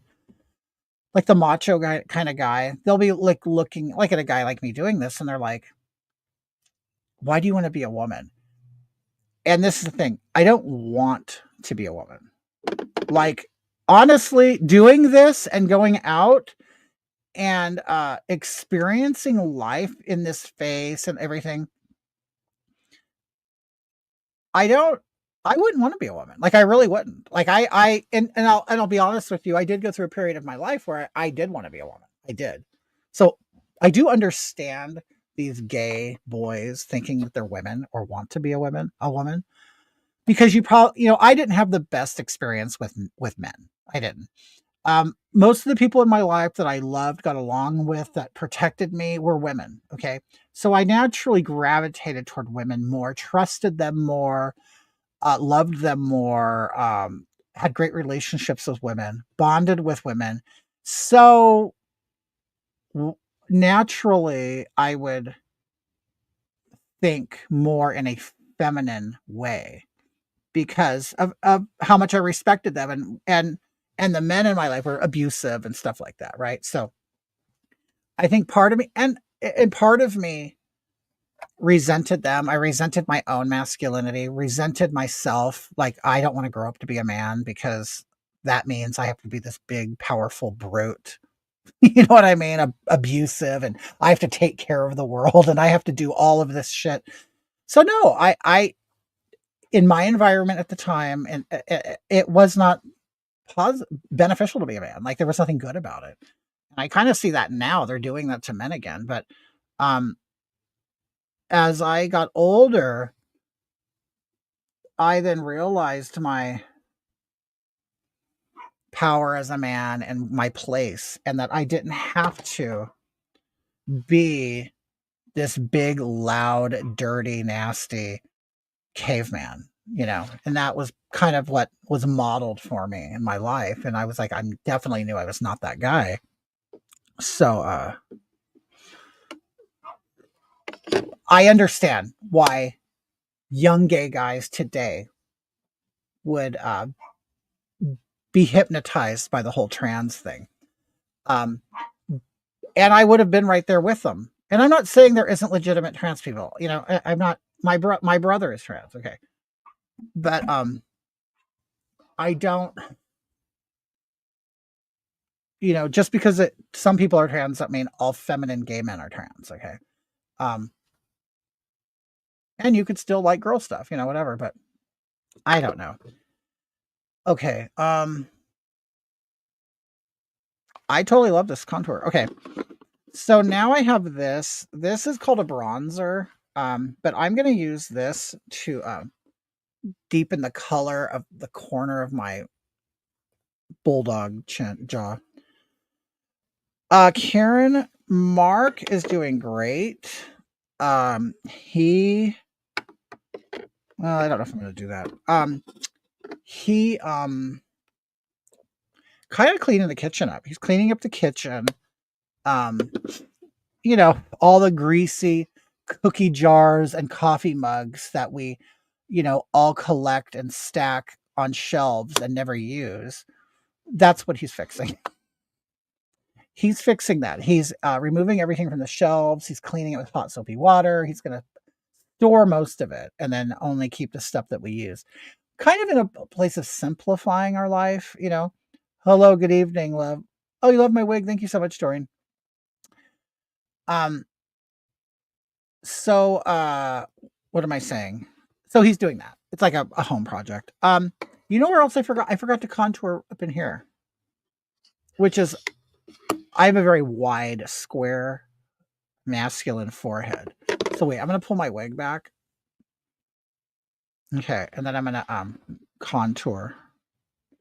So the idea here is anywhere. Okay, you see my eyebrow? Anything below it, I don't want to contour. Everything above it, I want to. all of this.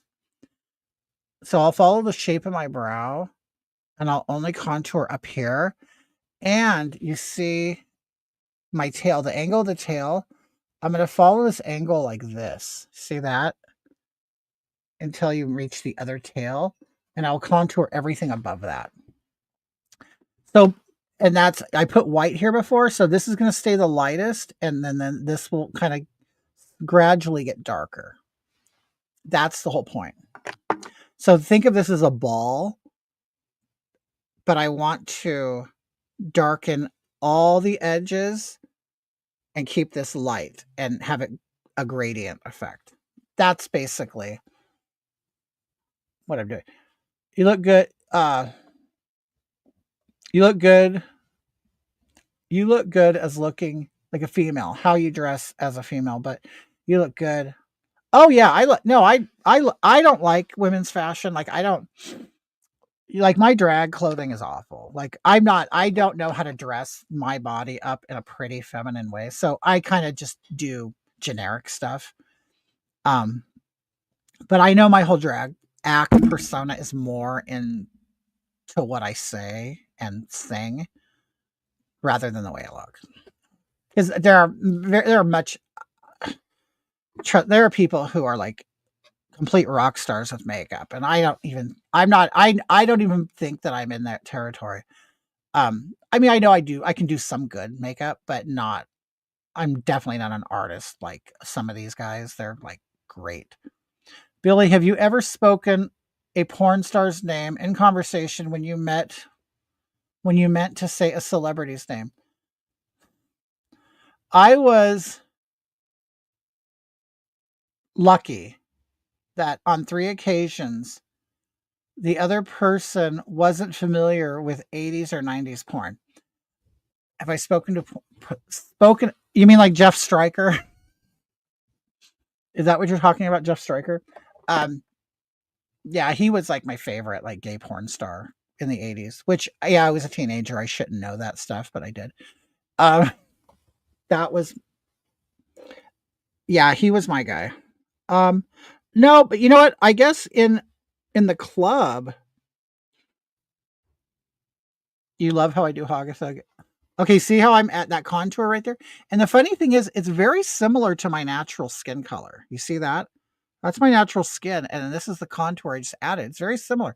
So this is a very good contour color for me. But what MCDN?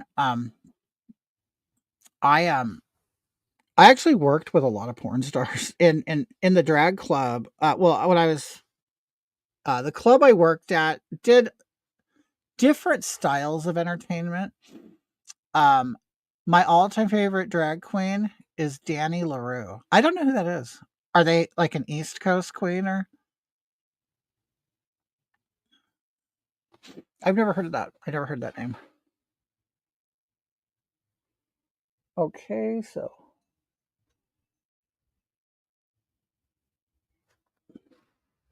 okay, right now I'm just kind of concentrating on the outside. And you do want the darkest part to be on the outside. And then I know my wig will cover some of this, but I kind of still do it just to because I never know how far down the wig will go. But okay, so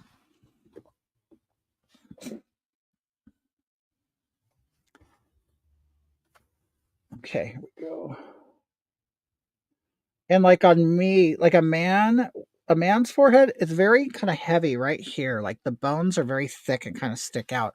So as you make that darker, it pushes it back and it will give you more of a round effect. And I know that there are some women with big foreheads. You could do this too.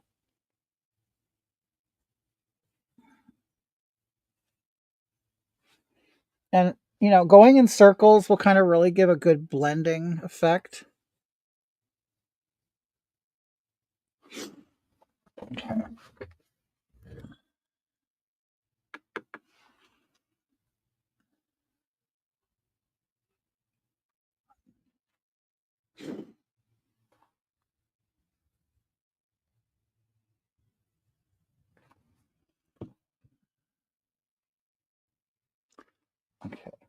My camera is reversed, so I get messed up sometimes.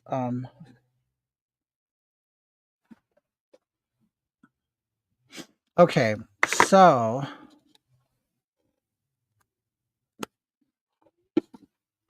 basically, I'm going to continue blending, and I'm going to get as close. I'm going to get as close as I can to the center.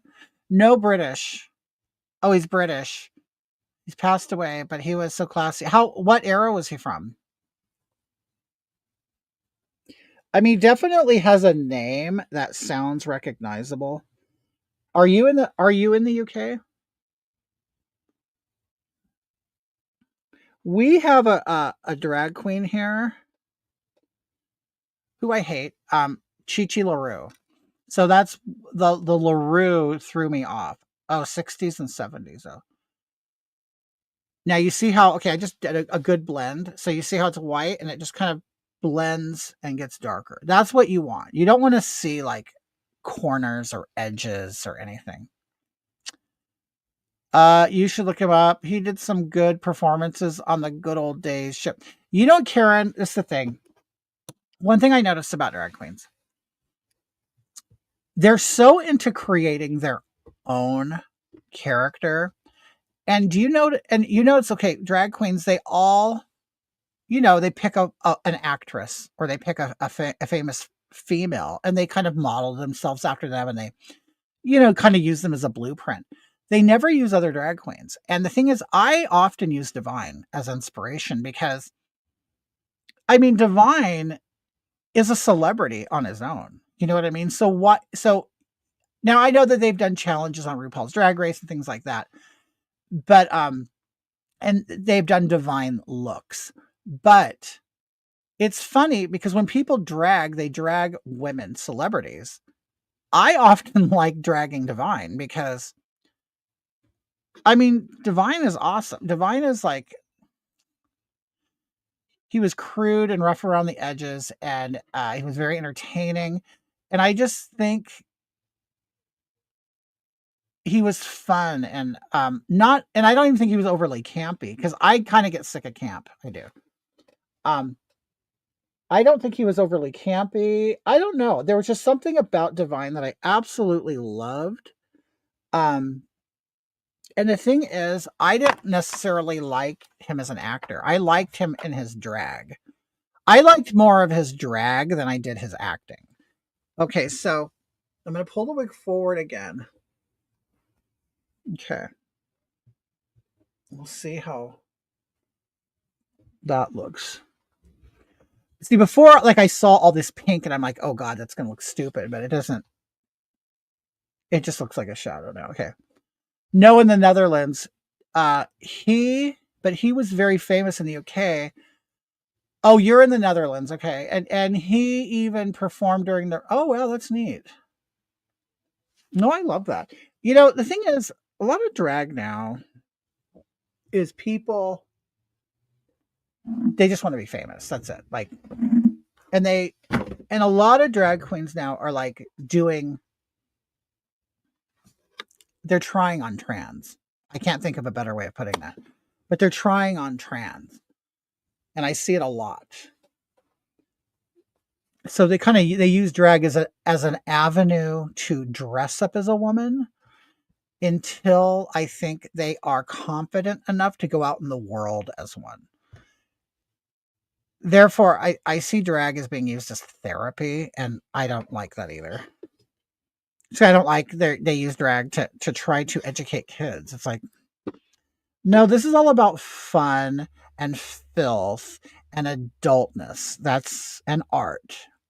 It's like, why can't we?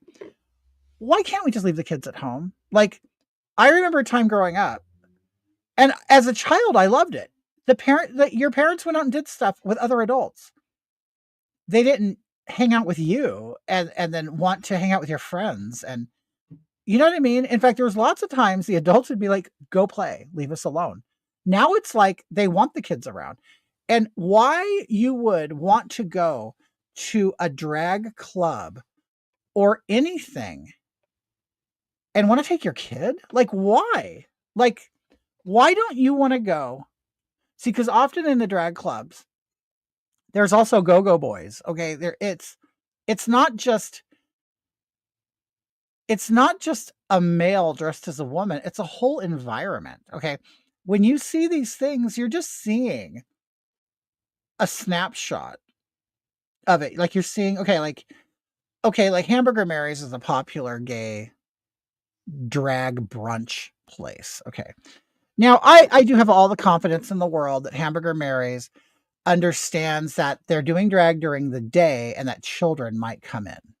So they might tell their performers, do not do your nighttime act. Okay. Now, a lot of these drag queens have very bad judgment. They don't realize how adult their act is because they've been doing it in an adult club and they've been pushing boundaries and they've been really trying to do something. Okay, I right now I'm noticing it's getting light, so and I really kind of needed extra coverage right there, so I'm kind of using a denser brush and kind of placing the color where I want it, and then I'll go through and blend it out. I said Matt Ramsey instead of Gordon Ramsay once. Drag jokes are very dirty, right? And you know what? And this is the thing, post. You know it. I know it too. It's kind of like what I compare it to. Do you remember post? I know you're younger than me, but I don't think you're tremendously younger than me. You grew up with Looney Tunes, Bugs Bunny, and stuff. I'm sure. Okay, you remember as an adult. Okay, I remember watching these cartoons. Now, the funny thing is, when I was a kid, we were still watching World War II cartoons. Like, you guys remember that? Like, we were watching very old cartoons. Like, you're in 1985. Well, I was 15. 1980 or 10. Okay, so it's 1980. You're 10 years old. You're probably still watching cartoons. Now, they did have some like the Smurfs, and they had I liked one called Dungeons and Dragons. But for the most part, our cartoons were old. And you would hear things in the cartoons that didn't make sense to you because they were said in a different time, in a different era with different people. But for some reason, we're still seeing this old stuff. So it didn't make sense. But when you became an adult, it made sense. So I got the adult references. As an adult, I would go back and see like an old Bugs Bunny, cartoon, and I'd go, oh, I know what that means. And it doesn't even necessarily mean it was a sexual thing. And so I see it now. I see RuPaul's Drag Race, and I know kids are watching it. And I see what Ru is saying, and I see what the other drag queens are saying, and they're speaking in innuendos. And I know as an adult what they're saying. They're being very dirty and disgusting, but they're trying to clean it up because they know kids are watching. But the thing is, the kids, they're going to know what it means. They're going to know eventually. Um, and also another thing that I don't know if a lot of these parents, or they probably don't even care. I mean, we're just assuming, you know what? We assume that people give a shit. They might not even care. What their kids see or do. But they're like, do a lot of them, like, I wonder if they realize that a lot of these like people that they idolize, these not porn people, these performers that their kids are watching. Oh, that came out good. The people that their kids are watching, and no, of course they're watching them online or whatever. All you have to do is Google them up, and a lot of them are in porn. Like, a lot of these drag race people have porn photo shoots of them naked. Several of them have actually been in movies, like porn movies. I'm not saying it's bad. You're an adult, do what you want, because adults consume porn. But the kids can also see it too, because I can clearly tell by the way a lot of these parents speak, they do not regulate or observe what their children are doing online. Like that's completely clear to me that they don't.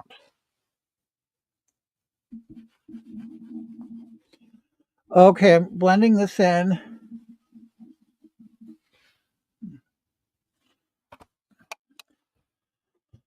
Real old spinsters, the detailing in their mannerisms, etc. is so spot on. Okay, had an amazing soprano voice, and Doctor was her piano accompanist. Their performances are just state of the art.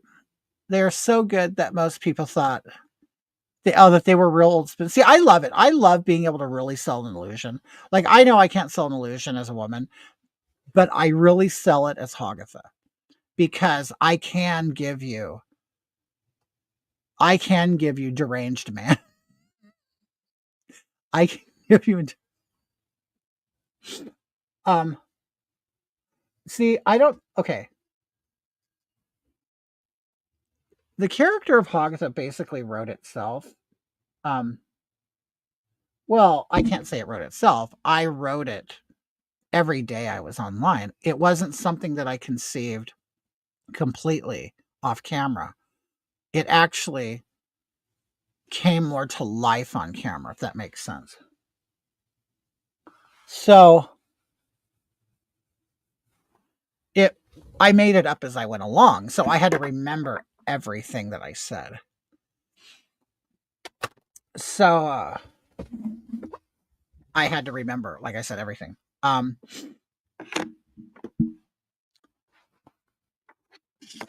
So yeah, I'm great at I guess it's one of my strengths to come off as a delusional man. I don't know, but see, in essence, a lot of people don't know like what Hagatha really is, but Hagatha really is okay.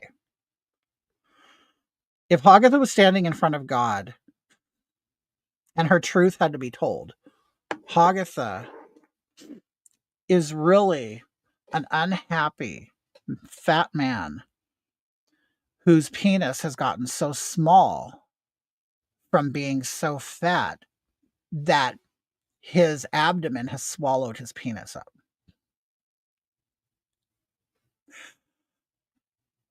Okay. But Hagatha can't and he can't take the fact that he's a fat man and he has no penis. So he has decided that his infantile penis that's being swallowed up by his fat, he in his yes, fupa swallowing guts. Hagatha has then decided that he is a woman and that his micro penis that's being swallowed up is a clitoris. And so he has this delusion of that. And that's what he's trying to he is telling people that he's a woman because he doesn't have a real penis. He just has a tiny micro penis that's a clit. So he's saying his disability, Hagatha is a woman who was born without a vagina, but was born with a clitoris. Okay. So this is what Hagatha, the man, is in real life, but is trying to sell the world that he's a biological woman that people think is a trans woman. Okay. So I've like added totally like dimensions to this character that is new. Like no one has done that. I know they haven't. No, well, the closest thing would be Victor Victoria, but that is why I'm not respected by real drag queens because I created something that mocks what they believe. Which is very strange because drag queens are supposed to be like have very thick skin and kind of be on the edge of like controversy and pushing boundaries and envelopes, but they're not like that anymore. Drag queens are they want to now be the establishment and they want to be good and they want people to think they're innocent and nice where in my day a drag queen was a drunk, a whore, a slut, They didn't take life seriously. They were partiers, and they basically said "f you" to everybody. Now they basically are bootlickers. Okay. Um, I will send you some. Okay, do it. Yeah, I would totally love to see it. Right. And see, that's the thing is drag is mockery. That's all it is mockery. But they didn't like it when the mockery was where the mirror was turned toward them. And it's like, now I'm mocking. I'm a gay man mocking LGBTQ culture. And that's where they drew the line. They're like, "Oh, you can't do that." It's like, "Well, why not? You've been doing it to women for centuries." So, for some reason, you have like some women who don't like it, for whatever reason. But it's like, and that's fine. They don't have to like it. That's their prerogative. But and they also don't have to indulge it. They don't have to pay for it or be a consumer of it. But you don't get to mock women constantly and use them or exploit them for art and exploit them to make a living. You know what I'm saying? And then turn around and get mad when somebody does the same thing to this new modern woman you claim exists. Okay. And that's the thing. They didn't like it. And I'll tell you this, I do have famous drag queens that watch me, but they won't follow me. And there's some that I actually worked with who they know who I am. They know who I am. Like I have met them as Billy when I was working at the club and I was a manager. I would meet them. I'd pick them up at airports and hotels. I was part of like the whole production of it. And it's like they would meet me and say, "Oh, hi, Hagatha." They knew who I was, but I didn't know they knew that. They were following me secretly. And that's what's funny is because the real kind of performers that are really into it for the art, they do like what I'm doing because they're like, "Oh, that's like something new and different." But the ones that are doing it just because they think they're women or because they want to make money off it or because they think that they're like some sort of leader of the LGBTQ community, they're the ones that are offended. Hoggy keeping it real. That's why, right? It's I don't get it. It's like I don't see why the truth is bad. Okay, so now I'm using my powder to sort of crisp up this line right here because it kind of like dipped too far. You can use your skin color makeup to make corrections. If like you overdraw or do something too thick, you can add more powder. You can use this. Now I'm not saying it'll erase it, but it will soften it. Okay. And this is and now I'm going to leave this here for a while. People call it baking. But in essence, what you're doing is I basically am using this light color to cancel out the dark color that I overdrew. So you're hoping that the colors marry. Okay. Demi Moore. Oh my God. Like Demi Moore. Okay. Did you see those pictures? I know you did because you brought it up. It looked like they sewed string here and then pulled it really tight. And then you could see the string caving into her face. Now, I understand that that has relaxed, so it doesn't look as severe. But I remember that she was like doing a fashion show or something. And you're like, what in the hell what are they tying her face back with?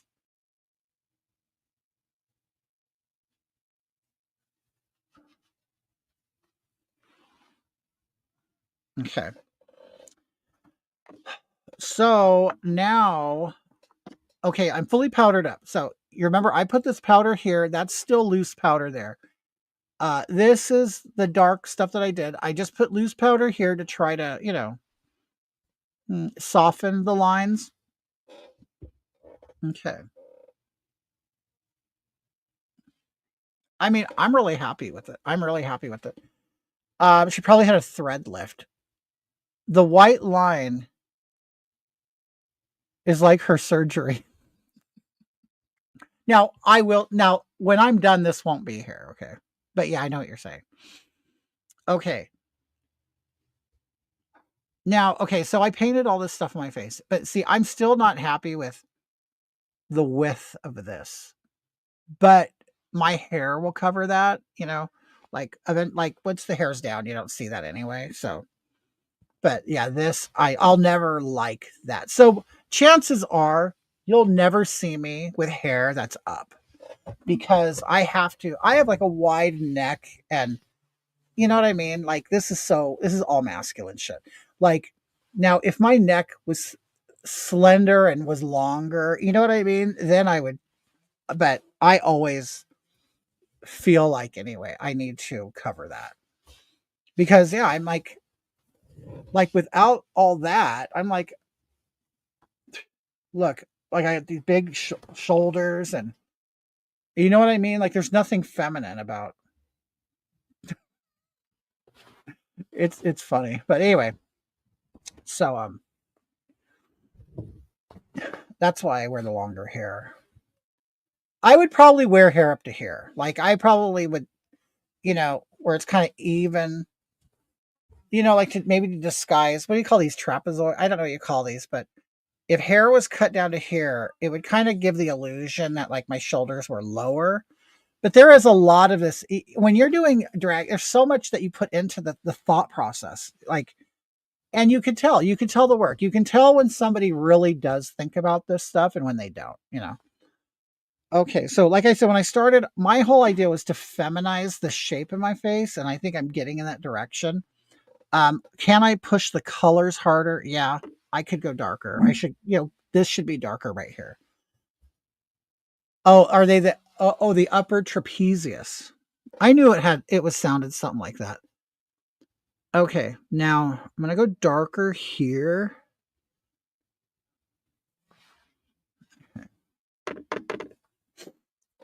Um, and I don't know, some skin types, they like start to absorb the makeup. I don't know if I absorb it or not, but it seems to get lighter. Okay, now I'm gonna try. I don't know how if this is gonna work out, but I'm gonna try this. I'm gonna try this darker brown over here and see what that does. I mean, it may not be right for this application, but we'll see. But this is a bronzer. But it looks kind of yellowy. Well, we'll see. Imagine doing a hoggy movie like I don't know what Demi's new movie, where her beautiful twin emerges from inside and there's two of you. Oh, good, Amy. Okay, so this is, I don't know if it's going to look good or not. So I'm just going to do back here where the hair won't, I can cover it up. And I'm not going anywhere or doing anything. I'm just doing this for online. Okay. Let's see.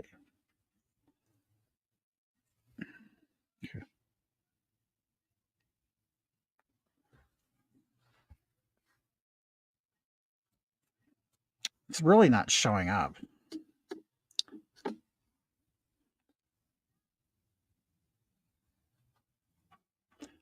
Well, the color isn't even really darker, to be honest with you. If I think about it, look. This is what I've been using the whole time, this one. And this is what I was just doing. So honestly, I think this is actually darker. Okay. So it's really not going to get any darker than this. So. Okay, so now I have, I've been using, like I said, I've been using this one. Now I'm going to use this one like on the cheek itself. Okay. And we'll see what that looks like.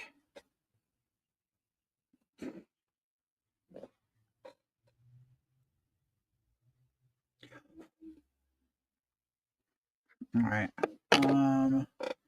Okay. And I'm going to do this. This is like what would be called the blush color. Like when you see like the pink or the red on the face. Like, so that darker one is the contour. you're supposed to see this as a sunken in area. So you're not even really supposed to recognize the color. You know what I mean? It's supposed to be a shadow, not a color. Okay. This is a color, and this will go between the two. So the dark and the light, and blend in and kind of marry both sides of it. Okay.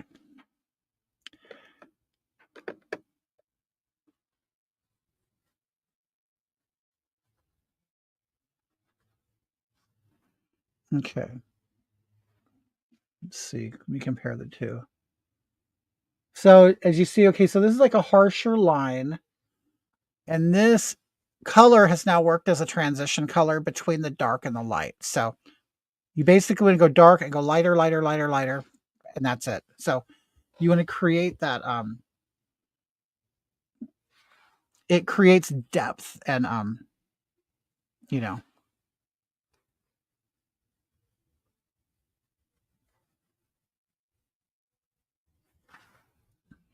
All right, so let me do the other side.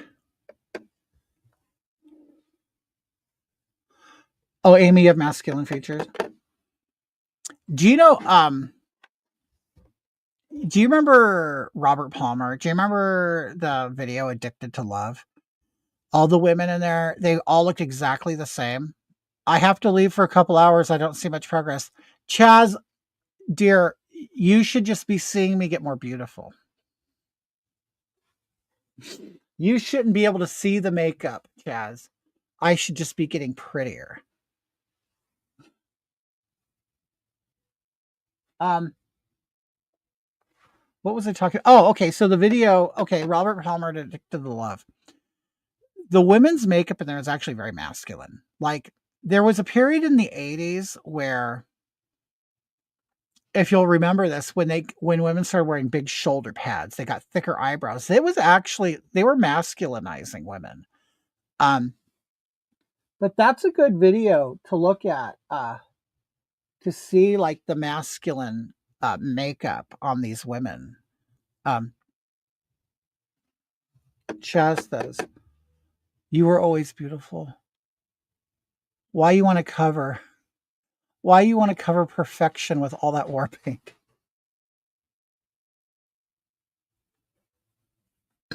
I want to be prettier, Mama. I want to be pretty. Okay. Oh, I like see how it's like kind of created this sort of lifting effect right there. Okay. So there is like kind of like the medium transition color. You got it? You got it, Puss Puss?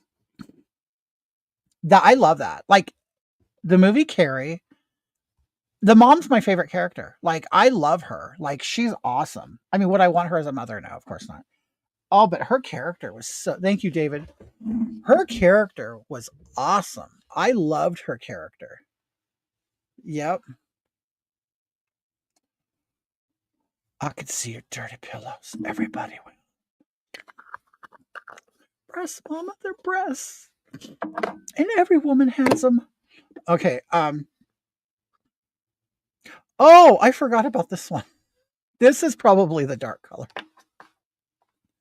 I pray you find Jesus. Puss Puss. Okay, wait. You guys, okay, this was the color that I should do. So I'm gonna do that in here. Okay. This is really going to make it more dramatic. You know my favorite part, I swear to God, in that movie, and and no one probably even notices it. I think it's so funny. Do you remember when Margaret White goes to the house, the beginning, you know, when she goes to the neighbor's house and I pray you find Jesus. Okay, that scene right there is when Margaret White says to the woman, "Oh, I'm here on the Lord's work." Where she said, and then she tells her about the Bible. I hope you find salvation through Christ or whatever. I've heard, and then she goes, "Oh, of course." I don't know why when she says "of course," I thought that was like the funniest thing. Oh, thank you, Danny Perez. Danny, have you been watching the process? it's not easy to look this natural and beautiful. Okay. Now I'm going to take this dart, and I hope this doesn't mess it up. I'm going to take it and draw here because I want to have it even more sunken in. But you kind of want to start back here. Okay.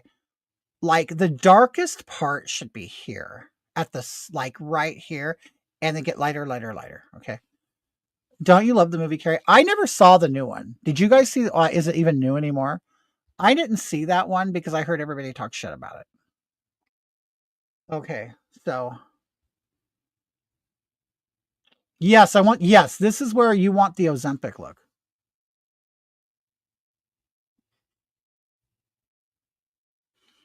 Okay, you see it made that dark spot. Okay. So this is definitely darker. Okay.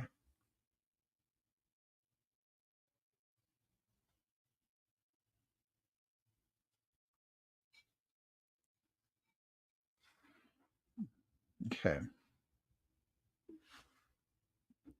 And see, I'm getting more as I'm darkening this and pushing this skin back. I'm getting more of the Madonna cheekbones after she got her. See, okay, this is funny. Of course, we'll all make fun of that stuff, all the extreme plastic surgery, but that's exactly a lot of times what I'm going for. I'm trying to mimic I'm trying to mimic extreme plastic surgery with makeup. So, I do like to, make overly voluminous cheeks. Um, and I really like to do a really pointy, pushed up nose. Like honestly, I look at when I like am looking to find a blueprint for my nose, I look at Michael Jackson and I look at Michelle Pfeiffer. Do you still go to the farmer's market? I haven't been there in a while, Danny. Do you go to the one on do you go to the one on is it like Kendall in San Bernardino? Which one do you go to? But yeah, I haven't been there in a while.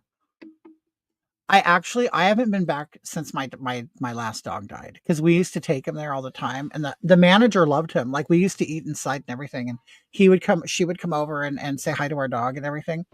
But we haven't been back since then. Okay, it's actually really hard when you have been so social with your animal and you take them places and everybody starts to know you and the animal, and then your animal dies. I mean, I can laugh now because it's been a while. But then your animal dies, and then now you have to go out and tell these people that your animal has died. So we avoided the donut shop forever because they loved Moshi, and they loved our dog, and so we would go there and let me see Moshi, and they loved him and everything. And so it became such a big part of our social life that this looks really good. Okay. It has really added the definition in the shadow. Okay. Anyway, so so we avoided the donut shop. We actually started going to a different donut shop for a while, but then we got over the hurt and the trauma and we mourned and stuff. So we were able to talk about it. So we went back and they're like, "Oh, where's Moshi?" And we're like, "Yeah, he had an accident." But now we have our two new ones. So, but you know what's so funny?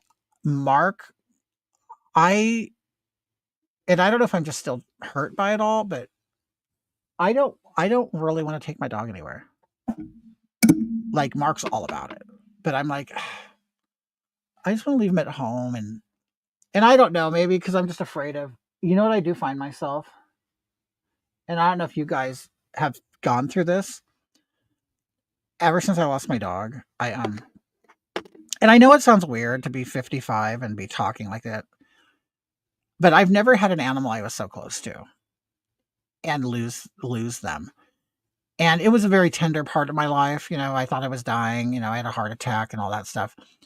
And I got him to be my death dog, my companion, to be in my lap as I died. Like I really thought that was going to happen. And the fact that it didn't happen, and he died, and it was almost like a part of me. Like he was so part of me, so tied into my health and my recovery and my what I thought was going to be my death. And so it was very hard to get over him. And I find myself I don't want to say being hesitant, but I am not getting as close to these dogs as I did Moshi. That's not saying I don't love them and take care of them and we're not a family. I'm just sort of put them more in the dog category rather than a child category, if that makes sense. I know a lot of us, animal lovers will, oh, they're like our children and stuff. But I've sort of put him in a place of being an animal rather than my child. And I don't know if that's reserved, I guess. But I don't want anybody to think that I don't love my dogs because I'm very attached to them and they love me and I don't want there's no neglect or abuse. It's nothing like that. It's just I find myself not loving as deeply, if that makes sense. Sort of to protect my own emotions, really. Because I have come to the realization that these dogs have such short lifespans. You know what I mean? And I don't want to cry for 2 months again. You know what I mean? And I did. I was like that with Moshi. I cried. Like I cried more for him. I had him for a year. I was more attached to him than my grandmother. You know what I mean? And my grandma was a very big part of my life. But I get, different relationships serve different purposes. And Moshi was his relationship. My relationship was he's going to, okay, if I can just completely say it, Moshi in my mind was going to be for Mark once I died. And he was going to be like our child. You know what I mean? And he was going to be there for Mark to comfort Mark. And, I'm putting so much gay drama into this. I know it, but, he, so I don't know. Maybe I put too much on Moshi. I don't know. But anyway, I love my dogs. But I am loving them at not so deep of a level. Yeah, where are my dogs at? Okay, they should come if I yell baby. I go baby, baby, baby. They'll come running. Okay. Baby, baby, baby. Watch, they're not going to come now. I know they're in the kitchen with Mark, and Mark's cooking. So, baby, baby, baby.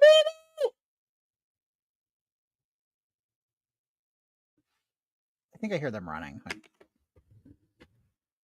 I almost called him Tucker, Titus. Baby, baby, baby, baby. Oh, they're outside eating. Okay. They're outside eating. Okay. Food wins every time. Yep. And it won. They're outside eating. My dog came to work with me every day for 12 years. When he died, it was actually really difficult, right? Because every time somebody came in, they were always asking, right? And it's like, you can't get mad at them. And you're like, oh, just shut up about my dog. Can we just pretend he didn't exist? Can we just pretend until I'm over this that he didn't exist? Possibility of dropping food on the floor versus hanging out with a favorite person. Oh, it is. It is. Well, and when I do this, they're not really hang out with me. Because, the reason why is because I can't give them attention. They're very much into getting attention. Oh, okay, love. What'd you make? Oh, we're having mashed potatoes. Oh. And mushroom gravy. Oh, yum. Oh, over hamburger steaks. So basically made I love that brown. It's really doing it. Yeah, it's a really good color, you guys. Karen Walker says new dogs can never replace previous ones. Never. They are, you know what, Karen, it's so true. And I'll tell you, can't even try. There was a part of me that thought that. I thought getting Tucker and Titus was going to take the pain of Moshi away, and it didn't. And in fact, it even made me feel guilty. Like, oh God, am I trying to replace Moshi? You know what I mean? And like, and how dare I? How dare I think that anybody could replace Moshi? And we're coming to realize they don't replace Moshi. And even after we got them, we were still mourning for Moshi. It's weird. And I've stopped doing it because I don't think it's fair to our current dogs, which they are related to Moshi. They're Moshi's brothers. One is a full brother, one's a half brother. And I felt very guilty about going back to the breeder and telling them Moshi died, and it was our fault. And it was. And I take complete responsibility for that. I do. And it doesn't even hurt me to say it. The truth doesn't hurt me. My stupidity, and my stupidity and I guess you can call it neglect. I don't know. I neglected to look at all the outcomes. I neglected to see the danger of the situation, and I let him off his leash. And that was a very bad move. So anybody who if you have a good dog, um, and they can be off leash, just know that Go wrong in it can go wrong in 30 seconds. thousands of a second. And it'll happen quickly. And it's so funny because 4 heartbeats and your life changes. yeah, I'm in bed right now surrounded by 4 dachshunds. Is that how you say it, dachshund? Dachshund. I always want to call it a dachshund. The weenie dog. The weenie dog. Wiener Schnitzel. Yeah, but it's okay. I think I'm gonna stop here. Okay, wait, let me blend the brown in more.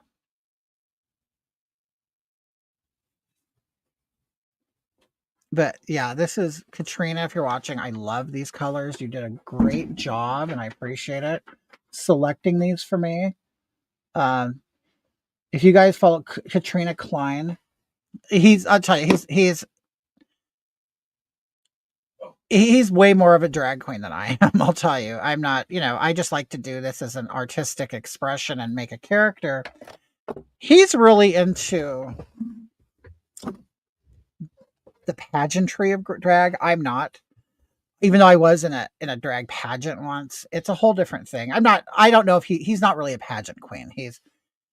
But he is into like the old Hollywood fashion um of drag and women, and the entertainment. And he knows all about fashion, and I don't know any of it. Honestly, I'm a guy who just likes to do makeup. And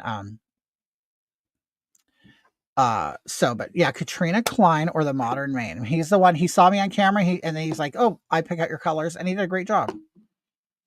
So my whole point of this look is I'm just going for a face shape. I want to almost like a no makeup look. Which is very hard to do. You look like you're wearing very little makeup, but you're really wearing a ton of makeup. That's a very hard thing to do, which it's funny because it typically takes more makeup to look like you're not wearing makeup. Okay, so I'm going to use this dark color, and because I really want to narrow my forehead more, because I really want this to be prominent, and if this is just as wide, it's not going to work. So hopefully this will work. But you're honestly seeing kind of like a realistic view of a man getting into drag. It's like the hair pulled back like that. You look like, oh, you want Hoggy? Yeah, wait. Okay. So I'm not really kind of going for like a makeup look. I'm kind of trying to give you a natural woman, which takes a lot of makeup because I have to completely shadow and change and contour my face to try to give it a feminine look, which I'll barely be able to do.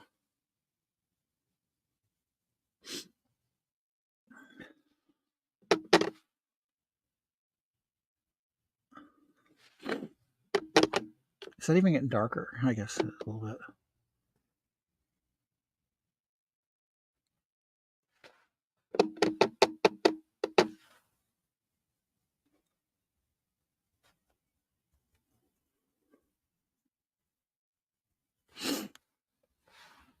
Mourning for dogs is not weird. Not mourning for dogs is weird, right? It's normal and natural to mourn deeply over them. It's supposed to be like that. God, it was, and you want to know, which didn't make it any better, is we made like this memorial to him. And to Mark had a cat that he was really attached to when he before, well, when we got together, he had the cat, but he died shortly after we got together.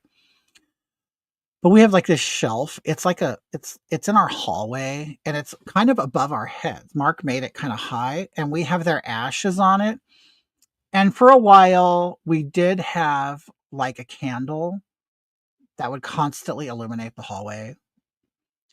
Um I looked at it as like, it was a honoring of them, but we eventually stopped charging the candle.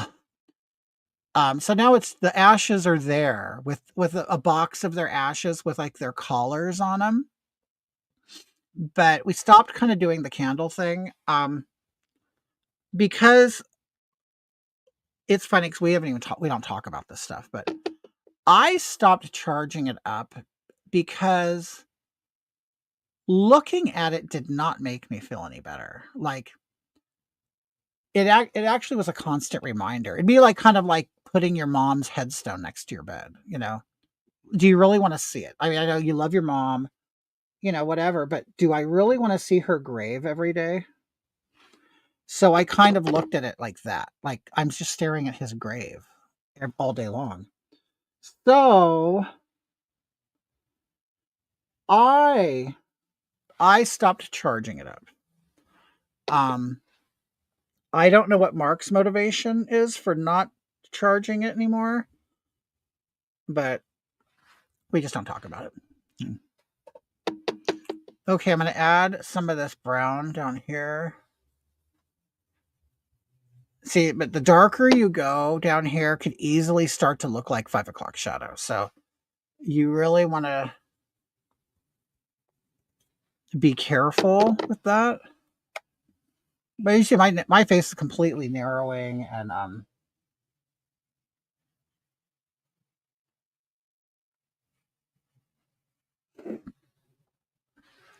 okay, yeah, I'm pretty good with it. Okay, so there's two more cheek colors. Now this is where it's gonna like more cutesy, pinky, So I'm gonna do that. So the light pink, it's sort of like a highlighter. I'm gonna do that where it's really light.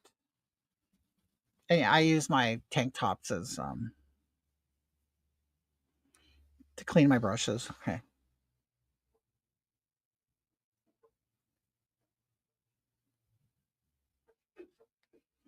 And you kind of want to smile and put it right here because that's really kind of like the apple, the most fleshy part of your cheek. Right, Puss. I really like these colors. Like he did a really good job of selecting colors for me. And let's see, it's darker over here, but I mean, I got to blend these out more, but I'm very happy with it. So, I mean, this isn't necessarily a review of kimchi makeup, but I guess it can be. I really like it. The formulation's really good. Which the funny thing is, honestly, I would assume that if you bought like a drag queen's makeup, it's actually going to be pretty good because they do makeup every day, or mostly every day. They're constantly experimenting with makeup. They're constantly buying makeup, trying it out, and then throwing it away. They're constantly getting products sent to them from manufacturers. So honestly,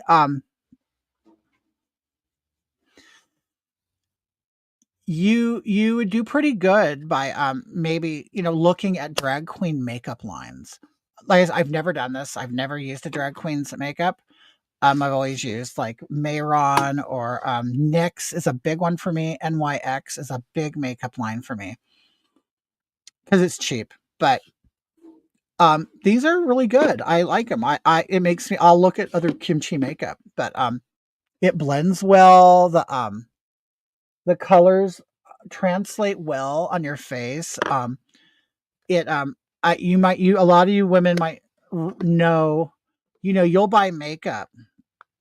Like, let's say I buy this and I want this color on my face, right?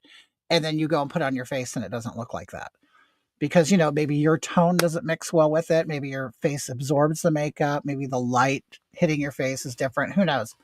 But yeah, this is I like this line. Okay, so now I put on that white, the lighter color out of here. Now I'm going to put the pink, which that's kind of where the pretty cute color comes in. So I guess you'd want that on the apples or. And I don't do a whole lot of this, the bright colored. And I'm kind of just doing it I'm kind of doing it in between the white and that mid color. I'm doing the bright pink.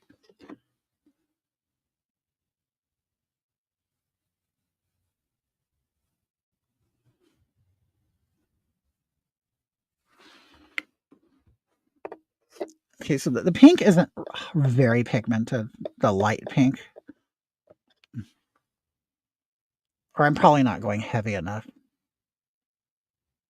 Because like I said, I'm very conservative with the amount of makeup I use.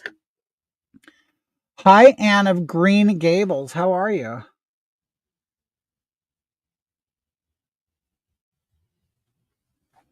I am applying kimchi makeup. It was a gift. It was a gift to me from the Modern Mame or Katrina Klein, which is, another name he goes by. But he sent me this makeup for my birthday. He's actually very good at knowing what I needed. I've never met him in person, so he just knows me from pictures. Okay. So I'm good with that. Okay. So let me put my hair back on. And I'm not even going to use eyeliner or anything. Wait. Well, I will a little bit. Because what I'm going to do is I'm going to do another trick that I've always done, and then I saw it online that people, I guess, discovered it. But I mean, I'm not saying, I'm never going to say that I created something. I didn't create it. But it's something I stumbled upon and I started doing it, and then I saw that it became like a makeup trend. From younger people, they probably saw, you know what I mean? I'm kind of at the point in my life, nothing's original. You know what I mean? Everything that we do has been done before. We're just rediscovering it. Dorian, do I know a guy named Noodles? Yes. Yes, I do. Okay, I am going to strengthen my eyebrows. This is my natural hair here, and then this is pencil. I need to kind of darken. But what's happening is it's starting to look like it looks like my eyebrows are severely coming together, but they're really not. He said for us to come here. Well, Dorian, this is a great place. Thanks for joining me. Now, Noodles. Now, I'm not doing normally what Noodles watches. Okay, so this is not typical me doing pretty makeup. Okay, I'm usually very ugly. Um, in fact, let's see. Let's see if I have any pictures. Okay, so this is typically when you watch me, this is what you're going to see.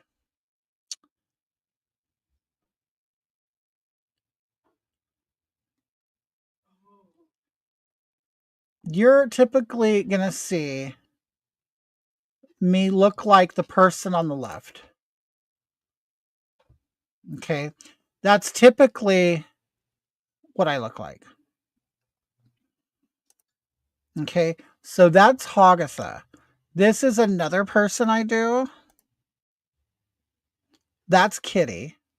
Okay. Now I'm going to show you what I would consider Hog Kitty, a blend of the two, which is also inspired by the drag queen Divine. This picture was actually part of a photo shoot that somebody asked me to do. Yes, I'm that beautiful that a photographer said, "Would you come to Los Angeles and let me take pictures of you?" And I said, "Okay." And that was one of them. But anyway, nice to meet you, dear. Um, Hog Kitty is the best. You know what? I like Hog Kitty because it's like, it mixes the two. You know what I mean? But anyway, this is me just doing makeup. I'm trying a new makeup from a line that somebody sent to me because my birthday was the 4th. And do you want to see? Have you ever seen what I look? You want to see what I look like as a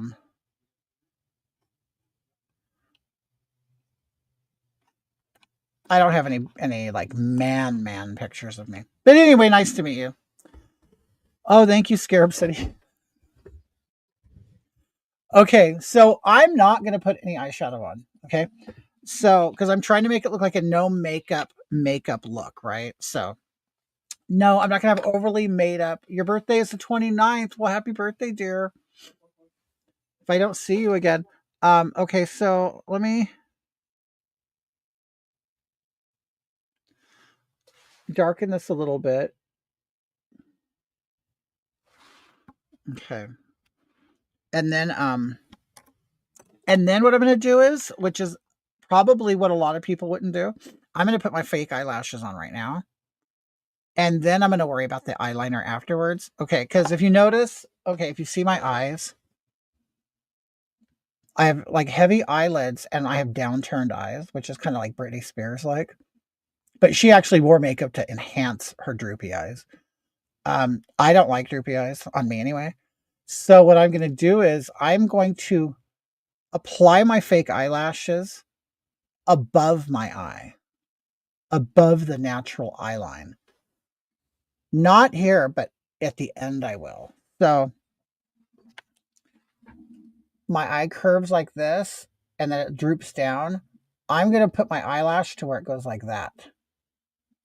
So basically all of this skin will be exposed. Okay. And that's basically going to redraw my upper eye.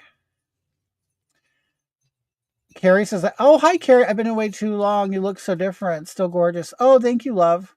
Well, I'm glad you came back. Oh, okay. You guys wanted to see my babies? Okay. Here's Tucker. He's my dear.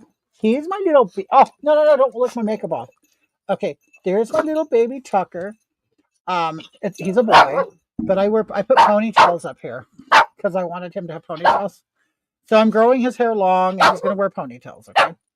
So he's our little, he's our little baby and I love him. And his personality, he's very chill. He actually, you hear the one barking, that's Titus. Titus is a week younger than him, and he's like a big brother to him, and he corrects him. It's funny. Like you hear him barking. Tucker's not a barker. When Titus barks, he'll go correct him. He'll shut him up. It's funny. He's very in tune with what we want as humans,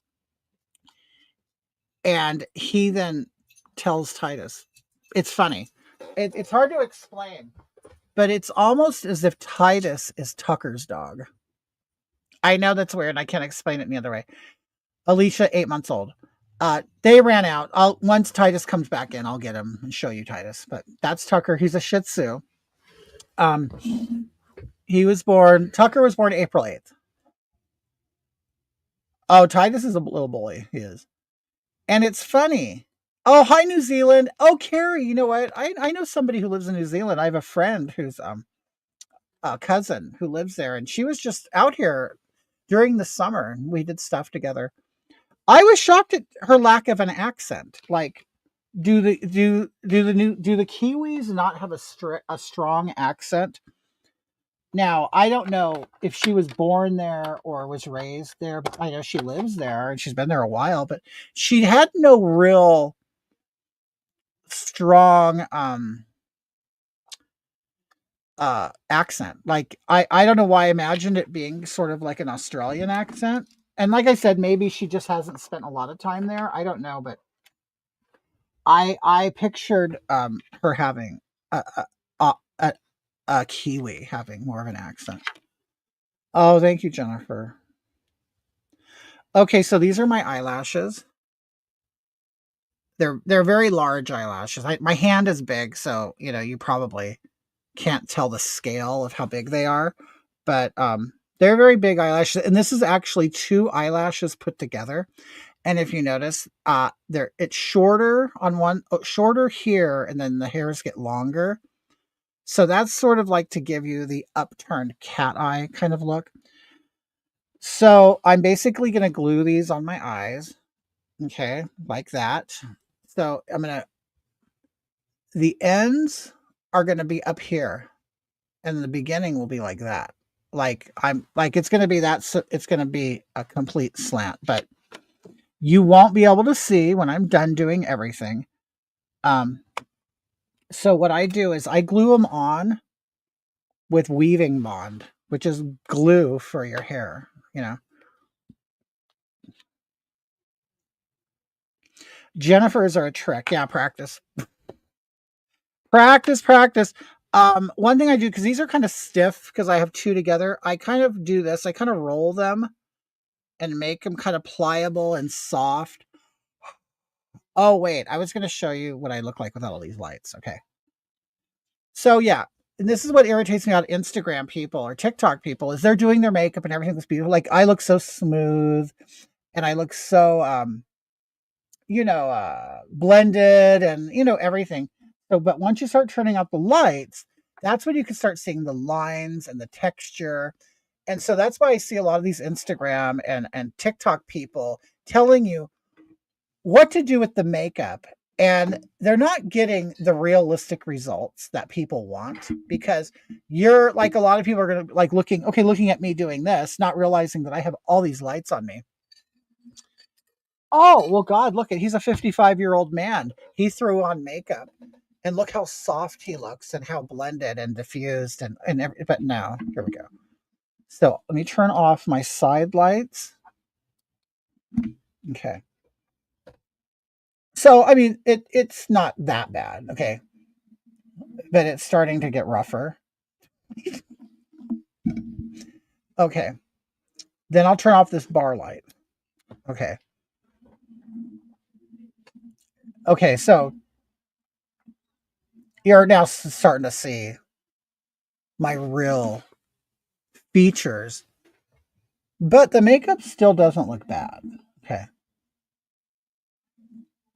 I'm actually impressed. Actually, I thought I'd look worse. Okay. Now let me but the funny thing is I don't even look like I'm wearing makeup. That's the thing. Let me turn that off. All right, now you can't see anything. Okay, wait. But see here, you could see, okay, the overhead light is hitting my brow ridge. So that's like, and this lighting right here is like a drag queen's worst enemy is overhead lighting. Because now you could see that my forehead is a square. You could tell that I have a caveman ridge. Okay, wait. Okay, so then now that's just the lighting underneath my laptop. And I'm going to turn the side lights back on. So there, now you can see like, what do you call those folds? Labial folds? I don't know. See, and it's like when you start using realistic lighting, it starts, do you know what I mean? It starts removing that illusion. And that's what I'm saying is, I don't know why to me, drag is a stage act. It's a stage act. It's not something you walk around on the street doing. It's not something that you approach children in a bookstore and say, hey, you want to hear, let me read you a book about anal sex. You know what I mean? It's like, no, it's an illusion. It's a performance and it's done under controlled situations. And why are they taking drag out of the controlled situations? I don't get it. I don't get it, and it doesn't make sense to me. Just like you go on Instagram, you find any drag queen on there, every single one of them filter the hell out of their pictures to the point where they look like paintings. And it's like, dude, I know you don't look like that. You know you don't look like that. I've seen drag queens. Okay, I'll tell you one for instance. That oh, eyelashes, yeah. See, this I need a talk show. You're right, Carrie. I have Betty Davis eye. If I throw a pool party next summer, will you come and contour my hips with waterproof makeup so I look good in my Speedo? Well, Chaz, okay. I don't know. I've never seen you in a Speedo. I don't know. All I could say is if there was more in the front of the Speedo, it would make the hips look better. Okay. That's all I'm saying.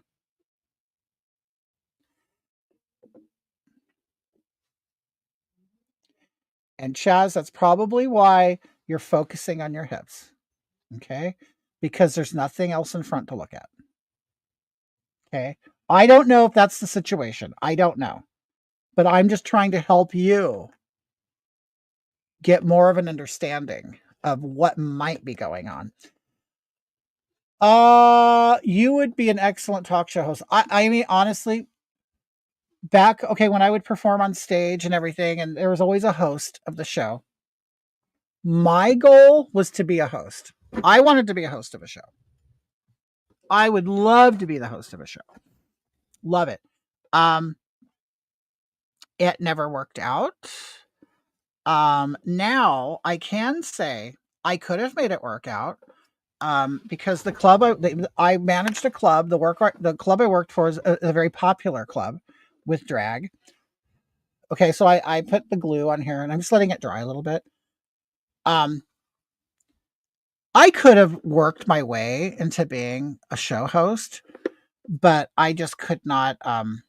I couldn't deal with the club owner anymore, and I've gone into stories with him.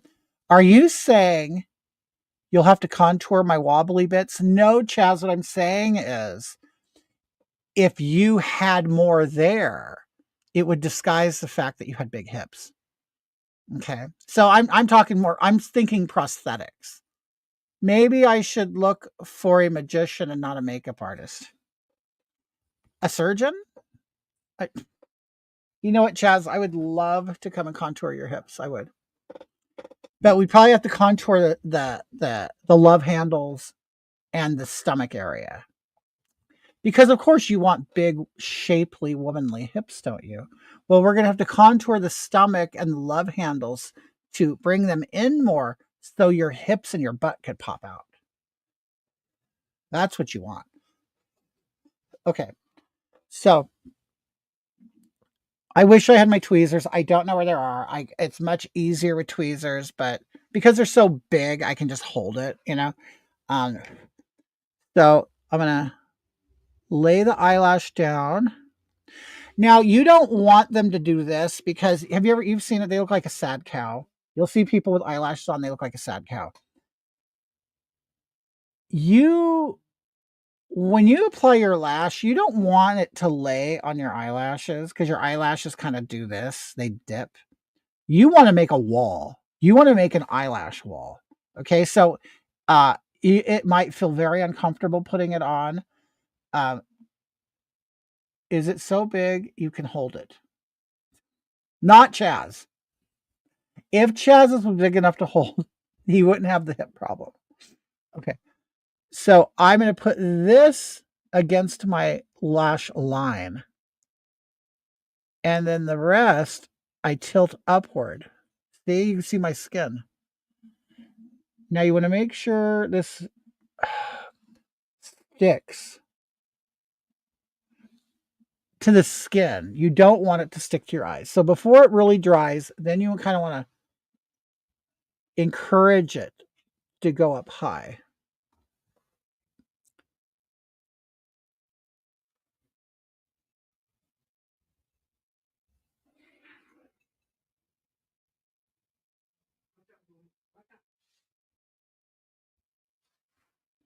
Okay. Now, I wish it would go higher.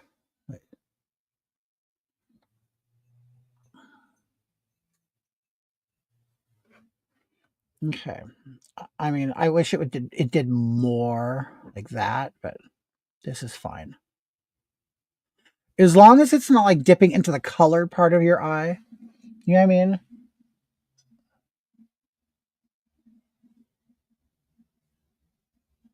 Okay. All right. So now I'm going to do the other one. And yes, eyelashes are a pain in the ass because like now you have to get it to look just like the other one. Okay. A sad cow. I just came up with it, but it's true. It is a sad cow.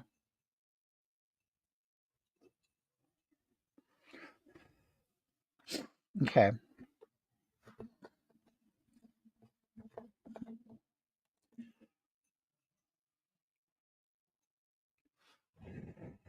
Okay. Kind of make them bendy and easy to mold.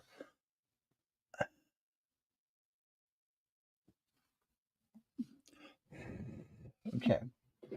Now that's the part I hate. I hate trying to make a match.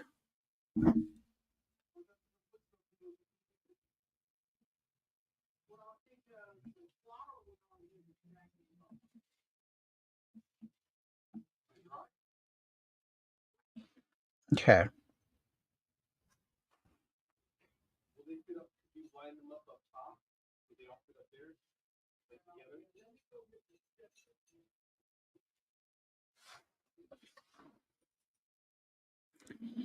Okay, it's pretty even. I'm actually pretty impressed. Okay.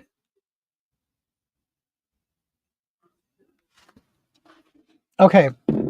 So now what I do is, so of course, I've got skin. Okay. So then what I'm going to do is I have a black eyeliner. It's like a felt, it's like a felt tip pen eyeliner. And I'll use that and I'll make all that black underneath. Yeah, I'm trying to be minimum with this. So typically what I'd probably do is I would take this eyeliner and go from here and then draw above here and then meet under here. I'm going to see what it looks like just doing the bottom because I kind of want to make it look like I'm not wearing a lot of makeup. Okay.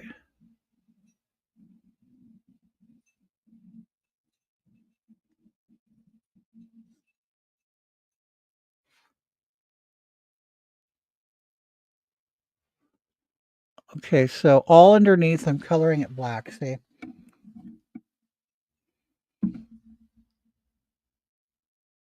then here you can see the skin, but here I made it black. Okay.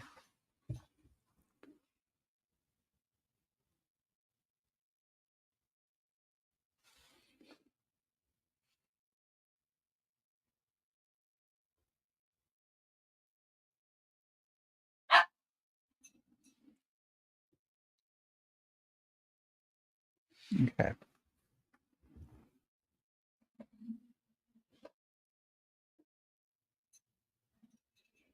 Okay. And then I think I'm going to do the eyeliner here. Okay.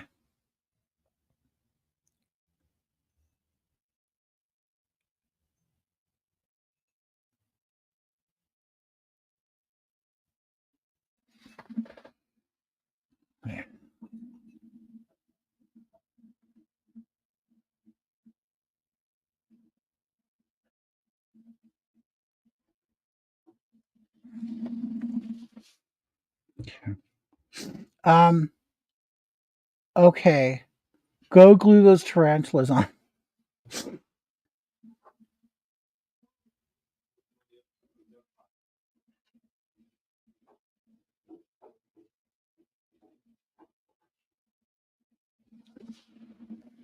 Okay. Oh, now it's gonna make me cry. So because the lighting is very severe, you kind of lose dimension. I'm gonna do some black right here, so you can at least see the shape of my eye. Oh, I don't want to cry.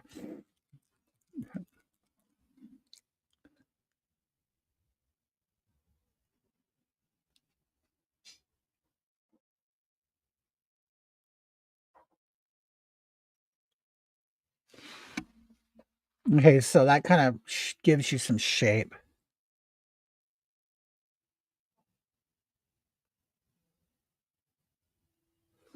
And I actually might actually do this.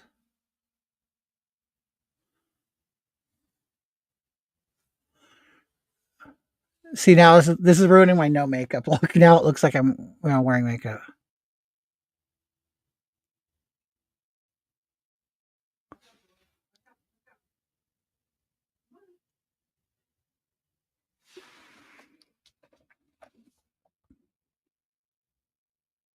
You're amazing. You're going to fly out of your chair.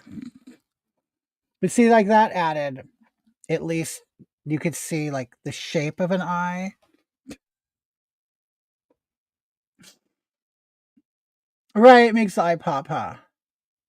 Right. See, that's what I just want to plus. I'm just wearing lipstick and eyeliner and mascara.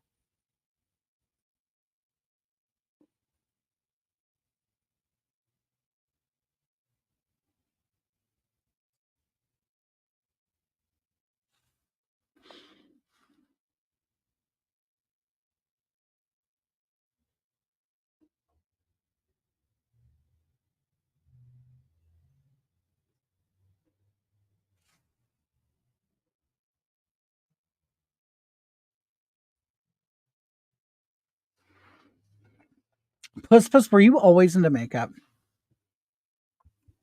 Like even when you were younger?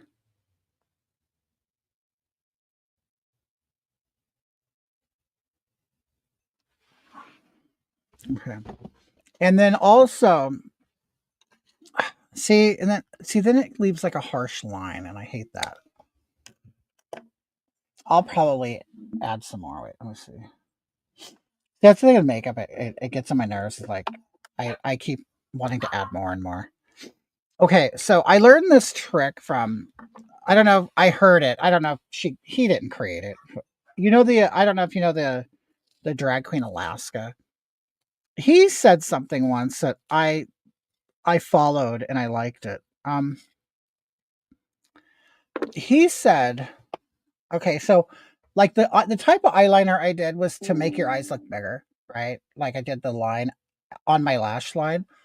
What he did is what he does is he then also takes black and then he'll put it on the inner line, but over here, only on the edge. And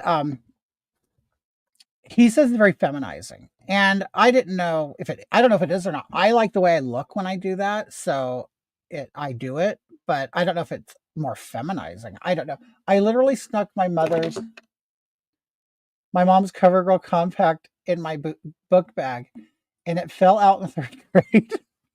You want to know what? Plus what I would do is I would steal my grandma's makeup.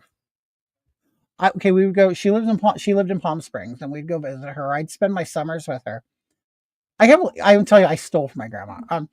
She wore Max Factor, the pancake. It was like and you'd use a wet sponge and you put on. I would steal that makeup, and then I would take it home and I would wear it to school. I was mortified as the teacher asked who it belonged to. I grew up watching. My mom always did her makeup, but I don't like my mom's makeup, but I would watch her all the time.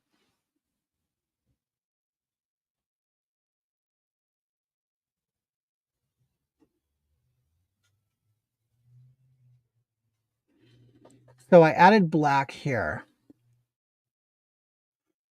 on the waterline.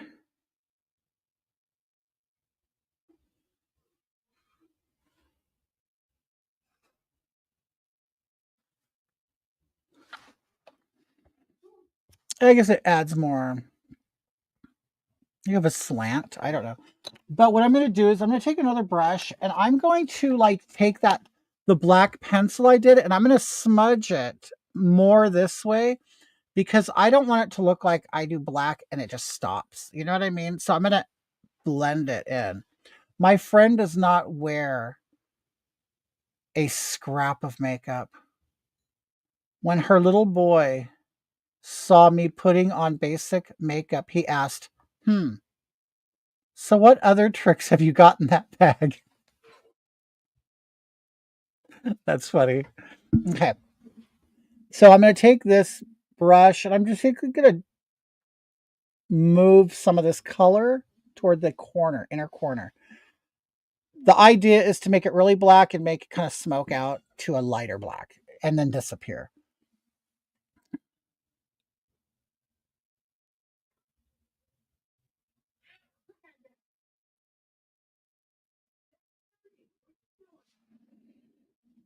Okay, so you can already see that it's fading and disappearing. Okay.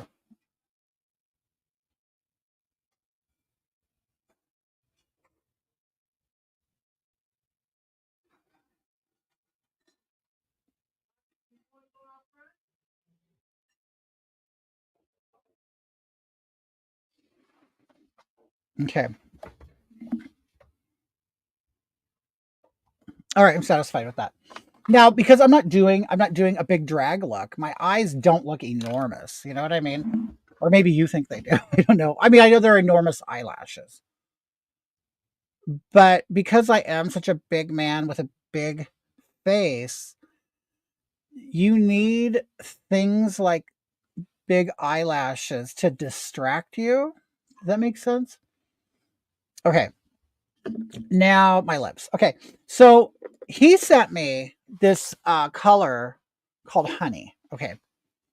This is probably the lightest lip pencil I've ever owned. Everything I own is dark.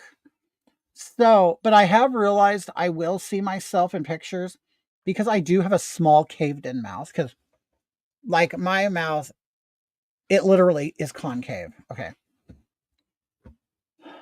One would think that if you make these big red lips, they're going to pop out and they're going to be real juicy and voluptuous, but they're not. I have realized now, if I want to go for a big clown look, yes, I will do that. But if I want to be legitimately pretty, um, beauty laws and standards, and it's true. It's the whole laws of light and dark. That the darker you make something, the smaller it gets, and the further away it gets pushed back into a field. Okay, so if I do red or something dark, I basically look like I have a little slit or a little hole. So that's where overdrawing comes in. So then we start overdrawing, okay? Making bigger lips, which is what women do that. They do it all day long. Before they actually got, the lip enhancements and stuff, they would you know, um overdraw their lips. They still do. But for me to overdraw my lips and to get that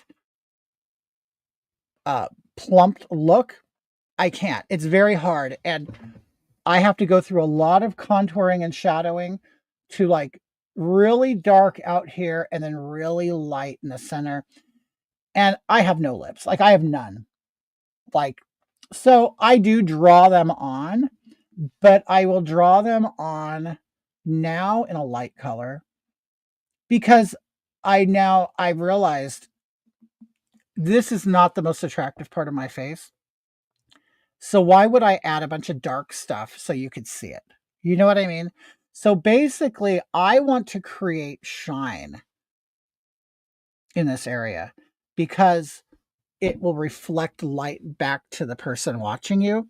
So I don't like you'll see Angelina Jolie with these big defined beautiful lips or whatever, right? And she don't even have to put lipstick on. And you could see these big puffy, well, I mean, whether you like it or not, big lips that are a focal point for her face. That's definitely not my focal point's my eyes. Um, so I don't want you to pay attention to my mouth.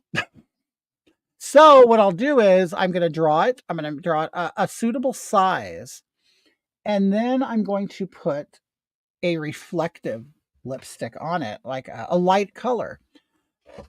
It's so funny because in your mind you're like, oh yeah, I'm going to draw on these big, beautiful, bold lips, but it's like If you don't have the structure, the facial structure to hold those big, heavy, dark lips, then it's not going to look good. It won't. Also, if I overdraw too much, okay, you can't see. Well, maybe if I turn this off, you can see it. Okay. I have they call this a Cupid's bow, that part right there, or it's like a V. I have a very steep one. So it's like very pointy. You know what I mean? Um, if any of you are familiar with the band Kiss, um, Ace Frehley had lips that were like pointy like that. And I loved them. I loved Kiss. I loved Ace Frehley. I loved his lips. But I don't do that. I don't follow my pointy lines because I think that's too cartoony or too it draws too much attention. So I don't really want I don't want to draw attention to my mouth. What is your favorite makeup brand? Well, I'll tell you this. My favorites for my face, it's Derma Blend. And now for contouring and blush, it's Kimchi. I love and I'm not saying that as a person that has a lot of experience with different brands. I don't have experience with different brands at all. There are some brands I've never even tried. But um this I would yeah, I would totally tell people Kimchi. Anyway, the powdered makeups are good. I don't know about anything else, but these are really really good and I really like the way that they perform and blend and look on my face and everything. But I'm about to use one of Kimchi's pencils, so I don't know. I've never used the pencil. But anyway, so I'm going to draw a lip on. I'm not going to be dramatic. I'm not going to be draggy with it. I'm just going to draw a lip. And of course, you'll probably say, oh, it's a drag lip because as a drag queen, you naturally go bigger and darker because you know that you're fighting the man features. So it's always a balance. Is it really puss puss? That's such a compliment. Yes, my friends are jealous of my Cupid's bow.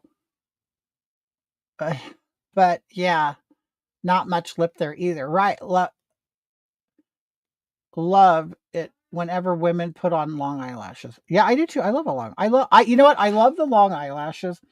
I don't like it's a trend, have you noticed the trend of the extensions are going out in my neck of the woods anyway. You don't see women with the big fluffy snuffleupagus eyelashes anymore. But I don't mind longer. See, I like it when they're piecey, like you could see like the hair tarantula legs. I didn't like it was like full, like a mink coat. Like they were wearing mink coats. You know what, Puss? I get that a lot. I get Kirstie Alley and Winona Judd. Those are, if there were any two celebrity women that people compare me to, it's Kirstie Alley and Winona Judd. Some have even said I look like Erica Jane, like when I wear the blonde and I'm very kind of polished looking. I didn't know who she was, but I think is she's a housewife? Is she one of the housewives? Okay, so I'm gonna now I really do overdraw. I overdraw a lot.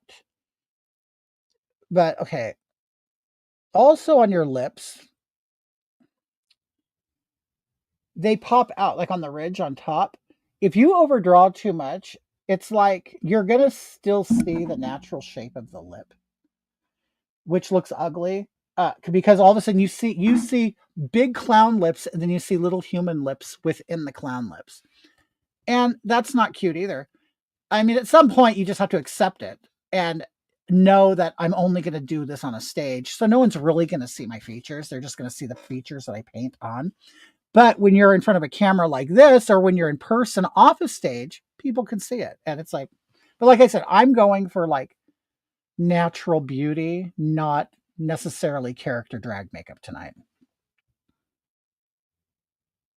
Or plump from sucking the big D's. Now, I don't know if this is going to be dark enough, honestly. And I might have to go over this with a brown pencil, but we'll see. So I start at the natural corner, which would be here. And here, I'll make little like guide marks. But you see that my chin right here, how it goes that? I draw that becomes part of my lip line right there. That will be the lowest part of my bottom lip. So, I mean, my lip is here. I'm going to make it twice as big. Okay. So I guess that is overdrawing, isn't it? Okay.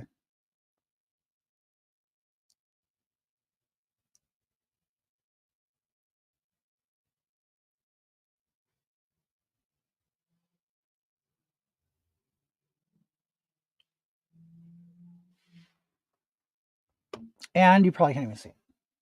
Okay, you can. So this is a light makeup. Okay. I'll see if I can make it darker.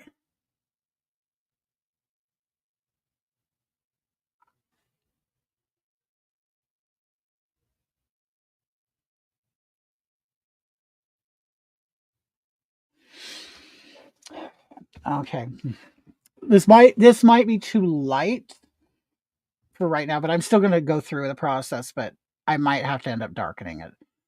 Um, that's what I love about making art for theater. It doesn't have to be perfect. Just look good under the light. Right.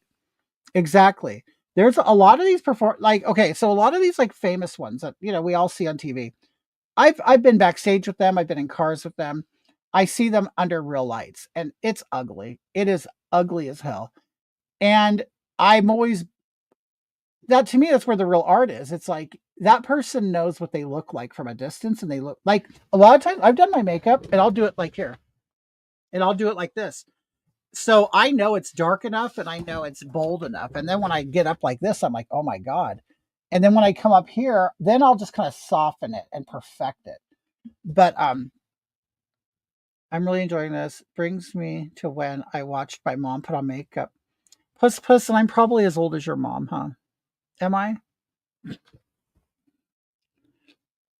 Okay. Now I'm gonna draw this. And I'll tell you, lips are not my strong suit at all. I hate doing lips. I do. Um Puss, how old's your mom? I want to know how old your mom. Wait, back when I was in high school, drama class is what got me into drag. Yeah, and I kind of think it's for a lot of people. You know, a lot of people want to see drag, and I know it's typically the religious types. I'm not all religious people, of course. Um, the very masculine type, the people who are very strict into their roles in gender and sex. Which I mean, I agree there are roles, but you could bend them a little bit. You know what I mean? Well, anyway, oh, you did Little Shop of Horrors. That's cool. Um, God, what was I saying now? Oh, drama. A lot of like drag, people like they were drama people. You know what I mean? In fact, there are my mom's pushing 60. Okay, I'm 55. How are you doing, baby? Anyway, um, a lot of drag people do come out of theater. And there are people, and I know there are people who don't like it. They will use drag as an avenue to get into theater. Okay, so a lot of people doing drag aren't even drag queens; they're just actors who want more, and they're using it to get in. Um, I'll tell you an example, and I love this person. I think he's a great drag queen. I know I met I don't I'm not saying I know him personally, but I spent a day with him. We went to lunch. We, whatever. We did business. Ginger Minge. Okay, Ginger Minge is a drag queen, a popular drag queen, not a winning one, but went on to be in plays and is very successful on his own. You'll be 60 in July, Sherry. So you're just getting your pubic hair. Um, Ginger Minge is a theater kid and a singer, and really just wants to be in the theater, using drag as a way to get in. Okay. And he did it. Okay. I don't know if he'll ever perform as a man, because that's the thing is once you're a drag queen, you're a drag queen. And it's hard to sell you, I guess, is something else. As long as lips are not overly Botoxed. I just can't stand them. They look like the swollen ass of a chimpanzee. Yeah. Well, yeah, of course, it's getting to that point, isn't it? It's, you know, it shouldn't look like a butthole. It shouldn't. I mean, I'll see some of these lips that are just, my God, they're so blown out, and you see all the lines. They still keep the lines in their lips, and it's all going inward like a butthole. Um, but you know what? I did read somewhere that your mouth is technically a sphincter.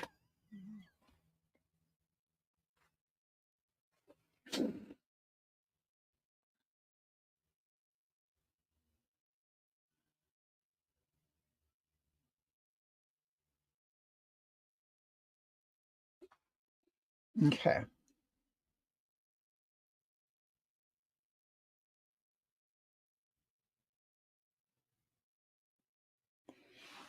Okay, so I lied. I did. I can't help but not overdraw my lips.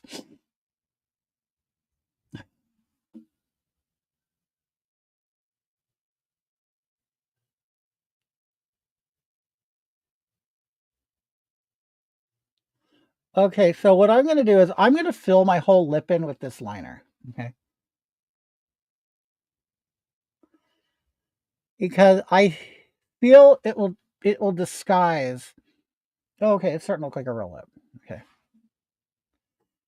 I think it will disguise my real lip line if I just color it all the same color.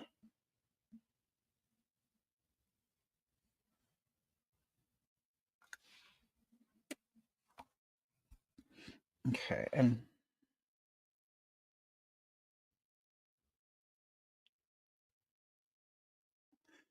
I just weird. A lighter pencil is more forgiving too. All right, so what I'm probably going to do is I'm going to use this color called hazelnut, and I'm going to kind of go. Maybe I'm going to do more around the edge. DSL, that's right, baby. Um, I'm going to go around the edges and make it a little darker with a slightly darker color. Like I said, it's called hazelnut. The other one's called honey. This was not part of the gift package. This is a lip pencil that I actually bought the other day, and I've never used it. So, you like a thick lip, Scarab City? Okay, so now I'm gonna basically do a thin outline with this pencil. Okay.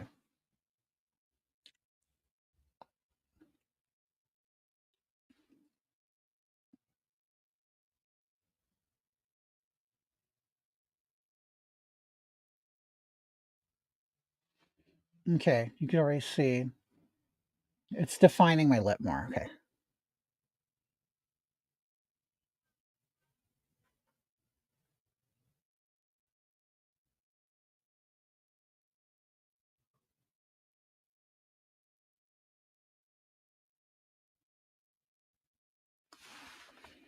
Okay. I mean, I like that color, but I just needed a more impactful lip liner color.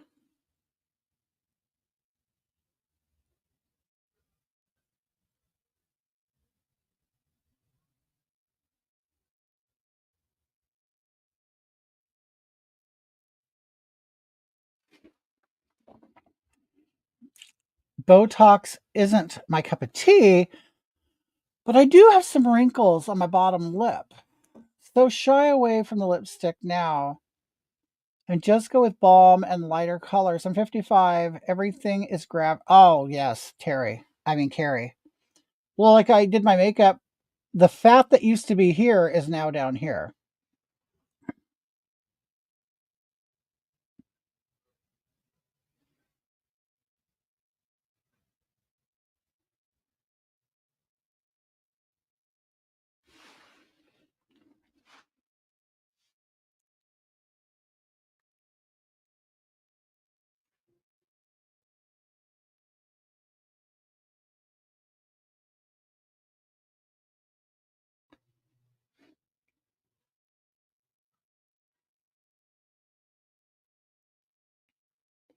Okay, well,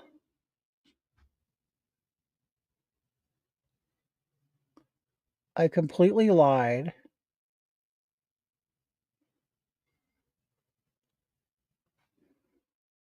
I completely overdrew my lips, and I did a Cupid's bow.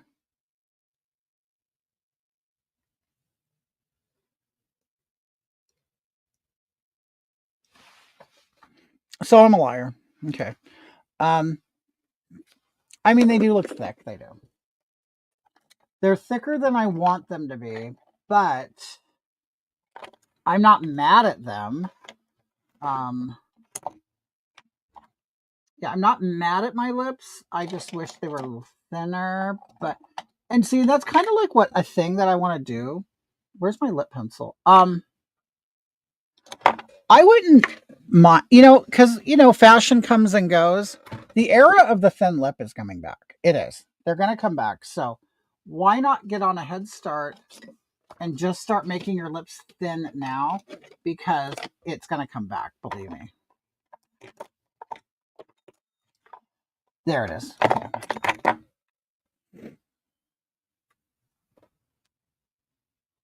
Just like I want to know what people. Oh, thanks, Carrie. I want to know what people who got like BBLs. What are they going to do? Because I'll tell you, I remember the 70s. Okay, like the whole like cocaine look was popular. You know what I mean? Like being thin and having no shape, and then like having no butt. Then the 80s got very athletic, and then the 90s, kind of get thicker and more voluptuous, and then here we are now where everything's like artificial and blown out of proportion, and it's like it's gonna come back around where I mean, see, well, what's going to happen is eventually fashion, and I bet you this is what's going to happen. And I kind of, oh my God, can we talk about Wicked? That whole press tour is like it's a movie of its own. It's like a movie of its own. It's absolutely crazy. Are you watching these people? Like, and I really have no opinion of either one of them. As I guess artists,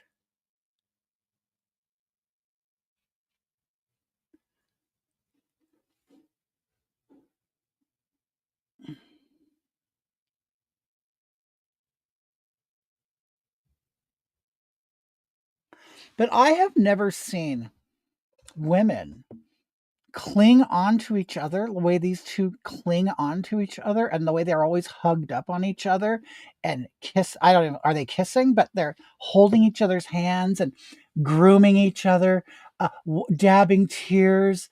It's like, and they're like, look at the, like, anybody who interviews them, they're like, you are so beautiful. Thank you so much for joining us. You're a wonderful spirit. You're godly. You're beautiful and magical, and you deserve all happiness in everything that life has to offer you. It's like they're fucking crazy. Like, what are they like? What are they doing?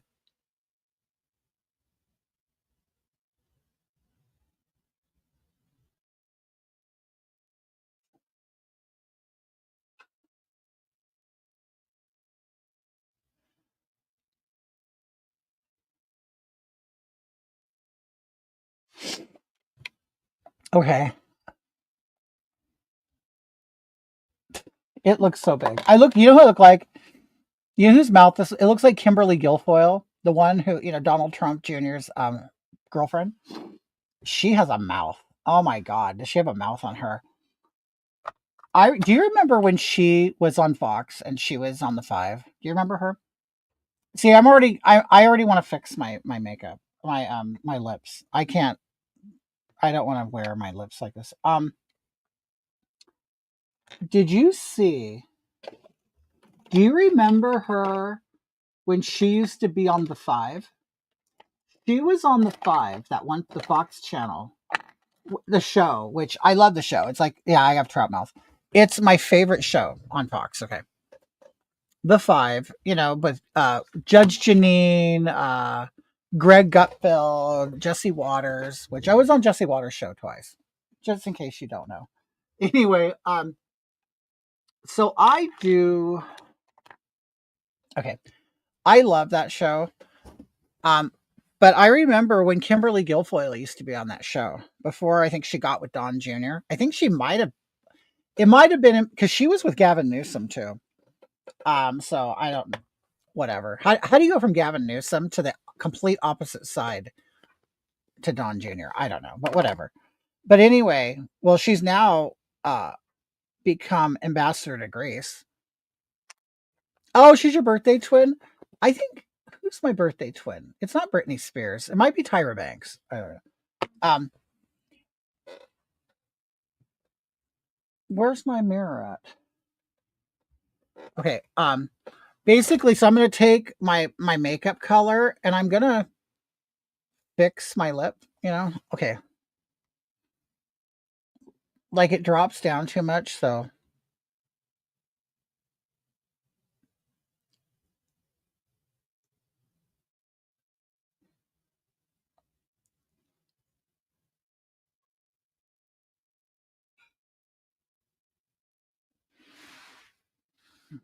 I'm making it go upward more.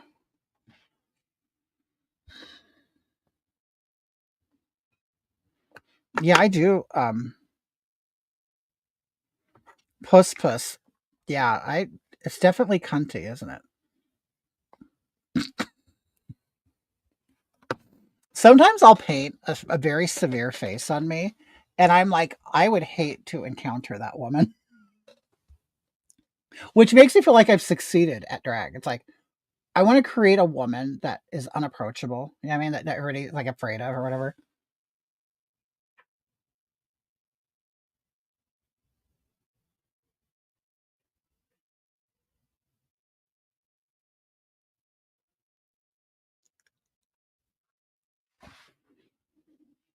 Okay, that's much better. It's making it more roundy too.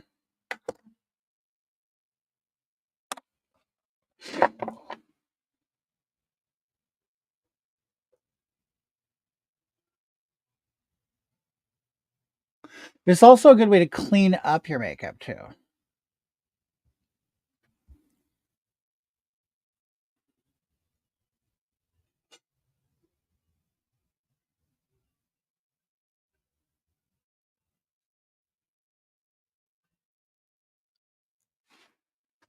Yeah, so if you ever like misdraw your lips or whatever, use a small a brush.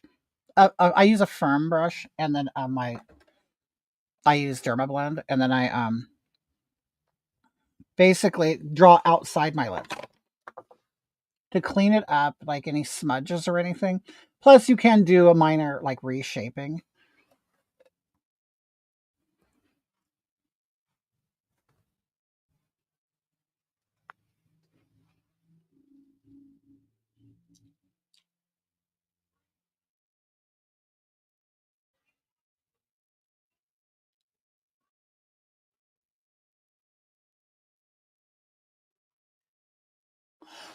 Did I guys show you the mask that I made? I made a mask. Okay. Do you guys remember? You may not remember. I didn't know about it back then, but a movie called Alice, Sweet Alice with Brooke Shields. She was very young. Like I believe it might have even been her first movie. She did a horror movie called Alice, Sweet Alice. And I watched that and I absolutely loved it. It's twisted. It mixes like the Catholic Church and a killer and all that. Right, Puss Puss? That's what inspired me to make my mask. So I made this mask. I glued now the mask in the movie didn't have eyelashes, I don't think. So I glued the eyelashes on and I cut the bottom part off. So if I wanted to, I could come on camera real quickly. This is okay. If you really want to know what's going on. Okay. So I do like to make commentary. I like to come on and I like to, and if you want to be a commentator on current news, you have to be camera ready quickly. Okay. I've been live for 5 hours. I don't know how many have been here the whole time. I've been live for 5 hours doing this. This is how long it's taken me. Of course, I've been stopping and I've been talking and blah, blah. But So what I wanted to do is to make my life easier. I go, you know what? I'll just make a creepy, beautiful mask, like inspired by Alice, Sweet Alice, and then I'll just wear a wig and I'll put my makeup on. And I can put lipstick on, and but I haven't done it yet. But because what happens is I wear it, then that becomes the topic of whatever. You know what I mean? Because people are like, "What are you doing? What's on your face?"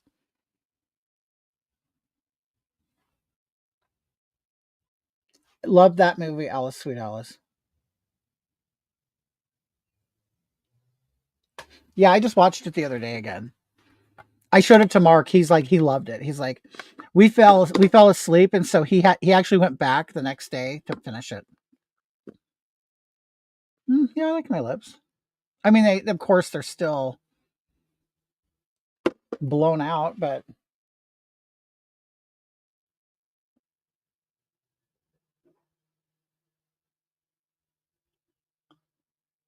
also another trick I do, like a divine inspired thing, is okay. You see my mouth goes down. Well, I actually draw this up higher at an angle, so you think my lips kind of going out more instead of down. That's something that I saw Divine do. Okay.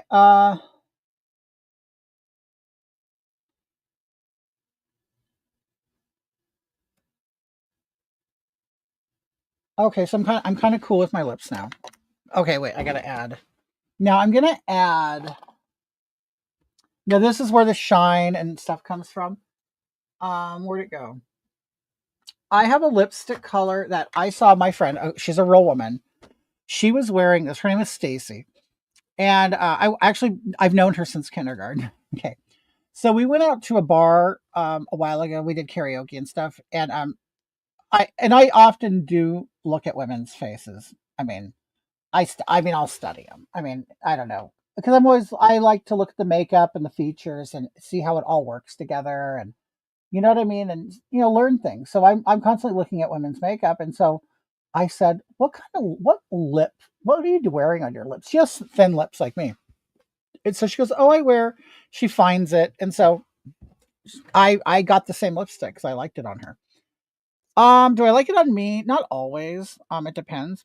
I'll probably like it with see, it's a frosty nudie pink, but it's light. So we'll see. Anyway, but yeah, I get inspired from the real women in my life, if I see something. But the thing is I have to translate it into drag because these light colors, sometimes like how I added the darker brown to like this pencil is what a woman would just wear, but because it's on a big man, it doesn't look the same. So I had to strengthen it with a darker color. Okay.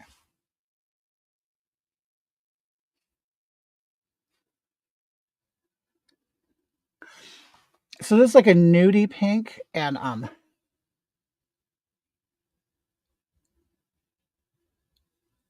see what it looks like.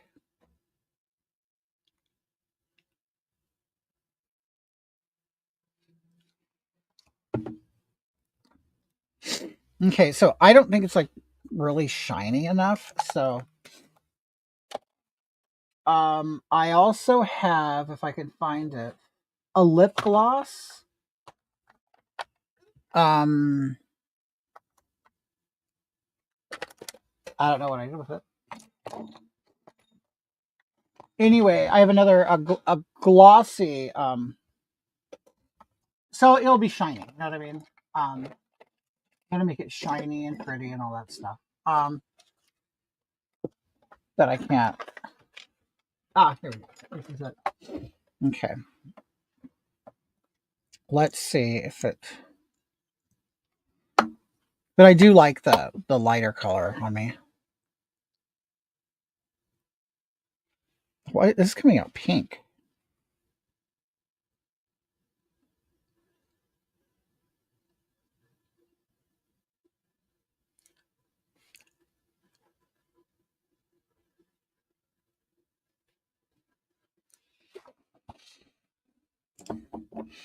Okay, that boosted the shine up. Okay. I love that color. I have several slightly different shades. Okay, this has nothing to do with what you're doing right now, but now I'm just wondering. Oh, I love tamales. Love tamales. Oh my god. So I have a friend named John Carlos. Okay, so John Carlos, he does tamales every year with his mom, right? His mom uses one arm. She makes tamales with one arm.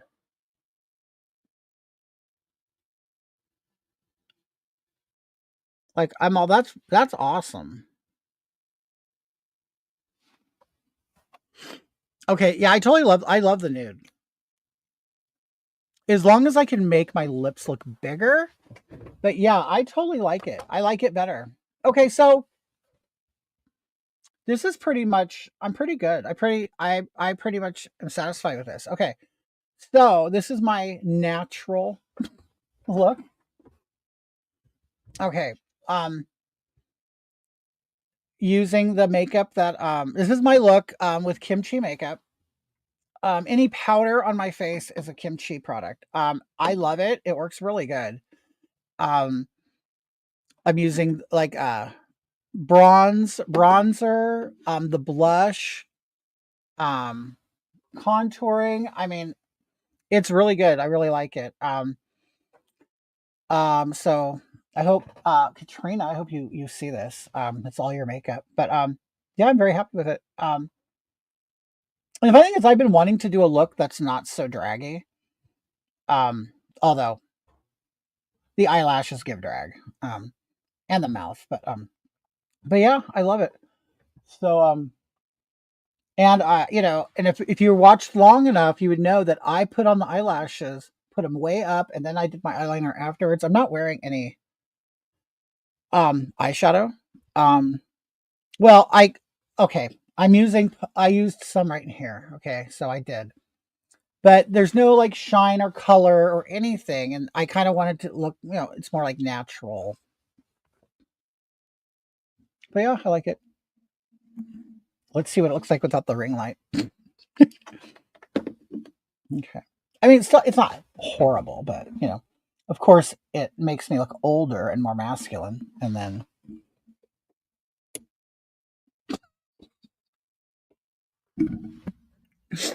okay. I mean, it's still not that bad. I mean, I'm sitting here talking shit, but I could look worse. Okay, let me turn off the side lights. Okay.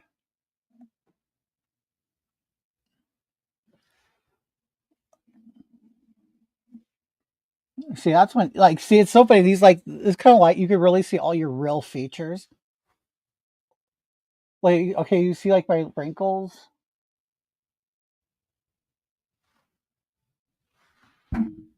and then of course, you can see that this is completely flat and round, and I've just drawn these lines in. But that's drag, you know, that's drag for you. But mm. Anyway, Marquina is in for a treat tonight. No, no, dear, this is no, nope.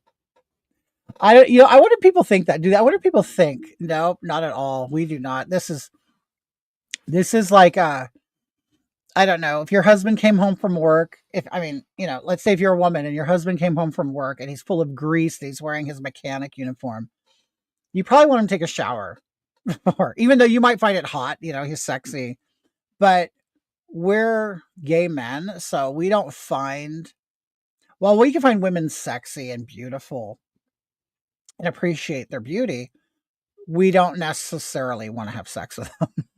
You know what I'm saying? Like we know, but we can tell. We know when a woman is so done up, and we know what a man likes. Like we'll see a woman and go, oh God, yeah, she's ready to go, and some guy is, you know, he can't wait to rail her. But um, no, we're not. He doesn't find this attractive at all. In fact, if I even said, "Hey, Mark, Kitty's gonna join you in the room tonight," he'll be like, all right, well, we're just gonna go to bed."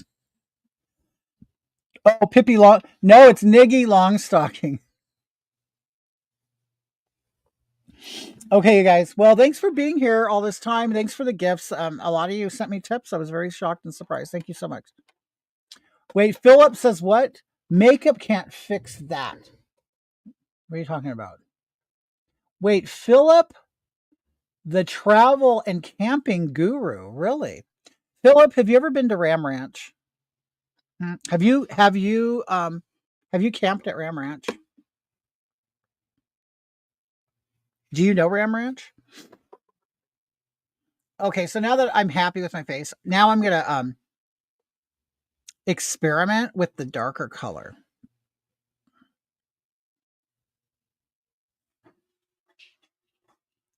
And like I'm gonna see how severe I can go.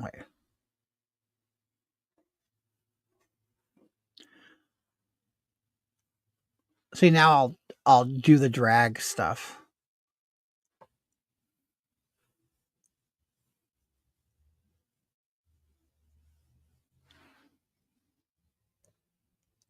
No, only Southwest.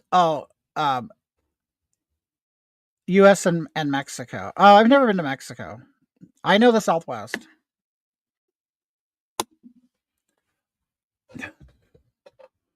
Are you guys familiar with Ram Ranch?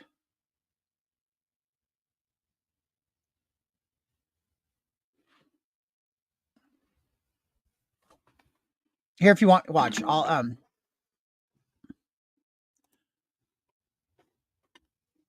I'll see if I could put Ram Ranch on for you.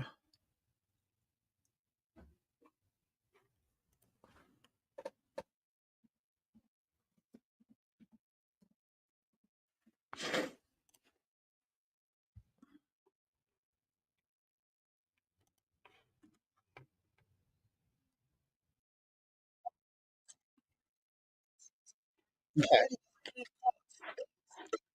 I'm in Vietnam right now. Bangkok. Bangkok would be a great place for you to visit. Bangkok. This is Ram Ranch.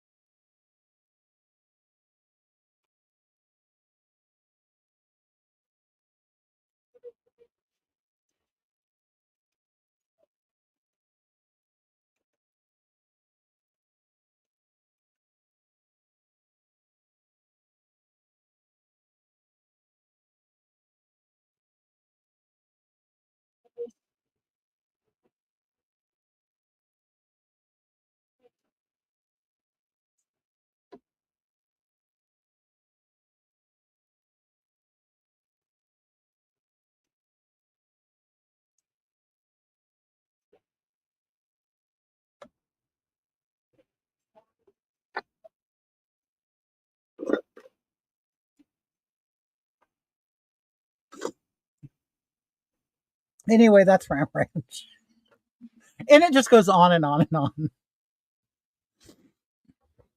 All right, guys. Well, I'm gonna go. Mark has dinner ready for me. I love it. It looks great. I love it. So yeah, kimchi makeup. Look up kimchi makeup because it worked. It worked for this man. You can be a ladyboy in Thailand. Oh no, not me. Dear. I'm 6'3", 265 pounds. Would I make money? Would I make money in Thailand? I know they kind of like the fair skin, don't they? I can give them fair skin. I can give them that. But I can't give them lady boy. I'm a big one. I'm a big one. And I know those Thai guys are probably kind of little, aren't they?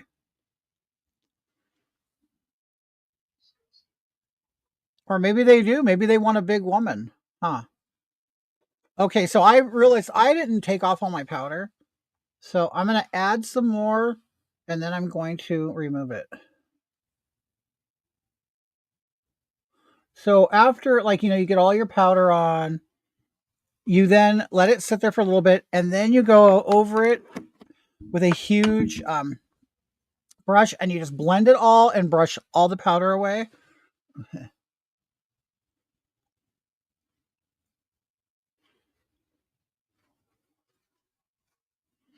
And you do kind of like a final blending. One thing I didn't do is my nose. I really, really do a lot of contouring on my nose. Let's see. Thanks, Billy. Enjoyed it. Oh, Karen, you're still here, Karen.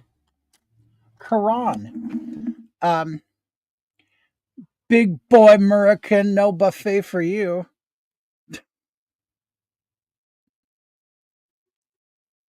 So would they like me? Would I be a lady boy?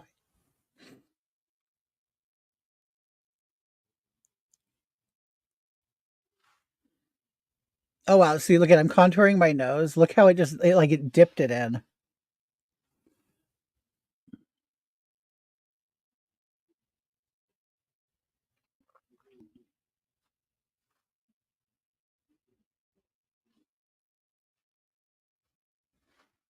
Hey, Puss Puss, do you have any lesbianic traits?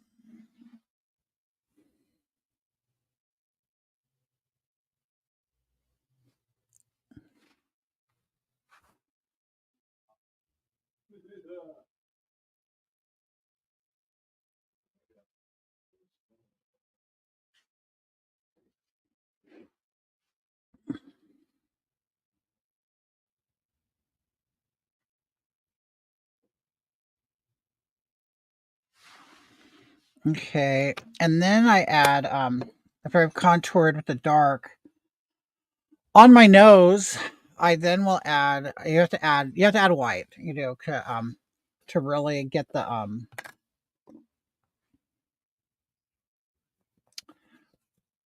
Ram Ranch. No, but it sounds quite gay. Oh, it is. Yeah, very gay. Okay.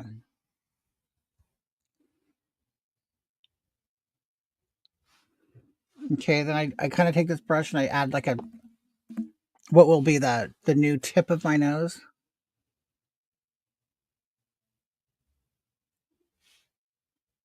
And it kind of dips in here, so I'll add a little bit of white in there. Okay. Also, now that I look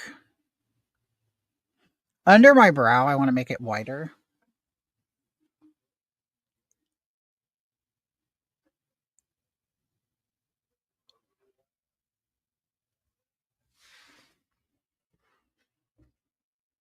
Okay. The baby nose really works.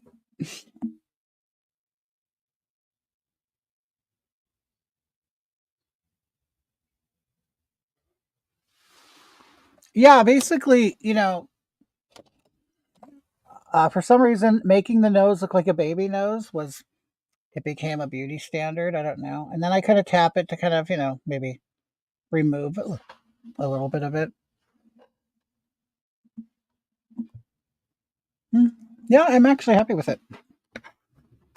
Like I would use this every day. No, I mean an everyday drag look. Like if I did something on camera, like I've been okay, but I used to do a thing called KNN, Kitty Network News. I want to do that again, but you know, I guess this would be more friendly. You know, drag with all the heavy makeup on. This is more conservative.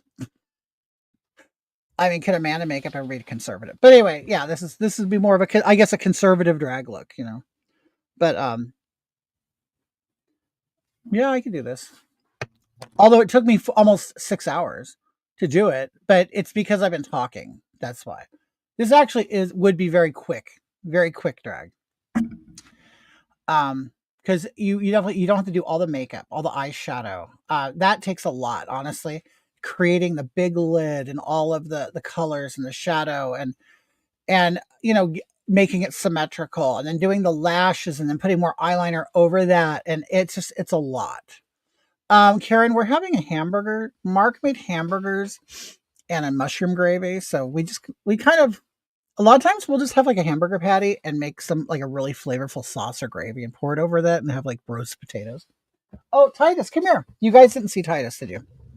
Tidy. BB. Come here, Beebs. Come on. He's eating. Come on, Beebs. Come on, Beebs. What you doing? Oh, okay. Well, I don't. You guys, maybe some of you didn't see Tucker. Here's Tucker. Okay. Oh, he's my little baby boy. He's an 8-month-old Shih Tzu, and he's my favorite dog in the whole wide world. Yes, he is. He's my favorite dog in the whole wide world. My little Tucky, my little Tuck. Okay, and then let me get Titus. Here, babe. Come here. And there's Titus. He's also a Shih Tzu, although Mark is like in control of his look and his haircut. He kind of cuts him kind of like a Yorkie, you know what I mean? But he's a Shih Tzu too. Him and Tucker are brothers. He's smaller. He's a week younger, but he's like has a different mom, and his mom is quite little, so he's kind of little. Tucker has a bigger mom, and you know, but I love them. Love my dogs. They're absolutely wonderful animals. Like I said, Rosario made me dinner, some Xanax pills, and a Bloody Mary, and a few. Well, I see Pam. Oxapam? What is that? Large Marge is his mom. You are so good at this. Tucker and Titus are so damn cute. Oh, thank you. Okay, so I'm going to show you this other. Okay, so this is just one wig, and I have two of the same wig, just so you guys can see what we do. Is okay. So there are ways of what they call them wig stacking. So you would like kind of take this wig and pull it back. Okay. Wait, no. Let me do this one. Because this one's actually a nicer, a newer wig than this one. This one's quite old. So what I'll do is I'll put this wig, wear it back, okay? And pull the hair forward. Okay. And then see that when I wear my wig, this is where I get my Hagatha look. Okay. And then you take the other wig just like it, and you basically just put it on top. Okay. You put it on top. So you end up with a ton of hair. That's messing with my eyelash. Hold on. So it will proportion you more. You know what I mean? Now you have bigger hair. And then that makes you look smaller. You know what I mean? So this is also another drag trick. To make the volume of the hair more and bigger, and making you more feminine, basically. So, and then another one would be, big hair. If you're a drag queen, you have to have big hair. You do. So there are different ways of achieving the look. My favorite look, because I don't like wearing two wigs because it gets hot. I feel bad. Marquina made dinner and I didn't eat. What do you think? Make her big test picture. Yes, and Mark, I'm almost done. I don't want you to think I'm ignoring your dinner. Oh, so you ate without me? Oh yeah. Okay. So I have a wig stocking cap, or what? Yeah, it's a wig cap you'd wear on your head. Hi, baby boy.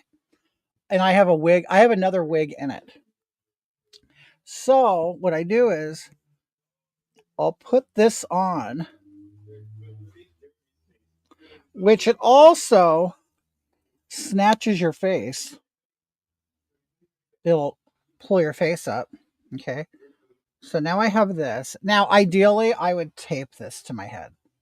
Where's my tape? I use surgical tape, which actually works great. Just get it at a pharmacy. It's called surgical tape, and I actually give myself a facelift with it.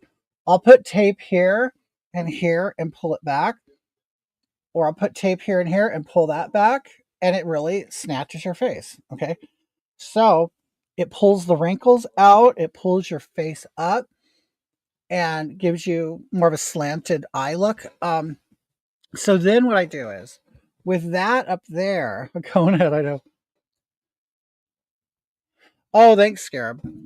Yeah, I actually kind of like it without the. I don't mind it. Okay, and then you put